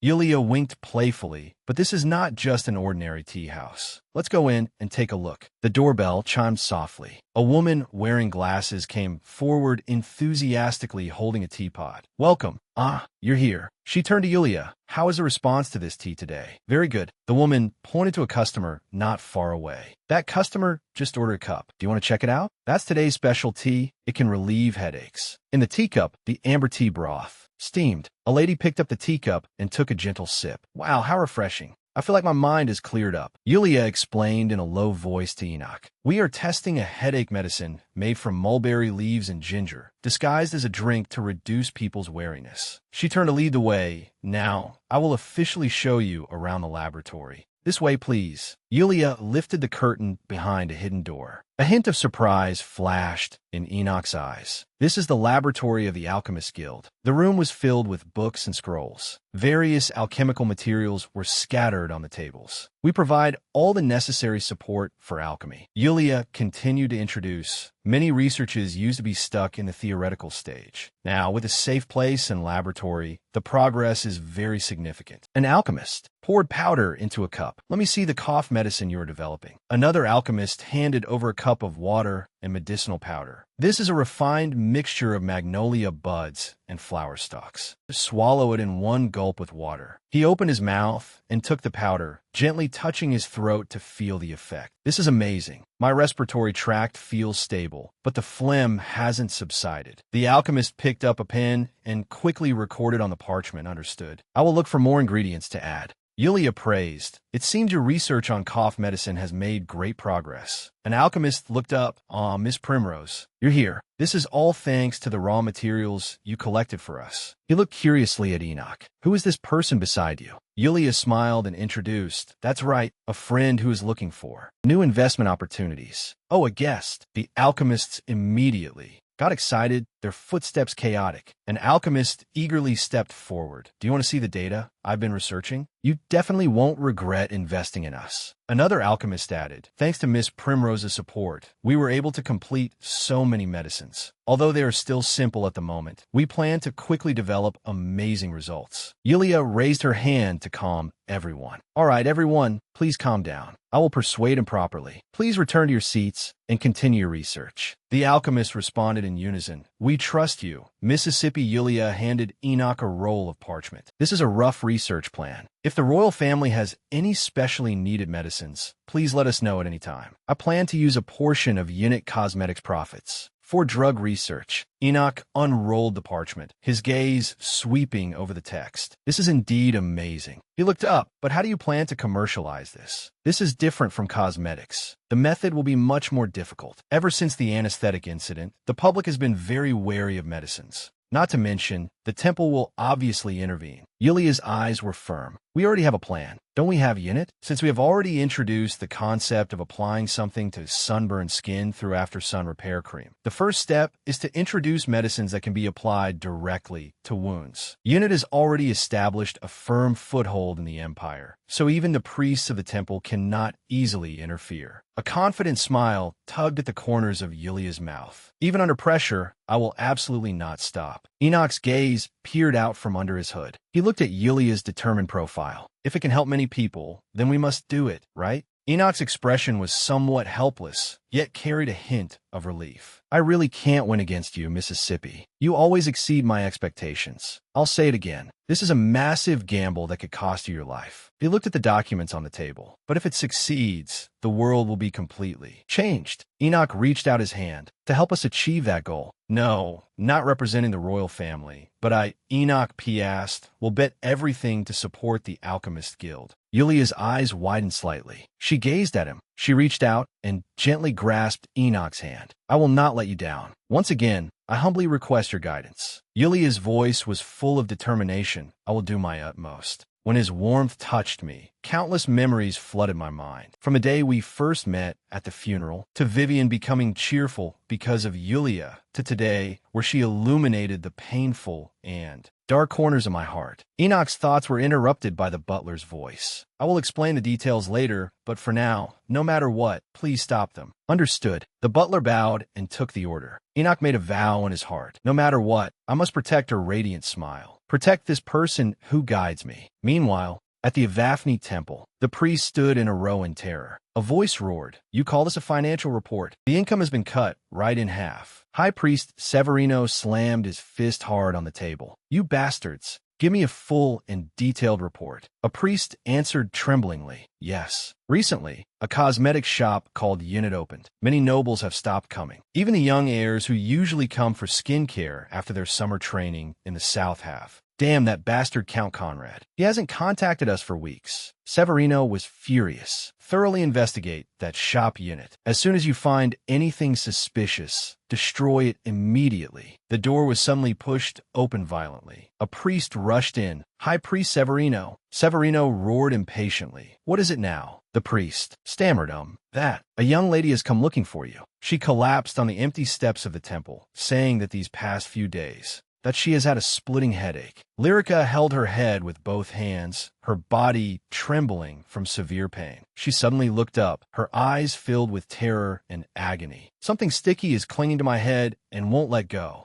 The weather is so nice. Summer is almost over. Thanks to the sunscreen, I felt very at ease this summer." At Count Miranda's outdoor social ball. By the way, did you hear? The Avafni Temple has launched a limited edition massage oil to support activities for pregnant women. The magic artist Radburn participated, and some of the bottles were even glass crafted by his own hands. But they say it's harder to buy than plucking stars from the sky. If they're selling it, they should set a sky-high price and only sell to nobles. However, no one can give up Avafni's products. Lyrica sat quietly, listening to their conversation. "Now, everyone treats me as if I'm invisible. I never thought I would come to such a remote bathroom. In the past, I was always the center of the social circle. How'd I fall to this point?" Lyrica irritably pressed her temples. "So annoying. Why do I have to be treated like this?" A voice interrupted her thoughts. "Miss Primrose, Miss Lyrica, Lady Pachira, do you have that limited edition massage oil?" Lyrica forced a smile on. "No. They don't even bother to greet me properly now."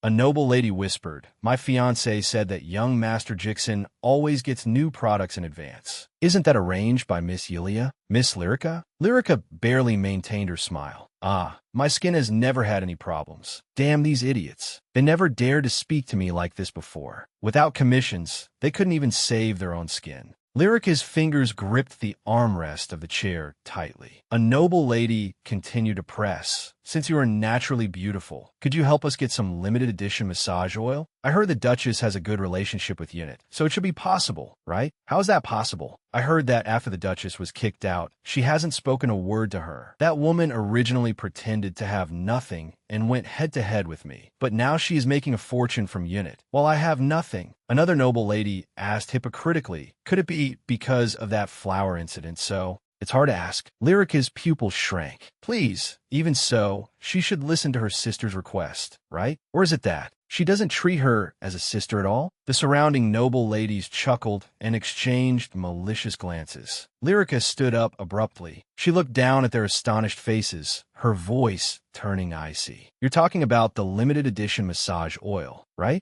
A twisted smile appeared on her face. "I will bring it to you at the next gathering." Lyrica turned and left, leaving behind a dead silence. Yulia walked alone in the empty corridor, the sunlight dazzling. "Is everyone doing well?" Yulia stood on the balcony, the breeze ruffling her silver hair. She softly spoke. I'm doing very well. Yulia carried a basket of gifts. This is something I put a lot of thought into preparing. The children gathered around. Miss Yulia, long time no see. Wow, thank you. A male servant stepped forward and asked, there's nothing special going on today, right? Ah, by the way, young Master Jixon took Miss Lyrica to a social gathering today. I heard the young ladies there all asked her to get some limited edition products. Yulia's smile froze. Oh, something unexpected has happened. The situation has become interesting. Sister, the pathetic look really suits you best. Without a single person by your side, do you really think you can secretly get anything? After all, she is the one who tried every possible way to torment me. Now the people around her are all claiming to help me. This is really... Thank you for telling me. I will bring more supplements next time. Please don't hesitate to take them.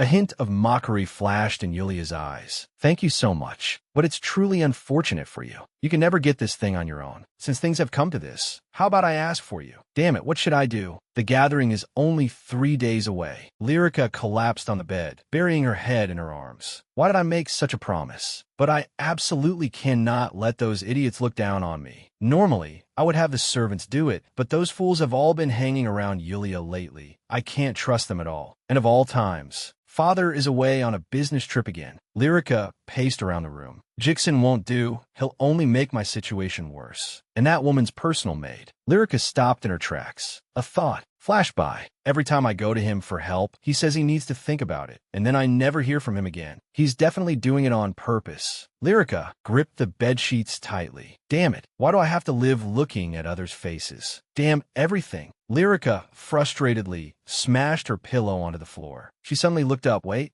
even if it's a limited edition, aren't the contents just ordinary massage oil, right? That's it. A sly gleam flashed in Lyrica's eyes. She grabbed an empty bottle from the table. As long as I fill it with ordinary massage oil, no one will be able to tell. Lyrica took out several empty bottles from her jewelry box. These should be enough. A maid walked over carrying a tea tray. Miss Lyrica, are you going out? Lyrica hastily hid the bottles behind her back. I left something at the tailor shop. The maid asked with concern, are you going alone? Let me call an escort knight for you. Lyrica forced a smile. No need. I'll be right back. Don't worry. She lowered her voice. And don't tell anyone. I went out. The maid watched her hurriedly leaving figure, deep in thought. Yulia sat at her desk, her quill pen dipped in ink. Finally found this week's records. She unrolled the long parchment. I didn't expect the response to the limited edition massage oil to be so huge. As expected of Enoch, I'm really glad I partnered with him. Yulia rested her chin on one hand, a smile tugging at the corner of her mouth. I wonder how Lyrica is doing now. Without servants, that girl can't do anything. How could she possibly get her hands on it? I really want to see her panicked face when she falls. Suddenly, a sharp scream pierced the silence. Hey, call your boss out right now. Yulia jerked her head up, looking toward the door in astonishment. Your cosmetics almost made me go blind. Yulia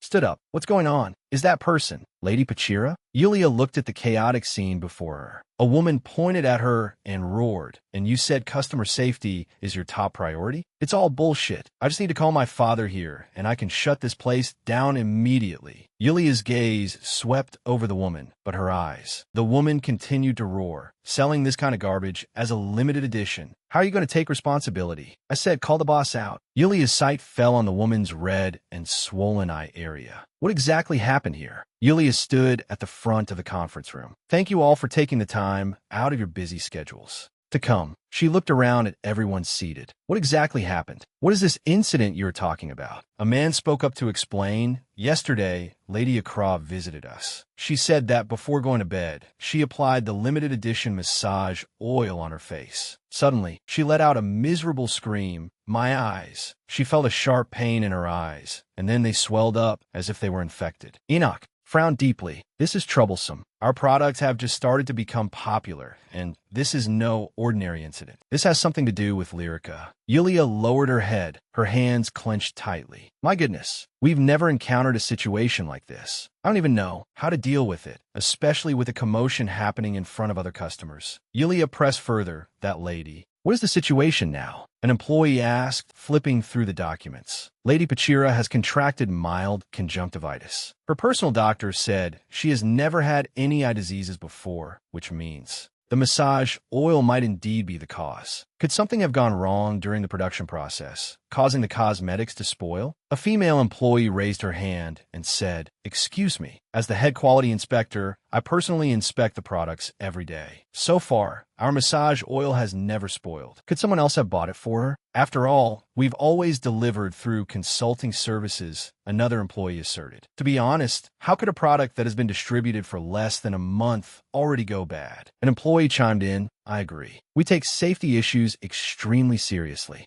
Yulia suddenly realized, right, this is why we created the consultation records. The massage oil doesn't contain IV, but it might contain specific ingredients that Lady Pachira is allergic to. If that's not the reason, Yulia's fingers suddenly tightened. If it was during the distribution process, thought that the product had a problem. She closed her eyes, and Lyrica's figure appeared in her mind. If such rumors spread, all the credibility we've built will come to nothing. This won't just hurt. Not me, my mother, the people promoting Unit in social circles, and even Princess Vivian herself could be dragged into this scandal. She has only just returned to high society. The royal family, who invested in this business, will also suffer losses. Yulia's face lost its color. Maybe I shouldn't have done this from the beginning. I just wanted to help those who suffered from inferior cosmetics. If I had known it would implicate everyone. Enoch's hand suddenly grasped hers with a firm grip. Yulia. She raised her eyes, met by his warm gaze. Enoch smiled. Aren't we in the same boat? We will get through this. Together. I was too extreme just now, blinded by anger. The crisis is not over yet. It's too early to give up now. I must stay focused. Yulia took a deep breath. Thank you all for your opinions. As the representative, I will visit the Pachira estate with our staff. We will discuss solutions later. Yulia stood up and bowed solemnly to everyone. Thank you very much. Lady Pachira, could you let us inspect the problematic product? Lady Pachira crossed her arms, her tone sharp. What do you want to do? Secretly swap it and then cover up the truth? Do you think I'll let it go just because you have ties to the royal family? Do you know how much I've suffered because of this? An employee. That looked straight at her, their voice calm and firm. I completely understand your anger. I assure you in the name of the Empire, if the cosmetics were contaminated during the distribution process or if the staff gave you the wrong product, we will inspect it right in front of you. If it's our fault, we will cover your medical expenses.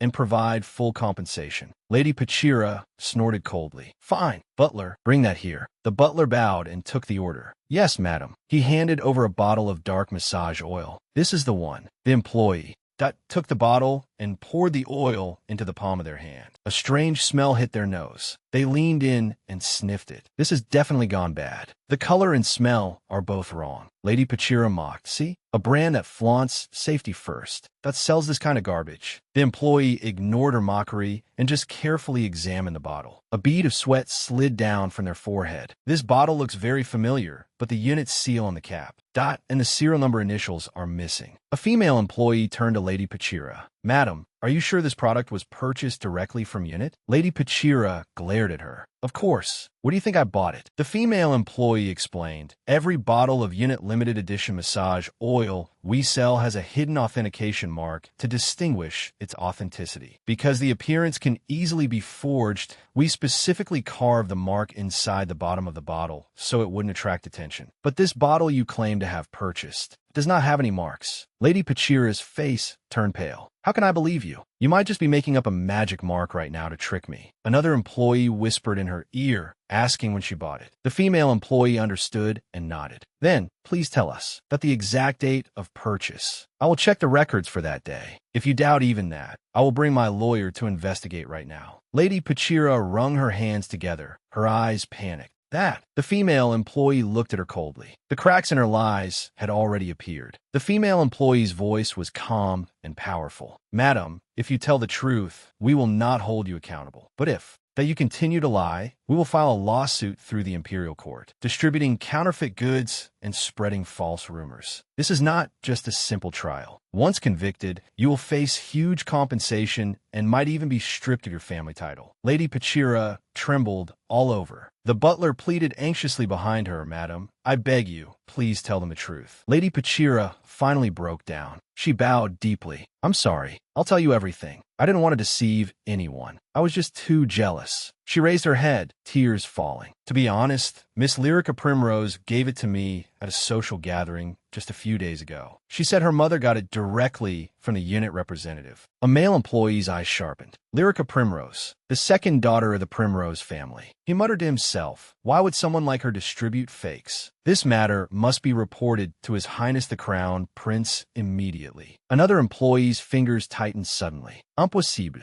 Lyrica is actually the culprit. How is this possible? His profile tightened in the shadows, his gaze like ice. I will uncover the truth behind all this. Snowflakes fell on the magnificent Duke's mansion. Silence shrouded everything. Lyrica sat in front of the vanity, gently combing her long blue hair with a comb, a smug smile on her lips. I'm so smart. Everyone was fooled. As long as I climb up step by step like this, I can return to a normal life. Although having to deal with those low-class people now is a bit annoying, it won't last long. Soon, I will enter a larger social circle. An urgent call from a maid came from outside the door. Miss Lyrica, you need to hurry to the Duke's study. Lyrica put down the comb impatiently. What's wrong? The maid stammered outside the door. It's a summons. The royal family has sent guards to look for you. The comb slipped from her hand and fell to the ground with a clatter. Lyrica turned her head abruptly, her pupils dilating in panic. A summons? She clutched the clothes on her chest tightly with both hands, her heart beating like a drum. A few days ago, in Duke Primrose's office, several bottles of forged massage oil were placed on the desk. On the surface, they looked almost identical to the genuine ones, but the sediment at the bottom of the bottles exposed their inferior nature. Yulia folded her hands, looking grave. The contents of the other products were also swapped. Fortunately, the young ladies who received the fakes, but haven't had the time to use them yet. The alchemists are analyzing the ingredients to confirm their toxic reaction with the oil in my hand. It seems they were contaminated when being repacked into ordinary products. Enoch sat on the sofa, playing with a bottle of fake unit in his hand. Unit is known for counterfeits. The suggestion to hide the mark with magic. That was truly a stroke of genius. It's hard to imagine that a noble family would sell substandard goods. But the real shock is that the culprit is actually a young lady I know. Enoch's cheek twitched slightly. If this were a simple request, I could have handled it myself. Why would she do this? Yulia met his gaze. Well, actually, the reason I requested a private meeting with His Highness the Crown Prince was also because of this. A blush spread across Yulia's cheeks, and she gently stroked her neck. This involves some family circumstances. You know, that the incident where Miss Lyrica sent white Livia flowers to my mother, right? Enoch nodded slightly. Yes, even the royal family knows about it. Yulia recalled the scene. Mother needed to forgive that incident, and I was waiting for Lyrica to apologize. But not only did she not apologize, she even tried to avoid me. I felt very frustrated. So I sent my mother's servant to see her, asking her not to see my mother for the time being, because my mother was in poor health. I never thought she would do such a thing. Yulia's fingertips lightly touched her lips. The thought that it might harm my mother or Princess Vivian makes me shudder. I even doubt whether I should have gotten involved in the first place. I'm disappointed in myself. Enoch unplugged the bottle. Miss Yulia, this is absolutely not your fault, so don't blame yourself. The most important thing now is to secure the evidence and uncover the truth. Only then can we make Miss Lyrica. They'll take responsibility for this illegal incident. Have you found out how Lyrica counterfeited the products? Yulia's eyes flickered. Yes. That night, I visited Miss Primrose. I gathered the staff and asked about Miss Lyrica's recent whereabouts. One of them said she had gone to Lily's shop alone. Miss Lyrica didn't bring any attendants, which seemed very suspicious to me. I immediately went to the shop she entered, wanting to know what she had been doing recently. The shop owner said she bought a lot of empty bottles and asked some questions about counterfeit goods. The shop owner said she bought an expensive dress and also asked to be connected with a highly skilled craftsman. The shop owner gave me the craftsman's address, so I went to visit that craftsman. At first, the craftsman flatly denied it. Why would noble lady come here? Nonsense. Nothing happened here. Syrian drew his sword, the blade slightly unsheathed. By the way, my sword is a bit dull. Do you repair swords here too? The craftsman's expression immediately changed. I remember now. A lady did indeed come. Under my persuasion, he admitted that a lady had given him a lot of money to make counterfeit glass bottles. I had anticipated that Unit Cosmetics would have counterfeits, but I never thought it would be done by someone close to me, even a family member. Yulia lowered her eyes. But she is, after all, Not my sister. I didn't know what to do. Enoch's expression turned serious. Miss, this is not something you can cover up just because she is family. This has caused harm not only to you and your mother, but also to many others.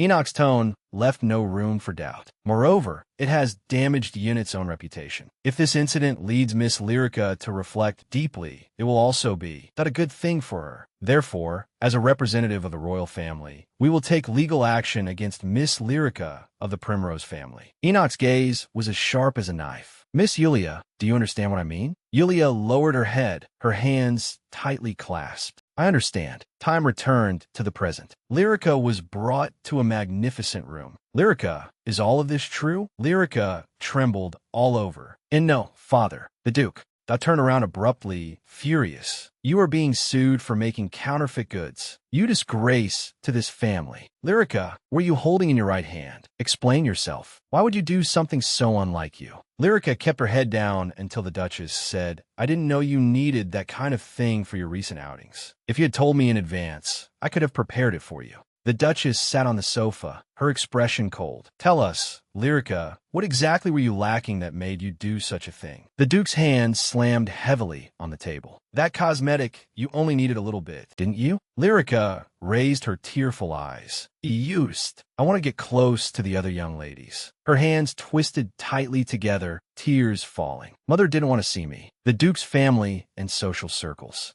That all rejected me. I was so lonely. I just wanted to use the same things as Sister Yulia to become closer, but she didn't like me. She even forced me to get the massage oil. I had no choice. During the process, the cosmetics spoiled. I thought Sister Yulia had stored it improperly and wanted to blame it on me. To be honest, I thought as long as I was careful, nothing would go wrong. Her father's anger dissipated. He sighed. I see. I understand your situation. You must have had a hard time. I've also been busy with business trips recently and haven't been able to take good care of you, my child. You must have had a hard time. Tomorrow, I will arrange for you to talk to the royal family. As long as you explain the situation properly, they will forgive you. But you must show genuine remorse, understand? Lyrica responded in a low voice, yes. Father. The Duke and Jixon embraced Lyrica. I will do my best to convince them, so don't worry, Lyrica. Lyrica buried her face in her father's chest, a strange smile curling the corners of her mouth, carrying the meaning of victory. Thank you so much, Father. My childhood was extremely unfortunate. I had never seen my father, whom I had never met, and my mother also suddenly passed away one day. Lyrica clutched a book tightly, her knuckles turning white from the force. She stood all alone, her thin and small figure looking exceptionally fragile. And that mother left me, this poor child, so-called great. Inheritance. Lyrica looked up, her red eyes empty, filled only with a cold blankness. A fairy tale like.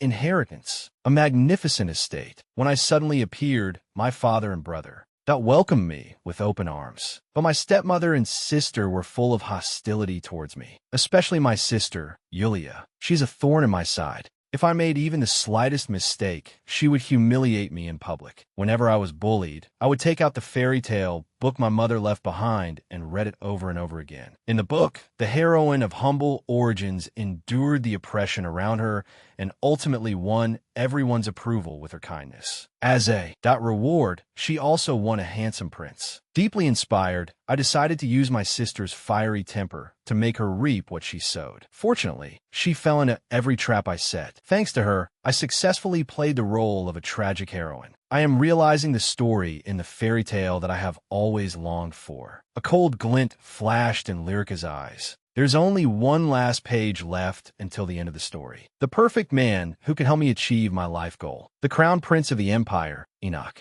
P.S. Lyrica raised her head, her eyes full of confusion. Why has he never even looked at me? The Duke's face was full of smiles as he greeted Enoch opposite him. Thank you for gracing us with your presence, Your Highness the Crown Prince. I'm deeply honored that you took the time out of your busy schedule to come. We invited you because Lyrica wants to apologize to you in person. Lyrica lowered her head slightly, her long blue hair falling. A hint of nervousness flashed in her red eyes. Enoch was expressionless. No, since you said there is a Without misunderstanding, I will listen. This is my first time facing the crown prince at such a close distance. Today, I must capture his heart. Lyrica's hands that clenched her skirt tightly. She took a deep breath and looked up. Your Highness, I'm truly very sorry. I never intended to hurt anyone, but those ladies forced me to get the massage oil. Out of fear, I had no choice but to make counterfeits. My mother was busy with social events and had no time to see me. Every time I went to the unit store, the products were always sold out. But the things I sent were intact, so I thought it must be Lady Pachira who stored them improperly. Anyway, I am very sorry.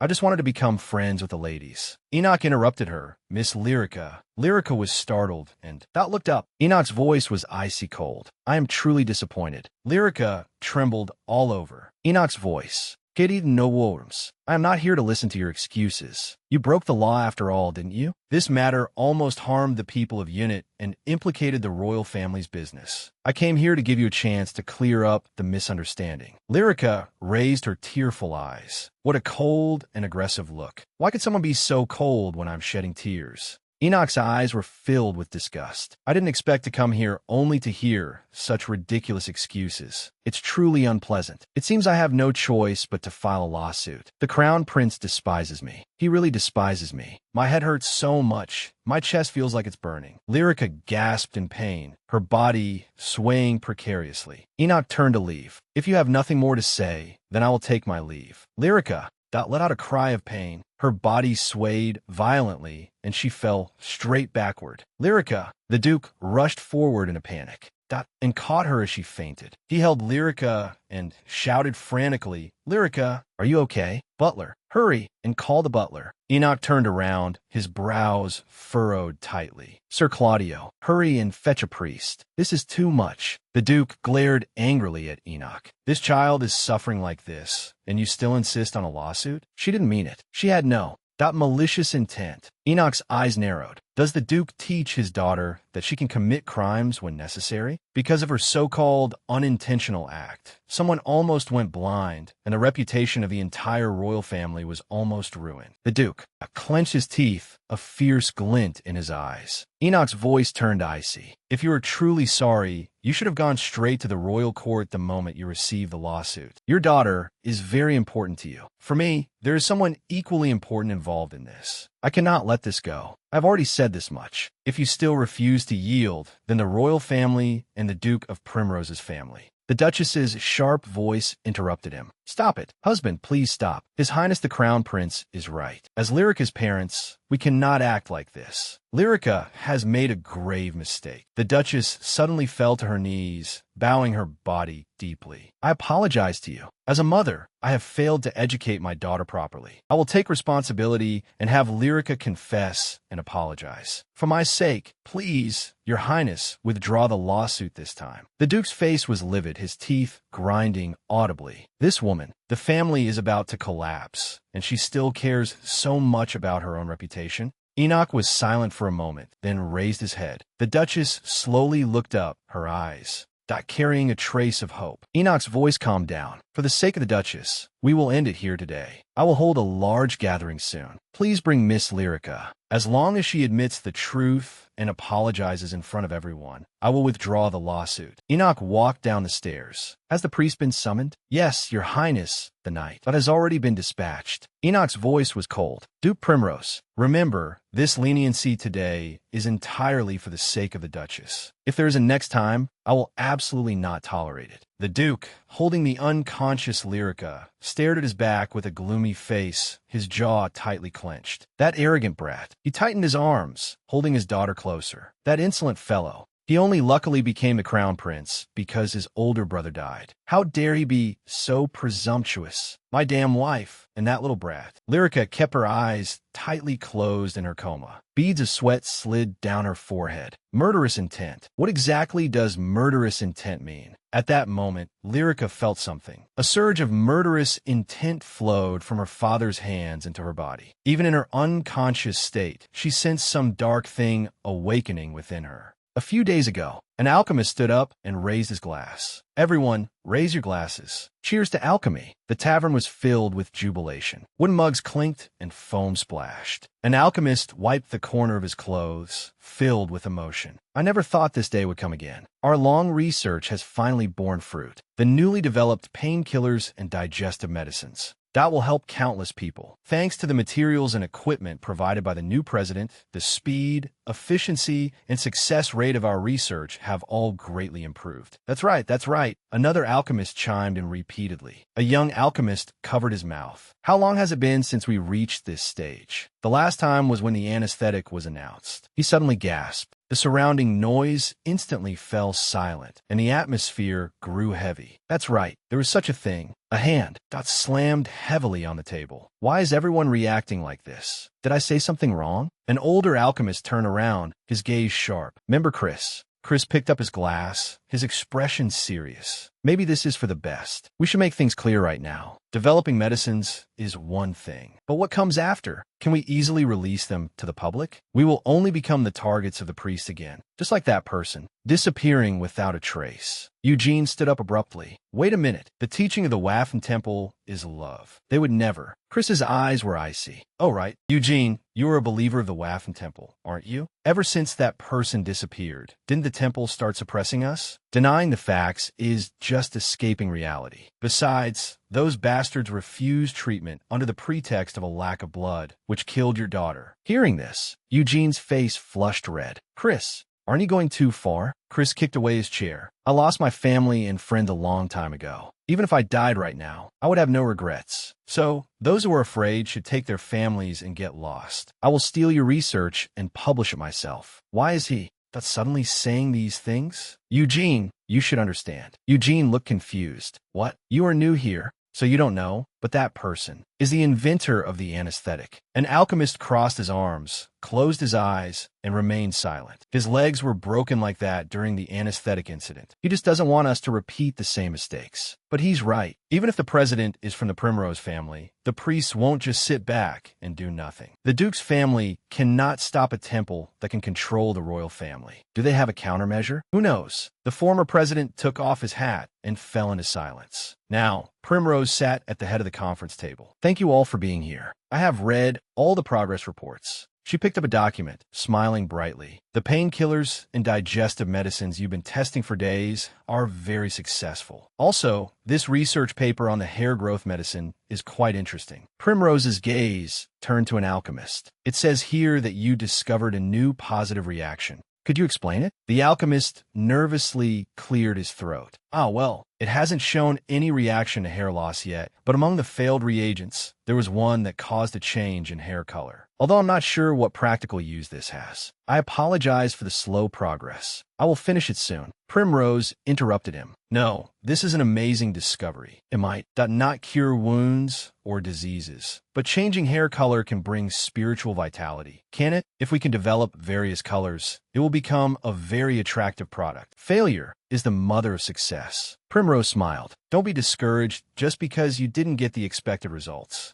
I'm actually very impressed. You've done better than I expected. I thought it would take that much longer. So, to reward everyone's hard work, I have prepared a piece of news that will make you all happy. Actually, not long ago, I received a report regarding the matter you have all been deeply worried about. Footsteps sounded and a figure approached. Primrose pointed to the person beside her. So, I brought someone who can resolve your worries. Isn't this the investor you introduced before? But why is he? Enoch pulled off his hood, revealing short blonde hair, and brown eyes.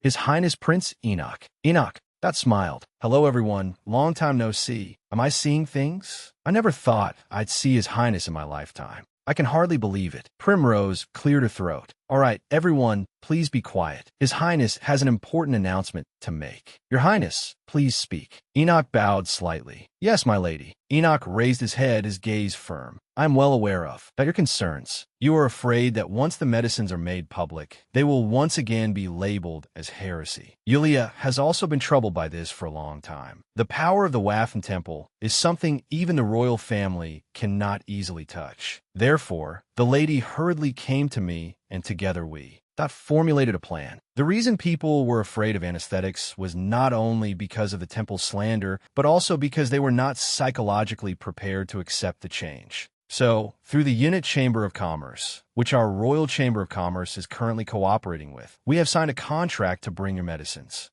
Tying medicines with cosmetics. First, we will distribute ointments similar to cosmetics. This will lower people's resistance to medicines. Enoch's face bore a confident smile. I guarantee that you will never again be slandered as heretics. Your achievements will be proudly displayed before the public. Primrose gazed at him, a hint of approval in her eyes. I, too, truly value the health of the Empire's citizens. The alchemists cheered. They raised their arms high. Long live His Highness the Crown Prince. Long live President Primrose. Long live the President. The former president watched the scene unfold before him. Lady Yulia is truly an extraordinary person. I am reminded of the first time I met her that day. It wasn't just the money she brought. I will never forget her eyes. I could clearly see that burning will to change the world through alchemy. So young, yet so confident. The moment I saw those eyes, I knew she was the true mastermind behind the scenes. Now, she has even persuaded the Crown Prince to prepare for future crises. Foresight, wisdom, charm, and humility all gathered in one person. Truly an extraordinary woman. Eugene turned to Primrose. By the way, madam, how is Miss Lyrica doing lately? Yulia's smile faltered slightly. Thanks to the priest you called, she has indeed regained consciousness, but she keeps crying out in pain and is still receiving treatment. I haven't been able to visit her properly in person yet. Danitel's expression darkened. I see. A knock came at the door. Yulia's voice rang out, "Come in." The door opened, and a figure walked in. Primrose, sitting at the desk, looked up at the newcomer. The visitor held a scroll. I sincerely apologize for visiting so late. I'm alchemist Danitel. I have an urgent matter to ask of you. You said that you could make even rare herbs bloom, right? The time has come. Well then, what do you want me to cultivate? These past few days, I have been complacent and even gave up on my research. But since you came to the guild, I finally realized. Danitel untied the red string on his wrist. Today, I have made up my mind. He pushed the scroll toward Primrose. This is the recipe for the legendary panacea, the elixir of life. Yulia adjusted her glasses and whispered in disbelief. The one that is said to instantly regenerate severed limbs? Danitel answered affirmatively. Exactly. All the other ingredients have been gathered. Danitel's eyes became earnest. We're only missing one that cannot obtain. Lady Yulia, Danitel bowed deeply. I implore you to make the flower of miracles, Arednia, bloom. Hurry.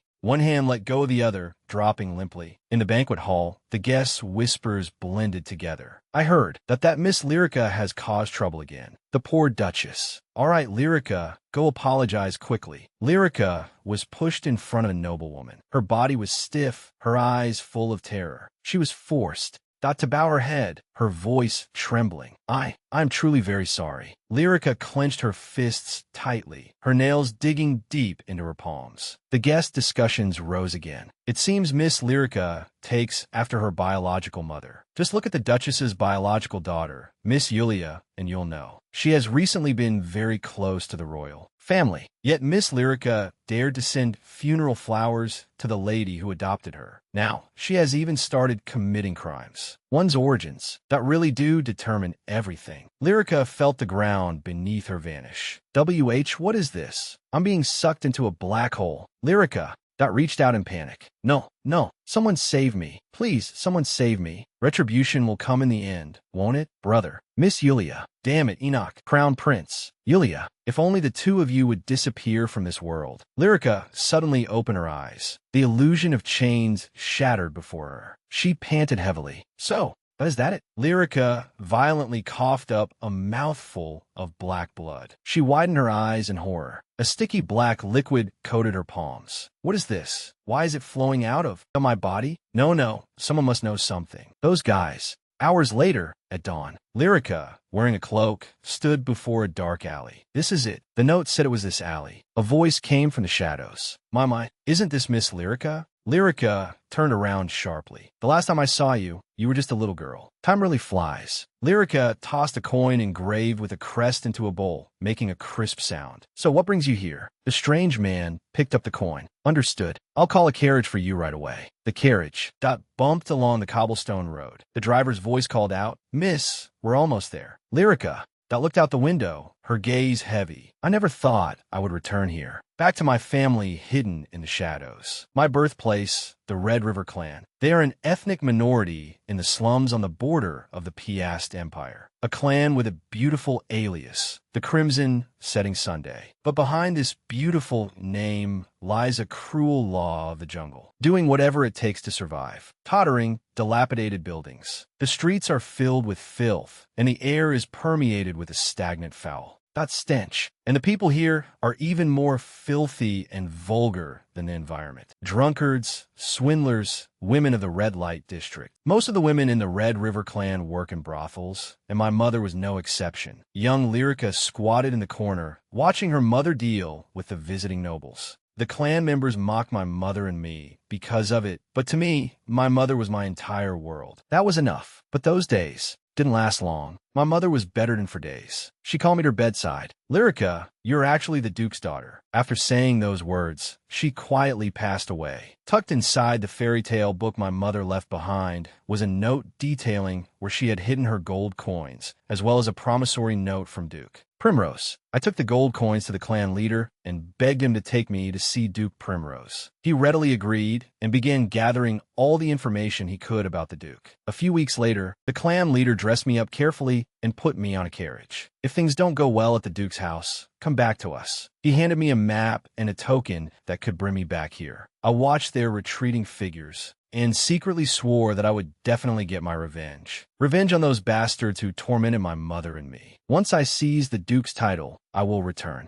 and trample them all under my feet. The driver's voice interrupted her memories. We're here. The carriage came to a halt. Lyrica stepped out. Her heels clicked lightly against the ground, step by step, walking toward that familiar, filthy place. The surrounding clan members whispered, their gazes converging on. Not her. Lyrica lifted her head, her face beneath the hood as cold as ice. She stared straight ahead at the largest building, the clan leader's residence. A man with a scar on his face grinned. Isn't this the young lady from the Duke's house? You haven't sent a single letter since you left. Why have you suddenly returned? She even sent knights to drive away the people we sent to greet her. What thick skin? An elderly voice stopped him. Enough. She came back on her own accord, after all. The clan leader sat on an ornate chair. A woman snuggled in his arms. He revealed a mouth full of gold teeth. Miss Lyrica, you've had a long journey. What brings you to us today? Lyrica stood in the center of the hall, looking straight at the clan leader. Recently, a strange power has awakened inside my body. Do you know what it is? The person next to the clan leader scolded sharply. Hey, how dare you be so disrespectful to the clan leader? The clan leader raised, got his hand to signal for silence. He narrowed his eyes. Why are you asking us this? Before you left, we told you about the blessing power of the Primrose family. Perhaps your blessing has awakened. You can go ask your family.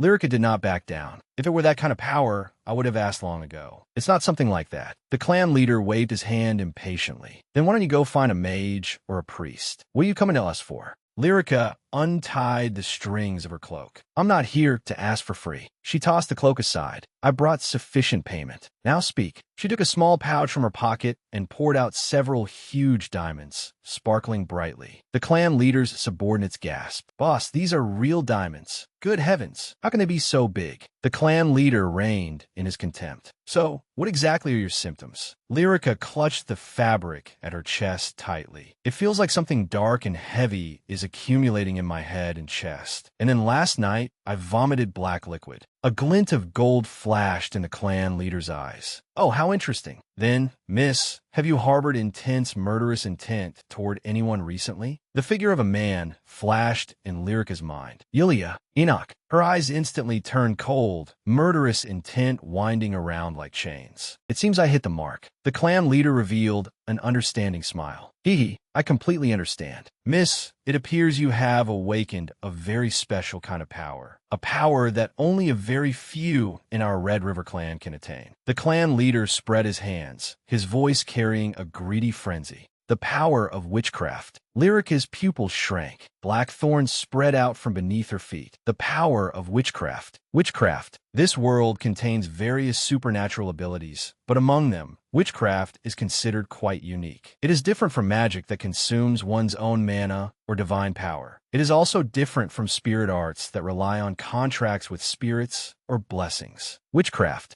That is a power of cursing, feeding on the energy of others. In a sense, witchcraft is the very foundation upon which our Red River clan survives. The clan leader turned his back to Lyrica. Miss Lyrica, it seems you have acquired an incredibly powerful gift. Do you know why those noble bastards travel all the way to a slum like ours? Of course, some come for pleasure, but that's just a minority. Most of them come seeking witchcraft, to eliminate political enemies or to curse others. Their intentions are always evil. They pretend to be refined on the surface, but you cannot imagine how dark their hearts are. Lyrica listened quietly. Then she reached out her hand, a faint glow appearing in her palm. Then can you tell me what kind of witchcraft I can use? I can't be certain, but I have a hunch. Did you not know that your mother also awakened witchcraft? Lyrica's pupils shrank. My mother? The young lady's mother wasn't exactly a beauty. Anyone could see that she was plain looking. Even if she occasionally got lucky and found a client, the women around her would always steal them away. They tormented her until one day, a scream that pierced the night sky. The skin of those who bullied her became hideously ugly. At the same time, a powerful energy erupted from your mother. She instantly mesmerized several men passing by. Ordinary people didn't notice, but the clan members knew it was the power of witchcraft. Lyrica looked thoughtful. I think I understand. The people who mocked my mother were mostly her romantic rivals. But every time men saw her, they acted like fools. She smirked. Even boys my age would blush and run away when they saw me. Most people who spoke to me would suddenly become friendly. Could that be the residual power of my mother's witchcraft? The clan leader chuckled. Even as the clan leader, I cannot fully explain witchcraft. It remains a mystery in many ways. But since you were born so beautiful, it's entirely possible. We used to call your mother's witchcraft, the art of charm. She only used it to seduce people. But who knows? With Miss Lyrica's talent, you might even be able to enslave others. Enslave? You mean I can control others as I please? Lyrica's. That hand suddenly clenched. To think such a powerful force would descend upon me. Fate is indeed on my side. I want to test this power right now. Who should I find? That's right. But miss, to properly wield witchcraft, you need our help. Lyrica revealed a sly smile. Clan leader. Now what is that boy doing lately? That boy. Who? Oh, the clan leader looked alarmed. Miss, you couldn't possibly be looking for him, could you? Lyrica's eyes were cold. That's right, him. The cursed child in our clan, the son of plague, Yakov. He was always alone. His parents, died of the plague, leaving him a complete orphan. A stone hit the back of his head, making him stumble. Hey, Bullseye, run, or you'll catch the plague. The village children mocked him, bullied him, and called him the disease-spreading boy. But curses sometimes come true. A severe plague began to spread among those who bullied him. One by one, everyone who had interacted with him fell ill. The plague only stopped when the clan leader finally banished him from the slum. I didn't realize it at the time, but Yakov must have also awakened witchcraft. The clan leader looked troubled. But miss, why would you? Lyrica interrupted him. I want to test my newly awakened witchcraft. The clan leader immediately suggested. In that case, please let us help. You will master it very quickly. Moreover, that boy is very dangerous. You really shouldn't go near him. Lyrica slammed a ruby-inlaid brooch onto the table, making a crisp sound. The clan leader looked at the brooch and sighed. All right, I suppose I can't stop you. It's too late today. I'll take you to him tomorrow. Lyrica offered a sweet smile. Thank you. The next day, sunlight pierced through the trees. The clan leader led the way. Miss, this way. He shouted into the distance. Yakov, you have a guest. Get out here right now. Lyrica followed behind. That clan leader probably want me to work for him in exchange for information. And the subordinates he sent are definitely here to spy on me. As soon as I get the chance, I'll shake them off. Why hasn't this kid that come out yet? The clan leader bent down to pick up a stone. Maybe a few stones. That will force him out. He suddenly startled. A burning sensation flared in his palm. My hand hurt so much. Lyrica was shocked by this. That sudden turn of events. A burn had appeared out of thin air. The clan leader wailed in agony. Help! Someone save me! Footsteps sounded, and a barefoot man walked out. Who dares to make such a racket? I was sleeping soundly. He stretched, his long blue hair shimmering in the sunlight. Yakov, the clan leader, backed away in terror. Lyrica looked at the man. Oh, now look who it is. Yakov stared at her coldly. Isn't this Miss Lyrica who abandoned us and left? You saw what just happened. If you don't want to get hurt, go back immediately. The corners of Lyrica's mouth curled up slightly. He actually still remembers me. This is a good sign. Lyrica stopped in her tracks. I'm glad you still remember me, Yakov, but telling me to leave the moment we meet is a bit too cold, isn't it? Carrying a basket, she stepped closer to him. Yakov whipped around, his eyes fierce. Didn't you hear me tell you to get lost? Get out. She placed the basket, got on a flat stone, and opened the lid, revealing the sandwiches inside. I even brought you delicious sandwiches especially for you. Let's share them. Lyrica patted the spot next to her. Come, sit beside me. Yakov's Adam's apple bobbed. He hesitated for a moment, not before finally sitting down next to her. He picked up a sandwich and devoured it ravenously, just like when we were little. You are still completely infatuated with me. Lyrica poured him a cup of tea, laughing inwardly. Rejoice, Yakov. From now on, you are my first slave. Lyrica returned to Yakov's dwelling. I'm here again, Yakov. She brought a steaming meat pie. I brought you a meat pie today. I hope it suits your taste. Lyrica cut a piece of the meat pie and handed it to Yakov. These past few days, I have persisted in visiting him, bringing him delicacies rarely seen here. His guard that doesn't seem entirely let down yet, but at least he no longer talks back. Yakov took the meat pie and swallowed it in large bites. Yakov finally spoke up. Can I ask you something? Lyrica tapped her finger beside her. Of course. Why did you come back? If it were me, I would never return to this filthy slum. He continued to press. Did you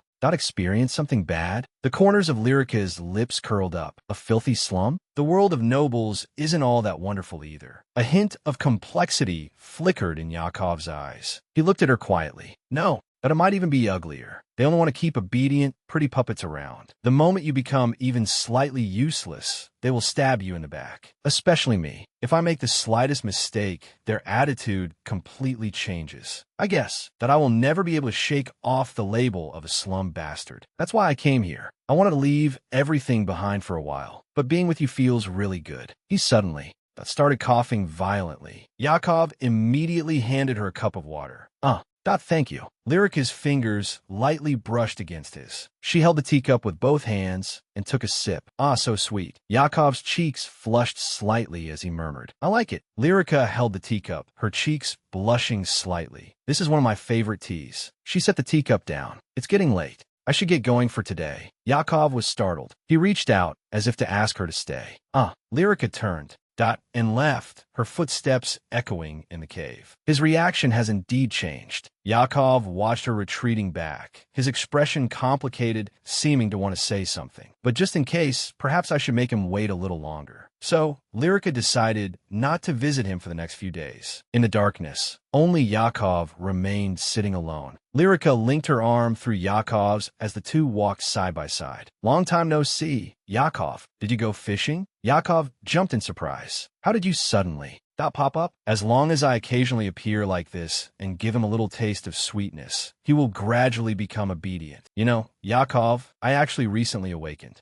Magic. Everyone thinks that since I went to the city, I must be living very happily. But the truth is that I've been having a really hard time. No matter how hard I try, someone always hinders me and sets traps for me. It's my older sister, my only family, who pushed me to this point. I try hard not to resent her, but the human heart that doesn't always listen to reason. As darkness gradually filled my heart, I returned to my hometown. I wanted to rest for a while. But even here, no one accepts me. Lyrica's voice was gentle. But as long as I'm alone here with you, my heart feels peaceful and tranquil. Yakov's face grew redder. He leaned closer to Lyrica. What kind of magic did you awaken? Lyrica slightly turned her face. I'm not sure yet. After all, it just awakened not long ago. Speaking of which, you also awakened yours when you were little, right, Yakov? That's why you were banished here. Yakov's memories were triggered. He saw himself being ostracized by the villagers, standing there all alone. What kind of power is it? Is it magic that spreads the plague? Yakov whispered, it's not a curse that simply spreads the plague. My ability is. Lyrica's pupils suddenly contracted. She had never thought It would be like this. She clenched her fists tightly. I originally only planned to use him to infect and kill the people I hate, but it seems I found something far more valuable than expected. Lyrica lifted her head, looking at him with burning eyes. Yakov, are you willing to go with me to the Piast Empire? Yakov looked at her in shock. What, someone like me? How is that possible? Lyrica smiled faintly. We're both the same. No matter where we go, we're never truly welcomed. Yakov's cheeks flushed, and he was at a loss for words. Lyrica's hand gently rested on his. But if we are together, we can become each other's strength. So please, Yakov. She rested her head on his shoulder, hugging him tightly. A red glint flashed in Lyrica's eyes, and a smug smile curled her lips. Become the stepping stone for my comeback. Yakov's body trembled violently. Looking at her in awe, Yakov hugged her back tightly. Miss Lyrica, I'm willing to do anything for you. Lyrica revealed a bright smile in his arms. Thank you so much, Yakov. So this is the power of magic, she thought to herself. I need to hurry back and plan how to use our powers together. A commotion arose outside the Grand Manor. Good heavens, what is going on? Yulia looked at the empty banquet hall. I was suddenly called back to help, wondering what it was about. I never expected the Autumn Hunting Festival to be hosted at Duke Primrose's estate. The head maid sighed. Don't even mention it, Mississippi. There are too many things to prepare. The knights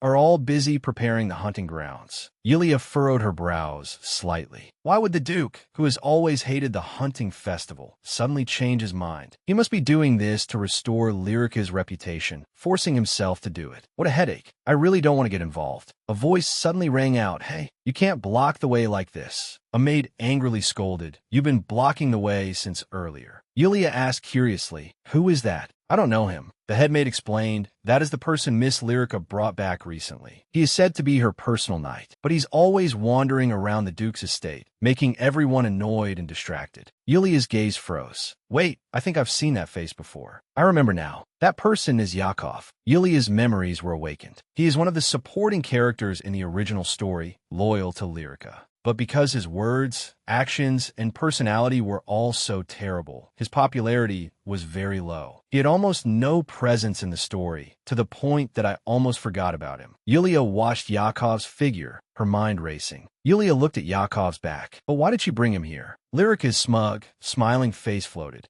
into Yulia's mind. Was she plotting this time? Yulia furrowed her brows tightly. A surge of unease welled up in her heart. The Autumn Hunting Festival, an annual grand event. Hunters from various territories compete here. A portion of the prey is used for the post-competition banquet, while the rest is offered as sacrifices to pray for a bountiful harvest in the coming year. It is a tradition celebrating youth and the empire's prosperity. But at the same time, it is accompanied by another long-standing custom. A young knight requested earnestly, Miss Freya, please give me your that. A lady lightly covered her lips. Oh, it has already begun. Another lady confirmed, that's right, the hunting. Point festivales un riten tradition. The handkerchief of blessing. A lady wearing a wide-brimmed hat whispered, those two definitely have something going on recently. I'm so jealous. Yulia watched silently, without saying a word. Young people gather here to participate in the festival, and also use the opportunity to confirm their feelings for each other. Hunters accept a lady's handkerchief as a token of blessing. It is a tradition. Yulia's fingers fiddled with a handkerchief. I brought a handkerchief too. She looked to the side. Will the crown prince really accept my handkerchief? Yulia wondered to herself. Wouldn't that be too greedy? The crown prince isn't even participating in the competition. Strictly speaking, no one has even seen him hunt in person. Perhaps he doesn't even like hunting at all. Even if he did participate, I have no reason to give him my handkerchief. I should leave for now and come back tomorrow when the competition starts. A lady exclaimed, oh my goodness, that person is. A sharp voice pierced the air. Yulia Primrose. Yulia. Dot turned around sharply. Footsteps approached. Vieira blocked her path, his tone flirtatious. Where are you off to in such a hurry, Yulia? He softly called out her old name. A playful smile hung on Vieira's lips. The opening ceremony hasn't even started yet. Do you have some urgent matter? Yulia replied coldly. Where I go is my business. Rather, it's strange for someone who has been hiding in his territory for so long to suddenly show up. Vieira smugly raised his chin. Of course I had to come. As the favorite to win the championship, how could I be absent? Yulia asked expressionlessly. So, what do you want from me? Vieira reached out his hand, his tone matter of fact. What else could it be? Your handkerchief. Please give it to me. Yulia's eyes turned instantly cold. If I heard correctly, I need to apologize to you. Were you just asking for my handkerchief? Vieira's smile grew increasingly twisted. That's right. Give your handkerchief to me. You must be nervous seeing your old lover after such a long time. Vieira gently stroked the jewel on his chest. As the favorite to win the championship, it is an honor for the host family to receive my request. Besides, you have no one else to give it to, do you? To some extent, I'm giving you a chance. Yulia's eyes suddenly tightened, anger burning in her chest. Vivian spat out her words one by one. Vieira, you are absolutely shameless. To be so rude to Miss Yulia and still dare to ask for her handkerchief. You are simply insane. Shouldn't you go ask the Miss Lyrica you admire so much? Vieira flatly denied it. You misunderstand. I have absolutely no interest in Miss Lyrica. She kept pestering me, so I was slightly swayed, but the person I truly love has always been you, Yulia. Anyway, I hope this time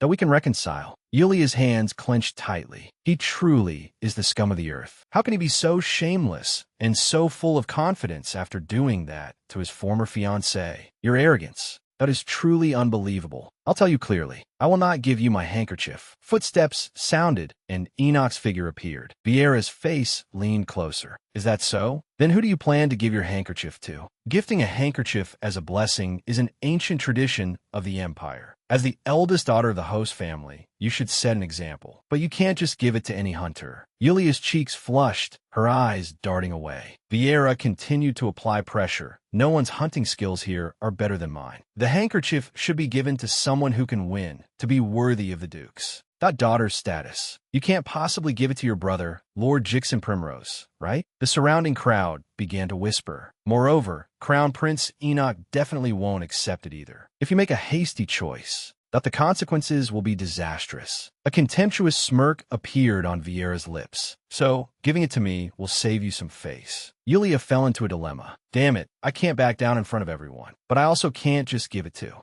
anyone. I've already explicitly rejected him. I can't give it to a hunter worse than him. This is exactly why I didn't want to come at all. Vieira's urging sounded in her ear. Hurry up and give it to me. Yulia clutched the handkerchief tightly, at a loss for what to do. What should I do? Enoch watched coldly from his sidelines. Hunter Vieira. Enoch grabbed Vieira's wrist and forcefully pushed him away. You always choose the rudest method. Vieira stumbled back and roared. Who dares to interfere? He saw clearly who had come and instantly panicked. Your Highness the Crown Prince. Enoch's voice was icy. Last time at the boutique, you hurt Miss Yulia's wrist. Now, you're threatening her again because she refused to give you her handkerchief. Yulia. That was startled. So he had been listening to our conversation all along. Enoch took a step forward, his gaze burning like a torch. On what grounds did you conclude that I wouldn't accept Miss Yulia's? That handkerchief? Vieira's face was full of shock. What? The whole crowd was in an uproar. Enoch knelt on one knee, looking up at Yulia. He spoke solemnly. Miss Yulia Primrose, I will hunt prey for you. Would you be willing to gift me your handkerchief as a blessing? Gasps erupted from the crowd. Oh my God, His Highness the Crown Prince is actually asking her for her handkerchief. And in front of everyone, Yulia's heart raced. For some reason, I feel like I've become. Yulia felt like she had become the protagonist of a novel. She smiled shyly. Of course, it's my honor. She handed the handkerchief to Enoch. Enoch took the handkerchief and thanked her solemnly. Thank you. Mississippi Vieira clenched his fists. Damn it, just you wait. He turned and left indignantly. Lyrica stood in the distance, her eyes, not watching all this coldly. In the tent under the night sky, rhythmic snoring could be heard. Jixon lay on the bed, dead to the world, a wine bottle rolling on his chest. What a fool. He drank all the wine I brought without a second thought. Vieira was rummaging through the tent, looking for something. Let me see. It should be around here. Found it. He unfolded a map, which marked the locations of rare animals. The hunting. That ground was suddenly changed to the Primrose territory. I didn't even have time to confirm it in advance. He probably thought he could prepare alone in his own backyard. Oh, there's that rare cliff bird here. Good, very good. I need to mark my arm in advance. Damn Crown Prince. I will definitely crush your arrogance completely. The horn sounded long and loud. The hunting competition is about to begin. All participants, please get ready. Yulia looked at Enoch's arm, where he had solemnly tied the handkerchief. She asked softly, Are you pushing yourself too hard because of me?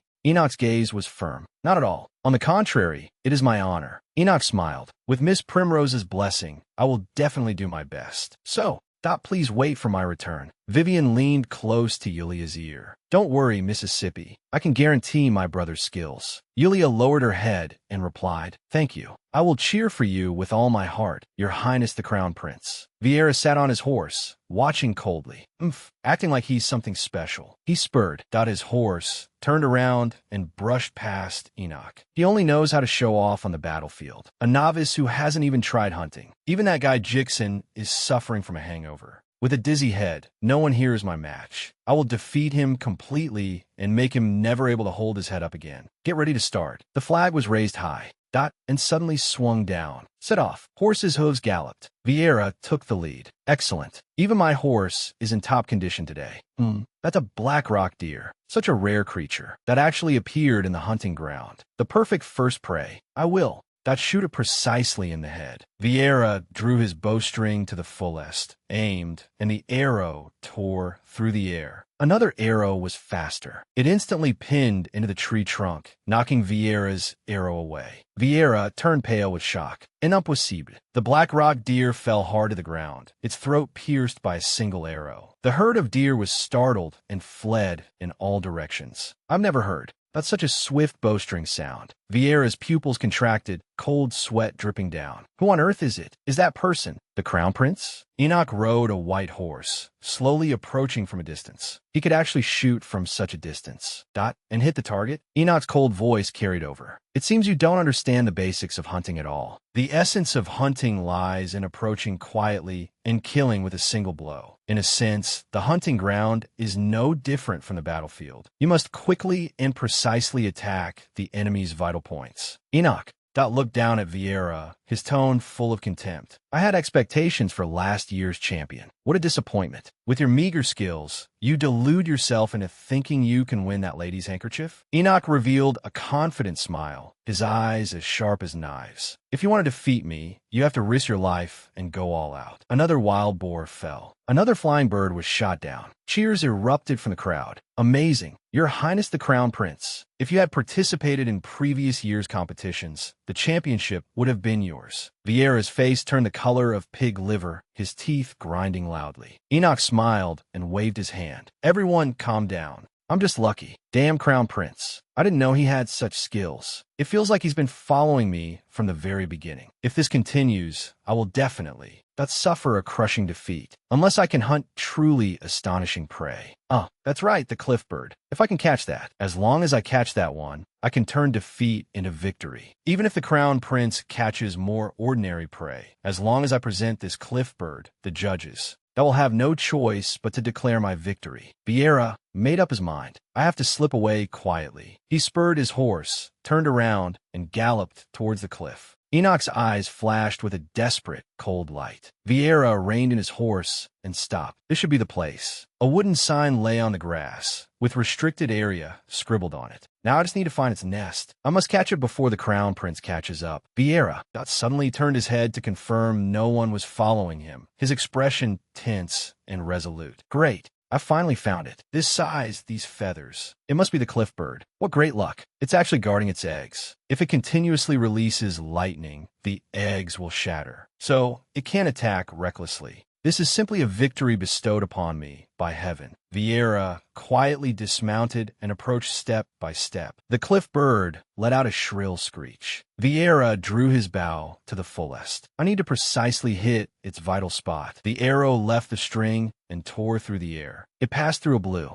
curtain of light, the afterimage of some kind of magic. Bursts of exclamation erupted from the crowd. Oh my God, could this be? This is too amazing. It's been so many years. But since we last saw one, is this the cliff bird? Looking at its size and color, it should be correct. It's been many years since anyone caught one. Vieira smugly brushed his hair back, enjoying the crowd's admiration. Young Master Vieira is so amazing. He gestured exaggeratedly. That guy was very fierce, constantly shooting lightning. Vieira continued to brag. Haha, but it was no match for me in the end. A judge carefully examined the prey and opened an illustrated handbook to compare. No matter how you look at it, this is not a cliff bird, but a mountain poison bird. Look, there are purple spots here and there. Vieira flew into a rage. What? Are you saying you don't believe my words? He stomped his foot on the ground in front of the judge. I saw it release lightning with my own eyes. Don't give me that nonsense about a mountain poison bird. The judge trembled with fear and repeatedly agreed. Why, yes, this is indeed a cliff bird. Another judge hurriedly announced, it seems young Master Vieira has almost secured this year's championship. Yulia watched coldly from the sidelines. It's too early to declare victory now. Yulia's ruby eyes narrowed slightly, although there are almost no creatures rarer than it in this area. A rush of rapid hoofbeats approached. Someone in the crowd exclaimed, isn't that His Highness the Crown Prince? Enoch rode his white horse at a gallop, dragging a massive prey behind him. Oh my God, what is that? Such a huge thing. An old. The man's face was full of shock, whispering in disbelief. In no way could it be. His pupils suddenly contracted, his beard trembling slightly. Impossible, absolutely impossible. A giant beast that was thrown heavily to the ground, kicking up a cloud of dust. It's the flaming Fong bear. This is impossible. This is a legendary magical beast. It has almost never been captured in the history of the hunting competition. Where on earth did you find such a creature? Vieira's face instantly turned livid. Enoch calmly explained, I luckily found it in a cave under the cliff. Because it breathes fire, I had the other young masters retreat first and barely managed to subdue it myself. A burst of crisp footsteps sounded, interrupting everyone's discussion. Yulia walked to Enoch's side. She looked up at him, her face flushing. Your Highness the Crown Prince, you are truly amazing. I never thought you could catch such a huge bear all by yourself. Enoch covered half of his face. No, not by myself. Enoch raised a handkerchief. Thanks to the blessing handkerchief bestowed by the Mississippi, we captured it together. Yulia's heart skipped a beat. She covered her mouth, her cheeks flushing deep red.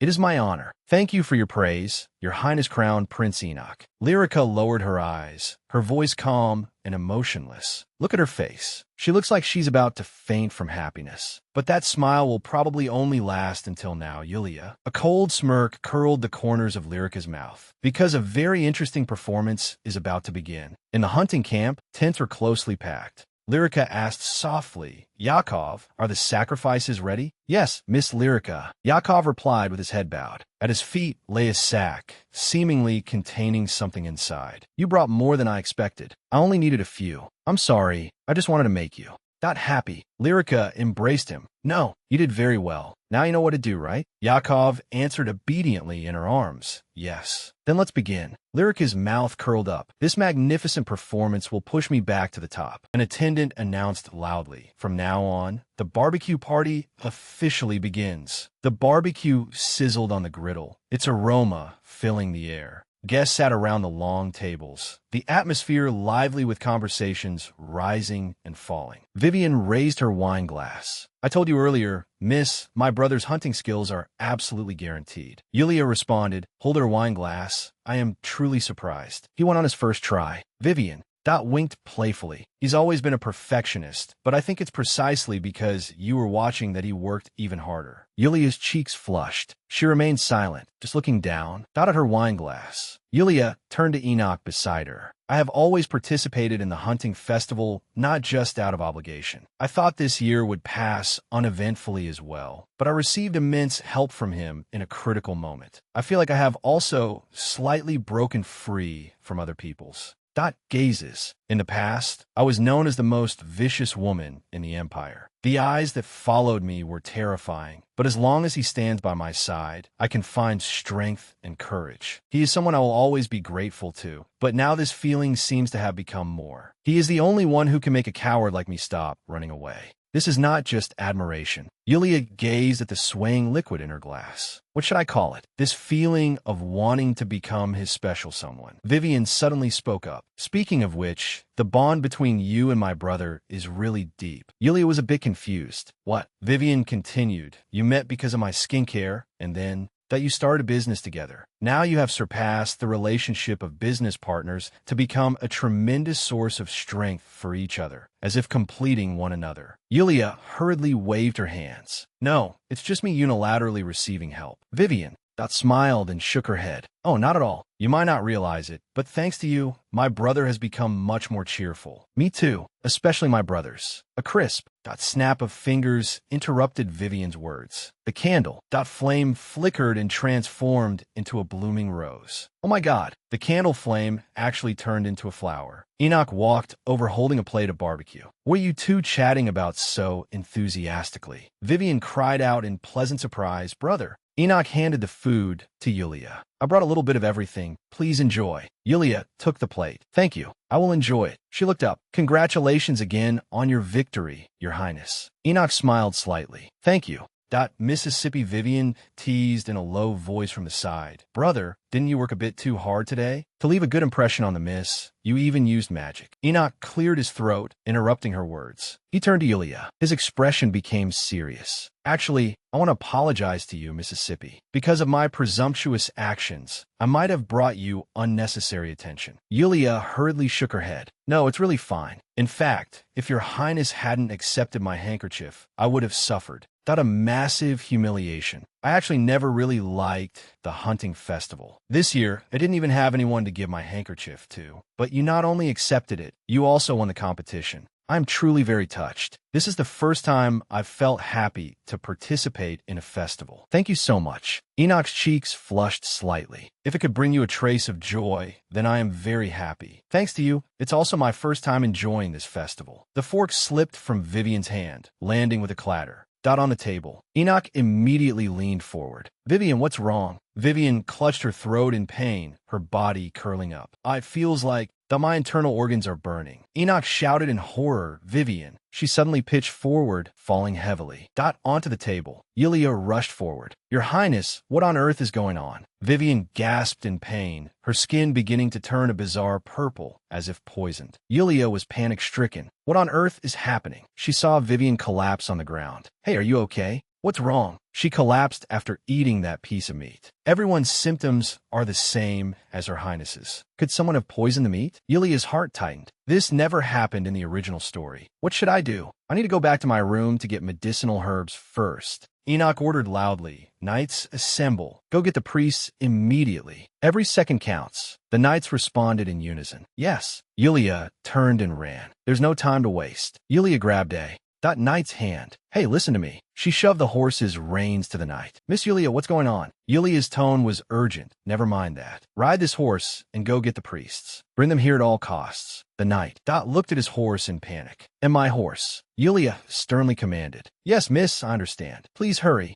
Lyrica bent down, looking at the fallen Vieira. Your Highness, are you all right? She knelt beside Vieira, placing one hand gently on his body. Yulia exclaimed. Lyrica's hand is glowing. Beneath Lyrica's palm, a golden light surged. Impossible. Look, something is coming out of his body. A cloud of purple poisonous gas was drawn out of his body. His face returned to normal. The toxin was leaving his body. Everyone covered their mouths in shock. This sight is just like divine power. People fell to their knees one after another. We're saved. We're saved. The gods have bestowed divine power upon Miss Lyrica. A saintess is born in the Empire. Yulia stared blankly at her own hands, her heart churning with turbulent waves. This was supposed to be my power. Maybe Lyrica awakened the blessing of the Primrose family. The blessing of healing. Yulia's pupils suddenly contracted, thorns growing wildly in her heart. Lyrica called out, Princess Vivian, please hold on a little longer. This is truly astonishing. To actually awaken divine power. That is a realm unattainable by endless training. As expected of the power of the Primrose family, the power of blessing. Lyrica's eyes focused. She suddenly opened her eyes, and a wave of dizziness hit her. She held her forehead. I feel so dizzy. Lyrica's body swayed, and she fell backward. A hand steadily supported Lyrica. Yulia looked at Lyrica with concern. Are you okay, Lyrica? Lyrica leaned weakly against her. Sister Yulia. Yulia's vision became blurry. Vivian. A voice sounded in her ear. Vivian, are you awake? Vivian slowly opened her eyes, finding herself lying in Enoch's arms. She let out a soft groan. Brother. She looked around. What happened? Miss Lyrica healed you with divine power. Lyrica smiled. That's great. You're finally awake. You encountered an accident at the long-awaited hunting festival. I was very worried. Although it was a bit straining, seeing your highness safe and sound, I am relieved. Vivian bowed her head, in greeting. Thank you for healing me, Miss Lyrica. Miss Lyrica actually possesses such power. It's truly amazing. She looks just like a saintess. Yulia stood in the crowd, listening to the surrounding whispers. We are so lucky. If it weren't for Miss Lyrica, what we have done, it seems someone can truly receive the god's blessing. Yulia was expressionless. For humans, though, what exactly is fate? A father anxiously asked Lyrica and the priest, how is my daughter's condition? Lyrica examined the girl. This is truly a miracle. The toxins in her body have completely vanished. Her bloodline has also been completely purified. Although it was her first time, Lyrica single-handedly treated many patients that even the high priest would find difficult to handle. I am proud of you, Lyrica. Honestly, how did this kind of thing that even happen? The priests gathered together to discuss. Do the patients that have anything in common? A patient recalled, I had just taken a sip of the cliff bird soup when the toxin took effect. Cliff bird? Another patient added, yes. Because it was rare meat, I wolfed it down. Speaking of which, you also fell ill while eating the cliff bird. That meat skewers. The priest's face turned grave. That seems not to be a cliff bird, but a mountain poison bird. The poison bird's toxicity is extremely fierce. Even a small amount can mutate the bloodline. If the treatment had been any later, there would likely have been casualties. From the crowd, gasps erupted. Oh my God, young Master Vieira. Vieira. Trembled all over. What on earth have you done? Didn't you insist that it was a cliff bird? You also said it started discharging electricity as soon as you found it. Was that a lie too? Thinking about it now, before the competition, you tried to humiliate Miss Primrose. When you failed, did you hold a grudge and want to ruin the entire festival? Wait a minute. I was framed. The map in young Master Jixon's tent clearly marked the cliff bird. Vieira.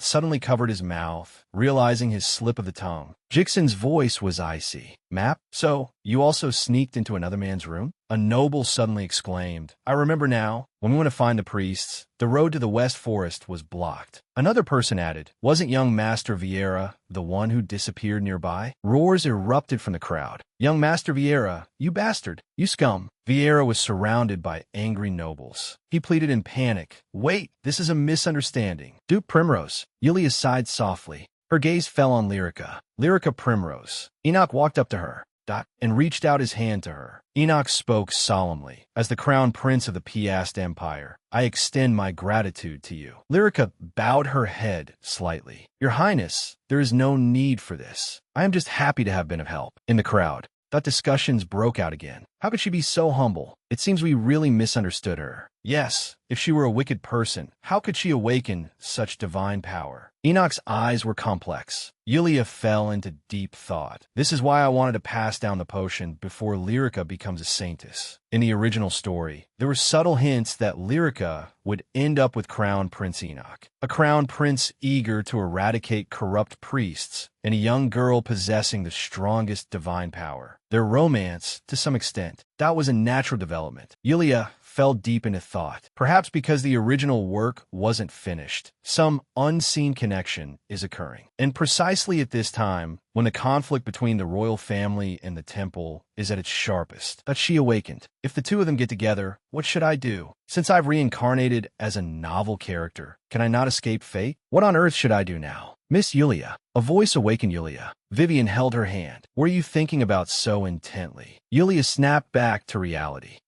Nothing. She quickly changed the subject. Princess Vivian, how are you feeling? Vivian sat by the dining table, answering energetically, I'm completely fine. To be honest, I even want to eat some more. Her eyes flashed with a peculiar light. Miss Yulia, Princess Vivian suddenly asked, what do you think of my brother? Yulia was startled. What? Princess Vivian explained, everything that happened yesterday and today. That has shocked me greatly. Yulia nodded. Yes, anyone who experiences this would feel the same. Princess Vivian's smile hid a deeper meaning. I've been poisoned before too, so maybe I can understand a bit. No, I don't mean that. I mean my brother participating in the hunting competition. Yulia's pupils suddenly shrank. My brother has always only cared about state affairs and me. He is indifferent to everything else. I've never seen him so proactively stand up for someone else. He may seem gentle on the outside, but he never easily opens his heart to anyone. No matter how I look at it, my brother thinks you are very special, Miss Yulia. And it seems you are not completely without feelings for him either. Princess Vivian held her hand tightly. Yulia's heart skipped a beat. So,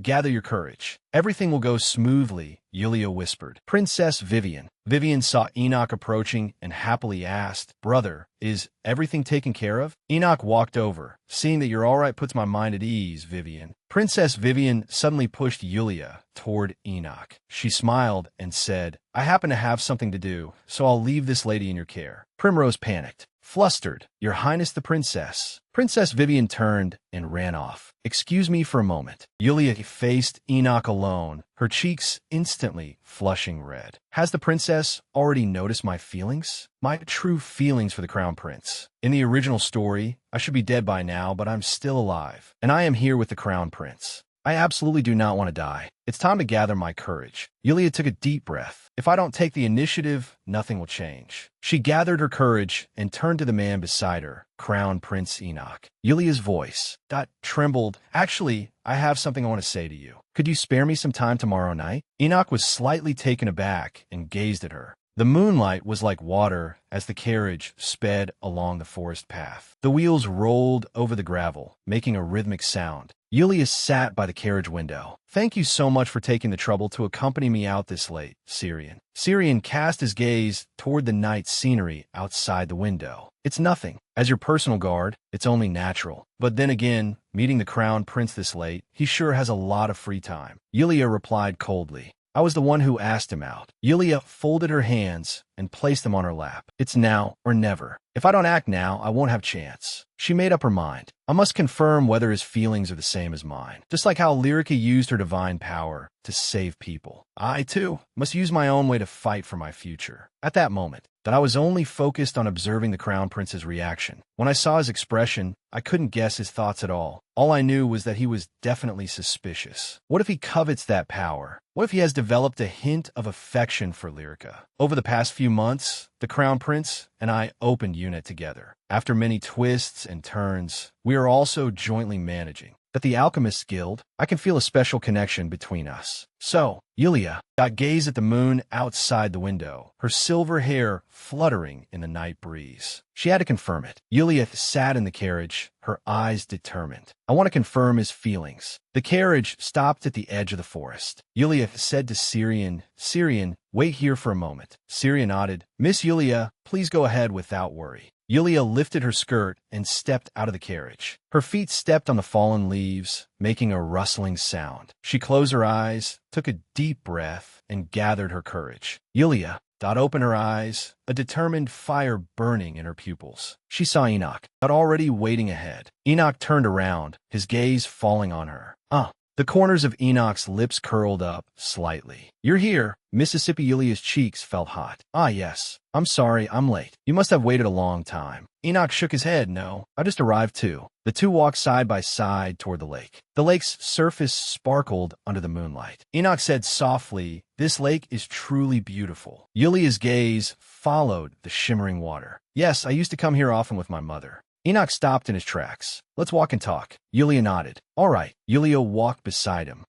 Yulia spoke first. Regarding what happened at the barbecue party, I sincerely apologize to you. I failed to identify the mountain poison bird in time. Enoch gently interrupted her. No, miss, you don't need to apologize. I didn't notice it either. You stepped up in your father's place to handle the situation.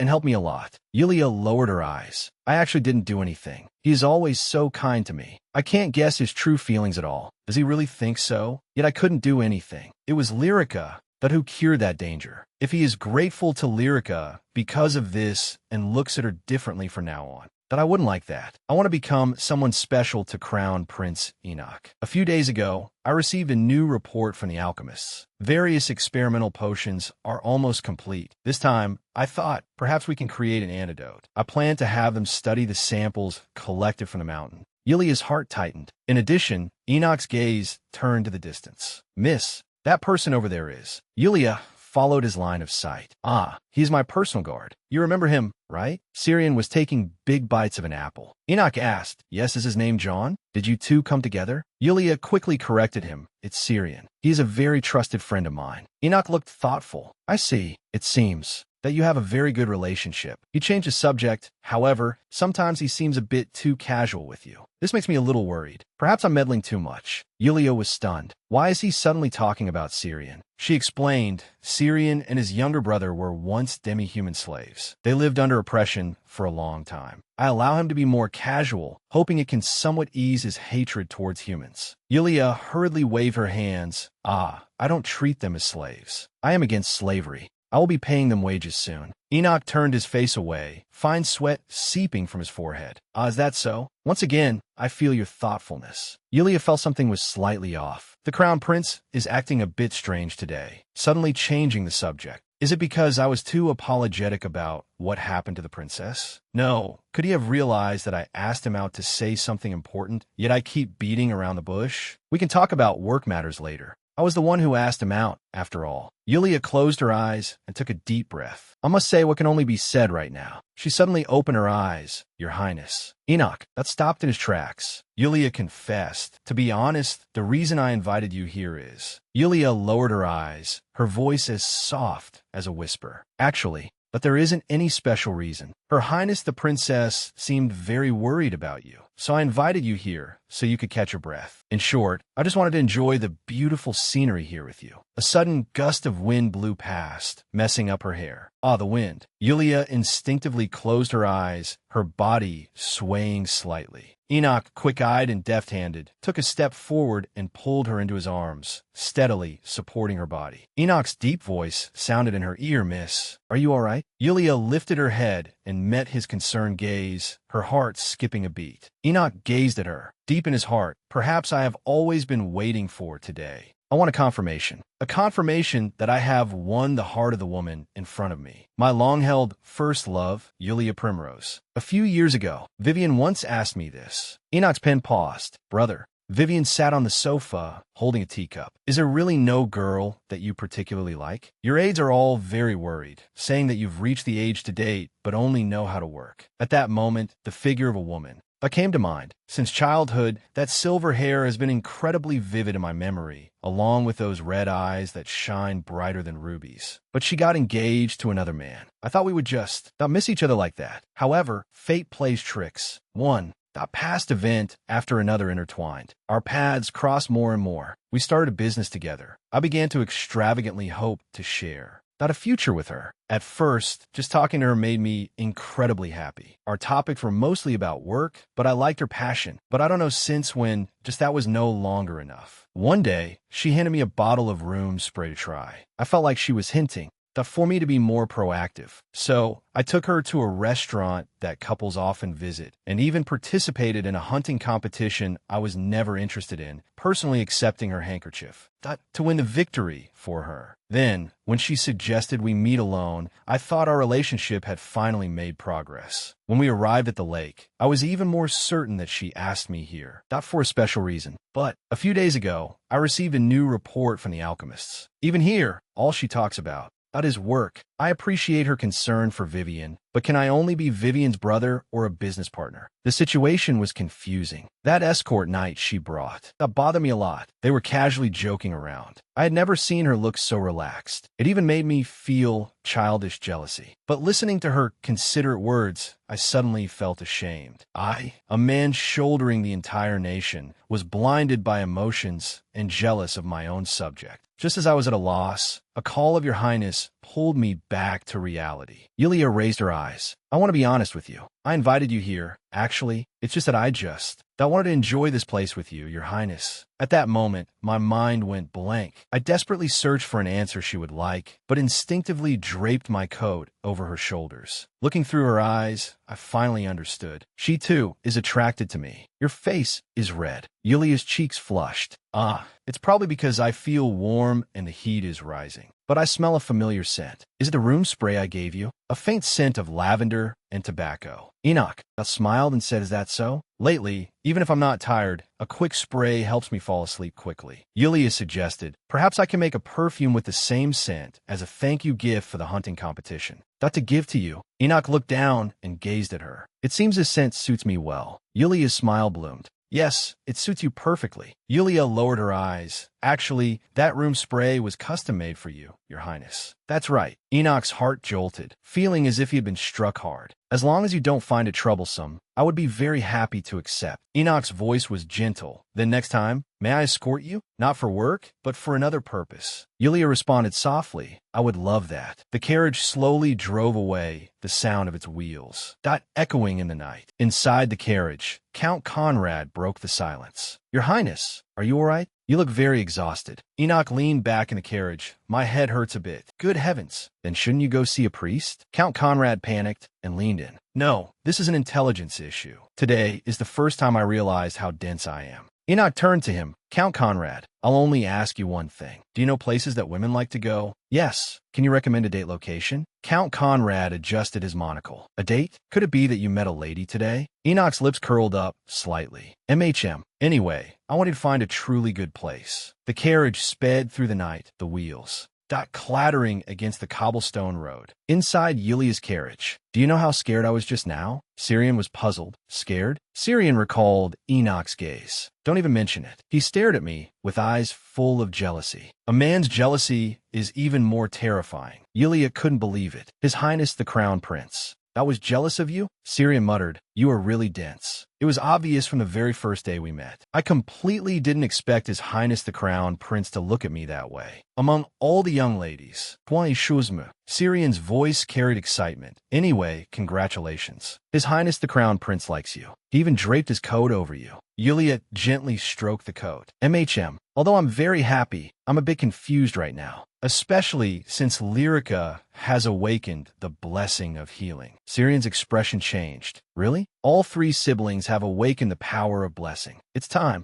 To check on Yulia's spirit after a long time. If spirits of the same origin awaken, they will become restless with joy. A red light flashed in his eyes as he sensed Yulia from afar. Strange. The spirits seem unusually tense. Yulia's sister. What exactly is their spirit hiding? Syrian's brows furrowed. It seems I'll have to confirm it myself later. The carriage came to a steady stop in front of the Duke's estate. Meanwhile, Lyrica slammed the box heavily onto the table. She bit her nails. Everything is clearly in my favor, so why can't this anger be quelled? Miss Yulia, you're back, a voice rang out. Lyrica abruptly turned her head, her gaze icy. Yulia said, thank you everyone for coming out to welcome me. Take this. She handed over the box in her hands. The sound of footsteps echoed in the empty hall. Lyrica's silhouette was reflected on the window as she quietly left. Oh my goodness, it's Yunette's new product. The maids excitedly gathered around the box. How did you manage to get this again? Thank you so much. Yulia revealed a gentle smile. No, I should be the one thanking you if you can make good use of it. Yulia, that is the problem. It was the same at the social gathering I attended during the day. The chattering voices of discussion were endless. Miss Lyrica, you are truly amazing. To be able to witness such a miracle with my own eyes is truly an immense honor.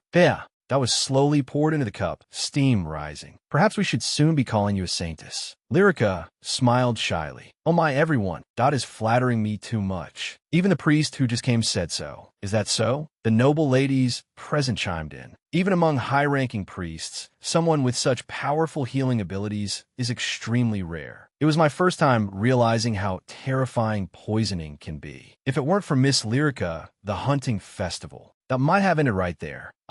Speaking of the hunting festival, a noble lady suddenly spoke up. His Highness the Crown Prince personally participated this time, didn't he? He is truly amazing to have hunted such a large brown bear. Speaking of which, what is his relationship with Miss Primrose? The lady suddenly realized she had misspoken and covered her mouth. Miss Yulia. Miss Lyrica, do you know anything about your sister? Lyrica showed a troubled smile.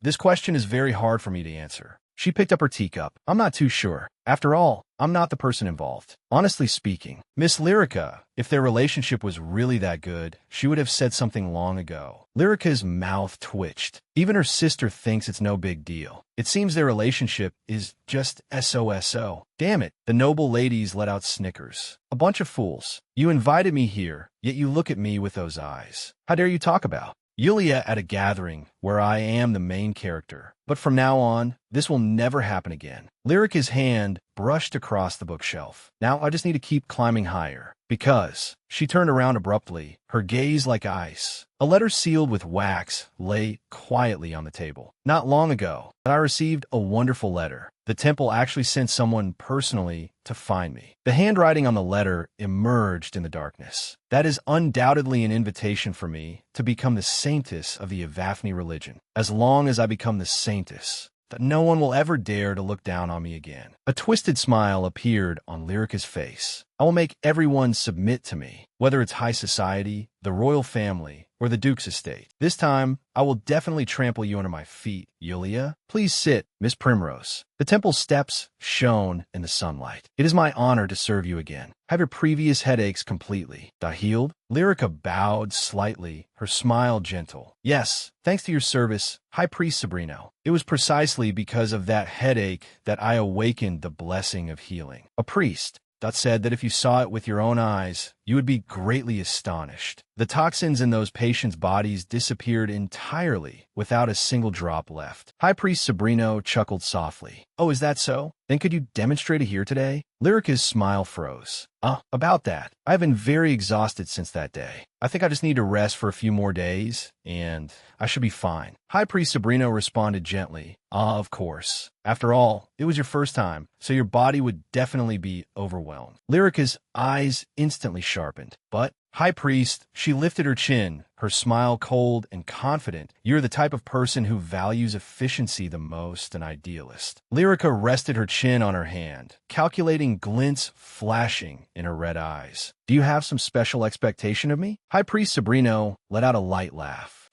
Oh my. The curve of his lips deepened. You're truly perceptive, Miss Primrose. The High Priest extended a hand, as if offering a sacred invitation. Would you be willing to spread this power of healing? That to even further places? You must have heard of that shop, Unette, right? Lyrica lightly touched her lower lip with her fingertips, her eyes cold. Unette. High Priest Sabrino's tone grew heavy. To be honest, because of that shop, the temple's prestige is no longer what it used to be. The Empire's citizens' faith in the god of Afni is wavering. He looked up, his eyes flashing with fanaticism and calculation. But if you, the one who personally healed the princess, if you become the saintess of the Evafni faith, our temple will regain its former glory. And you, miss, will hold the highest power in the Empire. Lyrica's red pupils widened slightly, seemingly shocked by this grand blueprint. Of course, we don't ask for much. High Priest Sabrino's voice was full of temptation. We only need you to conduct some public activities in front of masses.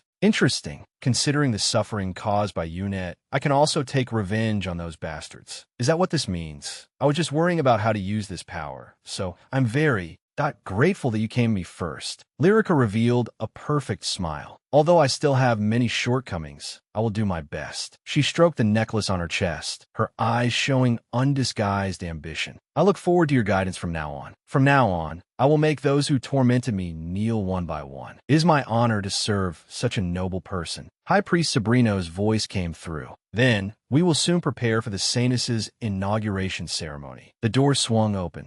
Lyrica walked into the room. I'm back, Yakov. Lyrica rested her hand on the door, a relaxed smile on her face. I just went to the temple of Evafni. The high priest invited me to become the saintess. Lyrica's pupils suddenly shrank. Ever since the hunting festival, he's been like this. So troublesome. We still have so many things to do. That I can't forget those corpses. Yakov trembled. The way they looked, poisoned and rotting. Lyrica interrupted him. Yakov, she stepped closer, her voice icy. They were trash who tormented us for a long time. They are scum whom no one would mourn even if they disappeared from the world. Thanks to your witchcraft, that I was able to attain the position of saintess. She abruptly pulled Yakov in her arms. Using your curse of transferring diseases, I have obtained happiness. You will be happy too. Lyrica Primrose hugged Yakov tightly, whispering in his ear, I will soon be giving a demonstration at the temple. So, go back to the village and bring a few more sacrifices. Miss Lyrica, Yakov lifted his head, his red eyes looking straight at her. Are you saying that without me, you can't? That do it? A duke's daughter who is supposed to live a noble life can't leave me now, right? Is he gradually breaking free from the charm spell? His words are getting shorter, and he's even starting to threaten me. You are nothing but another disgusting human from that despicable family. Yakov. Yes, you are right. Lyrica's fingers gently stroked his cheek. I can no longer leave you. She kissed him. So from now on, use your entire life. Got to obey my words. Yakov's eyes returned to submission. Miss, how many sacrifices should I catch? Lyrica chuckled lightly. The more, the better. All right, the stage is set. Lyrica rested her cheek on her hand, her smile cunning and cold. Then, how should I deal with Yulia? Enoch sat at his desk, his finger tracing across the calendar. Let me see. Which day is best? It's best to avoid the crowded weekends. He was suddenly startled. Brother, are the date preparations going smoothly? Vivian pushed the door open and entered.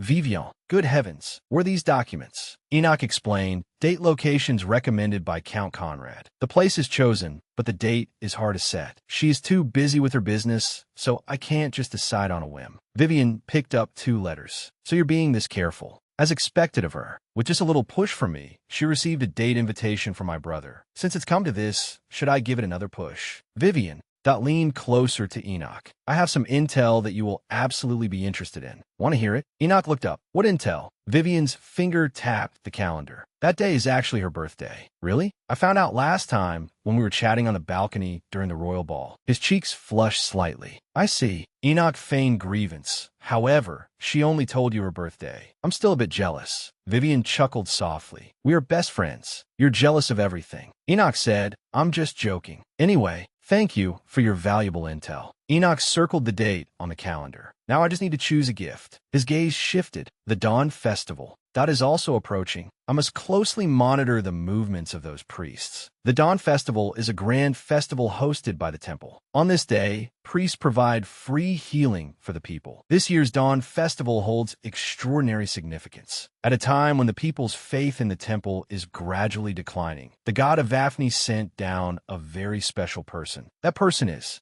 Duke Primrose exclaimed in excitement. Dressed like this, you truly look like a saintess descended from heaven. I'm so proud that you are a member of the Primrose family. Lyrica responded softly. I am so glad to hear you say that, Father. She held a scepter and wore magnificent priestess robes. Do I really look good? Duke Primrose's eyes were filled with pride. Of course. I have never seen a saintess as beautiful as you. He took a step closer. Lately, wherever I go, all people talk about. That is you. Just recently, I attended a high-ranking noble gathering. Everyone sincerely congratulated you and begged me to definitely bring you along next time. He gently stroked Lyrica's headpiece. Anyway, you've suffered. I always believed that you would eventually achieve great things. My precious daughter, Lyrica Primrose. Lyrica had tears in her eyes. This is all thanks to you, Father. Thank you for always believing in me. I am truly so happy that brother could come and bless me. Lyrica's tone carried a hint of disappointment. If only mother and sister Yulia could have come too. If I continue to sincerely help people, perhaps one day they will open their hearts to me. Duke Primrose showed an apologetic expression. I am sorry, Lulika.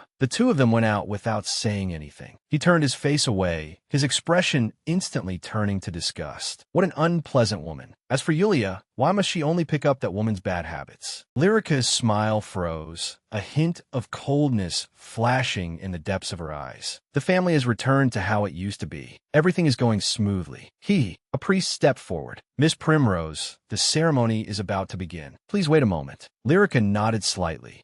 Thank you. She turned to Yakov beside her. Are the sacrifices ready? Yakov respectfully replied, Yes, Miss Lyrica. Lyrica issued the command, then opened the sacred doors. She slowly raised her head, her red eyes flashing with light. From today on, that I will be reborn. As the saintess, I will begin a new life. Lyrica walks toward the holy gate, toward the dazzling light. Footsteps echo, step by step. Exclamations erupt from the crowd. Look, the new saintess is here. Lyrica walks down the steps with Yakov closely following behind. Holy light envelopes their figures. The crowd boils over again. Oh my God! How could she be so beautiful? The high priest makes an inviting gesture. This way, please. He turns to Lyrica. Miss Primrose, are you ready to become the saintess of the Evafni faith? Lyrica's eyes are firm. Yes, high priest. The high priest announces. Then we shall immediately begin reciting the prayer for the inauguration of the saintess. He raises his arms high, his voice solemn and resonant. I, as the spokesperson of the god of Evafni, hereby declare that Lyrica Primrose is appointed as the saintess who guides souls back to the god of Evafni. Sacred light descends from the sky, enveloping Lyrica. May the blessing of the god Evafni be with Saintess Primrose. The crowd erupts into deafening cheers. The high priest's voice rings out again. Now, to commemorate the Dawn Festival, the saintess will hold a healing ceremony. He urges the crowd. First come, first served. Please line up quickly. A boy clings to the fence, his eyes full of longing. Wow, the saintess's healing ceremony. He turns to his father beside him. Dad, can Mom receive treatment too? The man looks troubled. Well, that would be wonderful, but we are commoners born with karma, so we must wait. Lyrica uses her healing powers on the nobles. Golden sacred energy surrounds them. A commoner whispers a prayer. Once the nobles are done, if we are lucky, maybe it will be our turn. Another commoner is full of gratitude. Even so, being able to see the saintess in person is already a great blessing. After treating a few high-ranking nobles, Lyrica leaves early, citing fatigue. The remaining nobles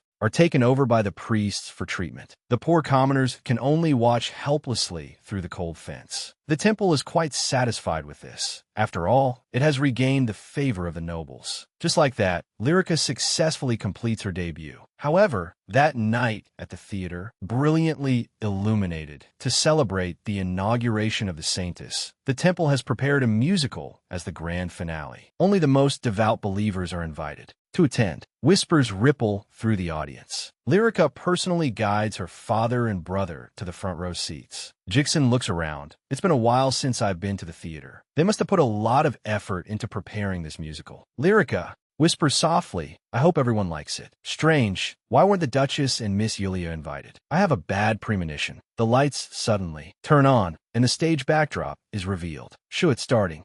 That looks like the corridor of the Duke's estate. A line is delivered from the stage. My lord, a guest has arrived. The maid's pupils suddenly contract. That time, they actually prepared a musical like this. The audience stirs again. I see. They deliberately didn't invite the Duchess and Miss Yulia. The maid's face turns pale. How could they do such a thing? I must report this to Miss Yulia. Lyrica, however, just sits quietly, a cold smile appearing on her face. A meticulously planned drama is raising its curtain. The carriage door slams shut with a bang. Yulia leans against the soft seat and orders the coachman, hurry to the Duke's estate. The coachman respectfully responds, yes. Miss Yulia. The carriage begins to bump. Yulia rests her hand on her forehead. I was caught completely off guard. While I was focused on Yunette's autumn event and medicine research, I never thought Lyrica would use the temple to ambush me. As soon as I received the report about the musical, I immediately finished my urgent work and rushed to the theater. Throughout the entire performance, I fought back the surging nausea in my heart. The plot of the play was simple. A girl who grew up in the slums lost her mother, her only family, at a very young age. She prayed to the god of Evafni to endure every difficult day. The plot of the musical was predictable. The god took pity on the girl and guided her to find her father. But later, the sound of shattering porcelain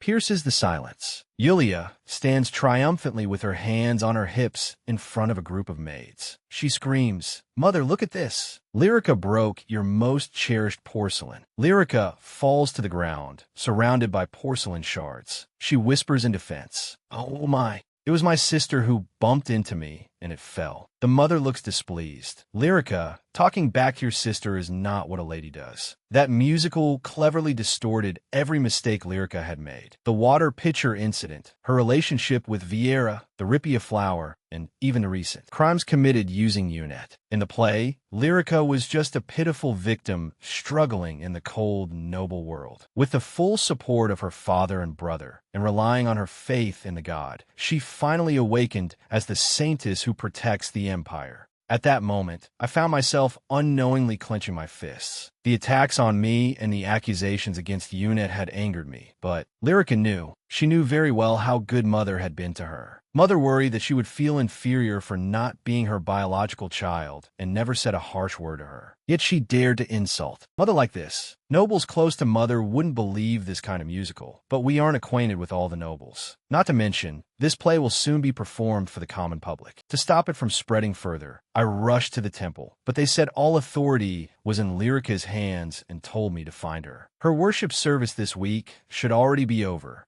and she should be at the Duke's estate now. Yulia stops in her tracks. Through the window, she sees Lyrica's figure, wearing a hint of a smug smile. Whether you become a saintess or not, I won't let you get away with this. Yulia's eyes are resolute as her footsteps echo in the corridor. That's definitely Father's study. Should I wait until she's alone to talk? Or, no, Father's been very biased towards her lately. Talking in front of him might. Yulia hides behind the door and hears Lyrica's voice. Father, I'll go in first. Very well, go get some rest. Yulia's voice rings out. Lyrica, can I have a moment of your time? Lyrica turns around and sees Yulia standing in the corridor. Ah, Sister Yulia, when did you arrive? But I'm a bit tired right now. Yulia's tone is firm. It won't take long, just a moment. Father's voice comes from the study. Yulia. He sits behind the desk, looking displeased. What are you doing stopping your exhausted sister? Shouldn't you let her rest when it's this late? Coming home so late. What does that look like? You go in and rest first, Lyrica. Lyrica smiles. Thank you, Father. Yulia watches her back with cold eyes. But Father's voice rings out again. Leah, come here. If you have something to say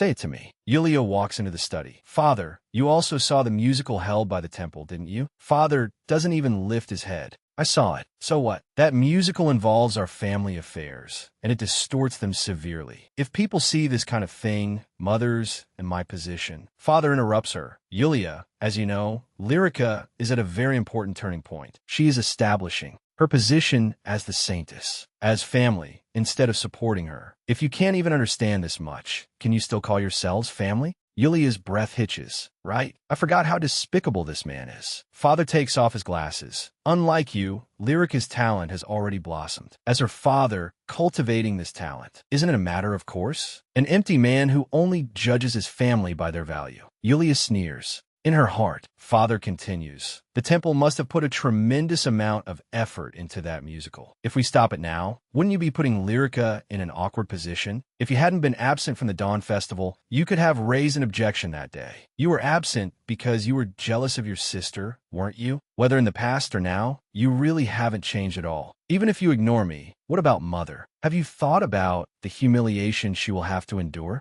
You force Mother to make sacrifices just for Lyrica, for that child you brought back from the outside. Father's hands suddenly clench into fists. Yulia, watch your words. How dare you say such things to your father? No, I will say it. I now clearly understand how little you value Mother and me. The two of us will never be happy staying in this Duke's estate. So, Yulia's eyes are resolute. I'm taking Mother away from here. I can no longer entrust Mother to an irresponsible man like you, and I will never come looking for you again. Father roars. How dare you say you're leaving the Duke's estate? He slams the table hard. Fine. Do as you please. Take that woman and get out. Father is furious. But remember this. The moment you leave here, you are no longer a child of the Primrose family. You will regret it for the rest of your life. Yulia turns her face away. This is the last time I will call you Father. So goodbye, Duke Primrose. Mother and I have no reason to endure this kind of treatment anymore. You say we will regret it? Then wait and see. Yulia turns around, opens the study door without hesitation, and leaves resolutely. Yulia. The Duchess's voice comes from the end of the corridor. Montag, there. Yulia quickly steps forward. Oh, Yulia. Jella just ran over and told me everything. The Duchess gently strokes Yulia's cheek. I'm sorry. It's because Mother is too incompetent and couldn't protect you well. No, Mother, don't be sad. This is actually better. Tears shimmer in Yulia's eyes, but she carries an unprecedented determination. Not relying on the surname Primrose, I have always been working hard just to live proudly as Yulia. Yulia, with tears in her eyes, I still have UNET and the Alchemist Guild. Let's go to the capital together and live happily there, Mother. The Duchess holds Yulia's hands, her eyes full of gratification. Okay, as long as I am with you, I can go anywhere. Yulia's eyes become sharp. Duke Primrose and Lyrica, just you wait. I will definitely make you regret this.